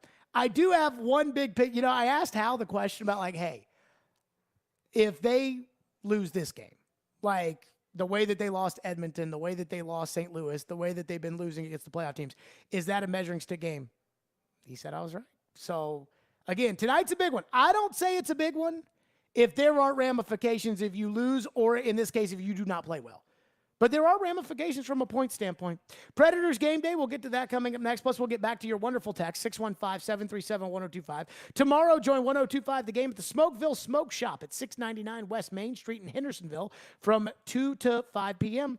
for their 420 blowout event. Woohoo! Discount store-wide, free dab bar, food, and dessert trucks. And I'll tell you what, those dessert trucks, I'm going to assume, will probably get their work taken, that they will pay for themselves with the dessert trucks. Live music, and they'll have your chance to win tickets to an upcoming Predators home game. That's tomorrow, 2 to 5 at Smokeville Smoke Shop in Hendersonville. Stillman & Company, it's ESPN 1025 The Game. Hey, this is Andrew Allegretta, voice of the Vandy Boys. Listen to the Commodore Hour every Monday at 6 p.m. during the baseball season. Kevin Ingram and I talk with Coach Corbin and special guests on ESPN 94.9 and streaming on the VU Commodores mobile app. From the Fox 17 News Code Red Weather Center. Look for mainly clear skies and another cool night ahead. Temperatures drop back to the low 40s. A little warmer for Wednesday. Partly cloudy skies. Highs in the mid-70s with showers arriving late. For Fox 17, I'm Chief Meteorologist Katie Morgan. This weather report brought to you by Hiller Plumbing, Heating, Cooling, and Electrical. Call the Happy Face Truck today. Gary Ashton here. Most people in Nashville know me as the don't sell without the intel and the guaranteed offer guy. But despite my accent, I'm also 100% guaranteed Nashville. I'm a guaranteed musician, a guaranteed dog lover, and you're also guaranteed to see me at every Titans and Preds game. Guaranteed offer means the Gary Ashton team with RE/MAX Advantage will sell your house for top dollar with no cleaning, staging, showings, or open houses, and give you up to 90 days to close. So there's plenty of time to find your next home. Guaranteed Nashville means my team lives here and loves it here. We've served Nashville for over 20 years, and we're passionate about helping the people we call neighbors and friends, which is why we've had a long-standing tradition of donating to the Vanderbilt Children's Hospital. If you're thinking about a guaranteed offer, get the only one that's guaranteed Nashville. Request a no-obligation offer by calling 615-301-1650 or go to GaryAshton.com today. Remember, Gary Ashton, guaranteed Nashville. Don't hunt for savings this Easter. Electronic Express has the best deals of the season. Enjoy the spring weather with brands like Yeti, Traeger, Charbroil, and more. We've also got huge savings in every department. Computers and gaming, smart home, housewares, mattresses, and more. Plus, save up to 40% on all appliances with up to 36 months free financing. Shop in-store or online with free express delivery on most items. Shop spring savings at Electronic Express. We make it happen. I'm getting vaccinated with Prevnar 20. So am I, because I'm at risk for pneumococcal pneumonia. I'm asking about Prevnar 20 because there's a chance pneumococcal pneumonia could put me in the hospital. Age 65 or older, you may be at increased risk for pneumococcal pneumonia. Ask your doctor or pharmacist about getting vaccinated with Prevnar 20, pneumococcal 20-valent conjugate vaccine, a Pfizer vaccine that can help protect against pneumococcal pneumonia in just one dose. Prevnar 20 is approved for adults to help prevent infections from 20 strains of the bacteria that cause pneumococcal pneumonia. Continued approval may depend on a supportive study. Don't get Prevnar 20 if you've had a severe allergic reaction to the vaccine or its ingredients. Adults with weakened immune systems may have a lower response to the vaccine. The most commonly reported side effect was pain at the injection site. For additional common side effects and full prescribing information, please call 1-855-213-2138 or visit Prevnar20.com. I want to be able to keep my plans. So I'm asking my doctor about getting vaccinated with Prevnar 20. Darren McFarland. He's cool. He's got a personality, and they make fun of him. Willie Donick. Would this be a fun guy to come to work and hang around with all day? Chase McCabe. They're just like, hey, we need you to play yourself. Darren, Donick, and Chase have you covered weekdays from 10 to 2 on Nashville's best sports talk. ESPN 1025 The Game and the Game Nashville app. You're listening to Stillman and Company, delivered by TriStar Moving. Stillman and Company, we are live inside the Patron Platinum Club. Darren McFarland is here. He's going to take over at the top of the hour for the pregame show. Preds game day is upcoming, but I say to your phones, let me just state this for the record. We talked about this yesterday, and that was John Hines and the final 6 games of the season and making the playoffs and his job and coaching for his job and things of that magnitude. And I was sitting there today thinking, is it really fair to look at this lopsided schedule that he's got where they're going to be underdogs in every game except for one the rest of the way? And even a game like tonight where I think there's so much riding on it from a mental standpoint for this team to say, hey, it's John Hines' job to get these guys to mentally turn it around and to win tonight against a much better Calgary team. And then I realized that's the job.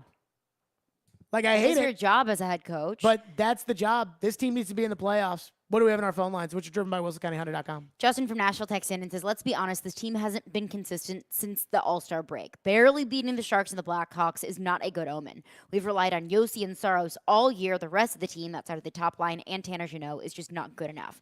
I've watched Calgary and Colorado each score over 7 goals on Saturday. They're playing playoff hockey already. So here's my thing with that. I agree with all of it. The one thing about sports, though, especially playoff sports, is sometimes things just magically change. Mm-hmm.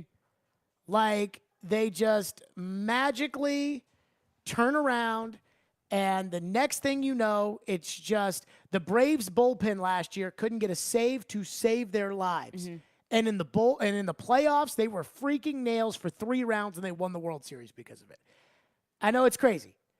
Basically, what I'm asking John Hines to do, and this is where it goes to the is it fair or unfair as far as coaching for your job or whatever you want to call it. What I'm asking John Hines to do is I'm asking John Hines to take everything bad that has been happening to this team and magically turn it around tonight. And that doesn't seem very fair. But it does feel like that's the job. But also, when the implications are, when it's April 19th, you're fighting for a playoff spot, you're playing your potential playoff contender or your potential playoff opponent in the regular season, some regular season games are more important than others. And I would say this one very much so is that.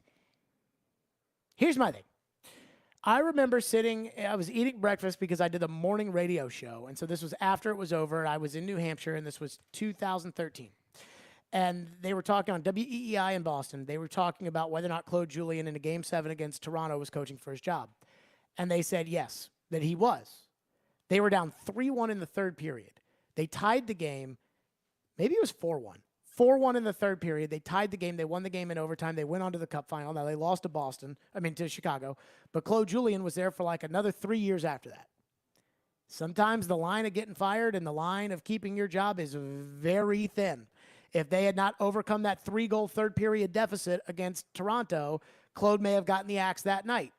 Instead, they ended up going to, I think it was 6 games in a Cup final. That's how I feel about the Predators right now, which is, if they make the playoffs, it probably gives enough cover for everybody to keep their jobs and everybody to stay. If they don't make the playoffs, I don't know how you can extend John Hines' contract other than just picking up the option. And even then, I think that would be a very uninspiring choice. And I hate to put And how would it fans feel going into next season? That's my point. Yeah. When I say uninspiring, I hate to put it at the feet of Hines. I do. I hate that. Like, it's not fair to say, But also, hey, he's the coach. you got to turn it all around right now. You got to, what happened Sunday, you got to turn that around, a complete 180. But he's the coach. One more. What do we have? Another texter texts in and says, what are your thoughts on Saros? He hasn't looked the same since the All-Star break. He's a great goaltender, but I don't know why everyone calls him elite. So I don't think he's elite. I think those things get proven in the playoffs. I do believe, though, that this is kind of the audition for him, or else they're going to put that Russian kid in a goalie at some point. So I don't think that he necessarily has a team that's in front of him. I think the defense sucks in front of him. And that's another thing. He doesn't get a lot of help from the guys on the ice. I think Ekholm has not played as well as we're used to him playing this season. I think Yossi is a tremendous offensive defenseman who's decent enough in his own end, and I'm not going to get mad at him. The other guys stink. I mean, Fabro, Carrier, Borvietsky, at least Lozon, when he's healthy, he'll hit somebody, but he kind of stinks. Benning, Ben Harper, they stink. Harper. All of them. I mean, like, that's the thing with Carrier and Fabro. I've lost my patience with those guys. Like, I have just lost my patience. It's time now for Predators game day. It's Hockey Night in Smashville. Deflects back for Duchesne. His shot stopped, and the score! What are the keys to victory tonight? What's being said in the locker room? Where do the Preds reside in the Central Division standings? Jared Stillman has the latest now. With Preds Game Day on Stillman and Company. Brought to you by Pella Windows and Doors of Nashville. This is Smashville's best sports talk. ESPN 1025 The Game and the Game Nashville app. Predators and Flames. The Calgary Flames are 46-20-9. That's good for 101 points. They will be the number 2 seed in the Western Conference playoffs. The Predators 43-28-5, good for 91 points, and 4 points clear of Vegas with the final playoff spot, though the Predators are technically ahead of Dallas. We start with the coach's take. Here's the coach, John Hines. Yeah, I think for tonight, it's getting off to a good start in the way that we want to be able to play, and I think really playing a sound game when we're playing our best hockey. Where we are threatening offensively, but I think we're also stingy defensively, and I think there's some areas that we could for sure have talked about tightening up specifically versus last game, and I think come in with the right mindset, the right mentality, and I think if we check well and play the right way, it's going to be a hard competitive game, and we're excited to get back at it here. Yes and no. The yes being that they need to go out there and play their smart, hard-fought game. Not disagreeing with that. The no is it's not about how they come out. They need to come out that way. But they need to maintain that into the second period and the third period because they had that great period. As they keep talking about, could have been 3-0. They had the great period. And so, look, these are 3-period games, and you don't have a choice tonight. Tonight is a playoff preview, and it's a big one. For the Predators, according to MoneyPuck.com, a win would bump their odds in regulation by 6.8% to 97% of making the playoffs. A loss would take it all the way down to 83%. So you're looking at essentially, what are we looking at here? A 14-point swing. So it's a big one. Now, again, overtime, not the end of the world because their odds actually go up of making the playoffs if the Predators can secure a point tonight. But they've got to be competitive with the Calgary Flames. We'll probably have a full breakdown tomorrow at 2. Darren McFarland is standing by. I see Adam Vingan here as well, which means that the Predators pregame show is coming up next. Enjoy the game, Stillman and Company.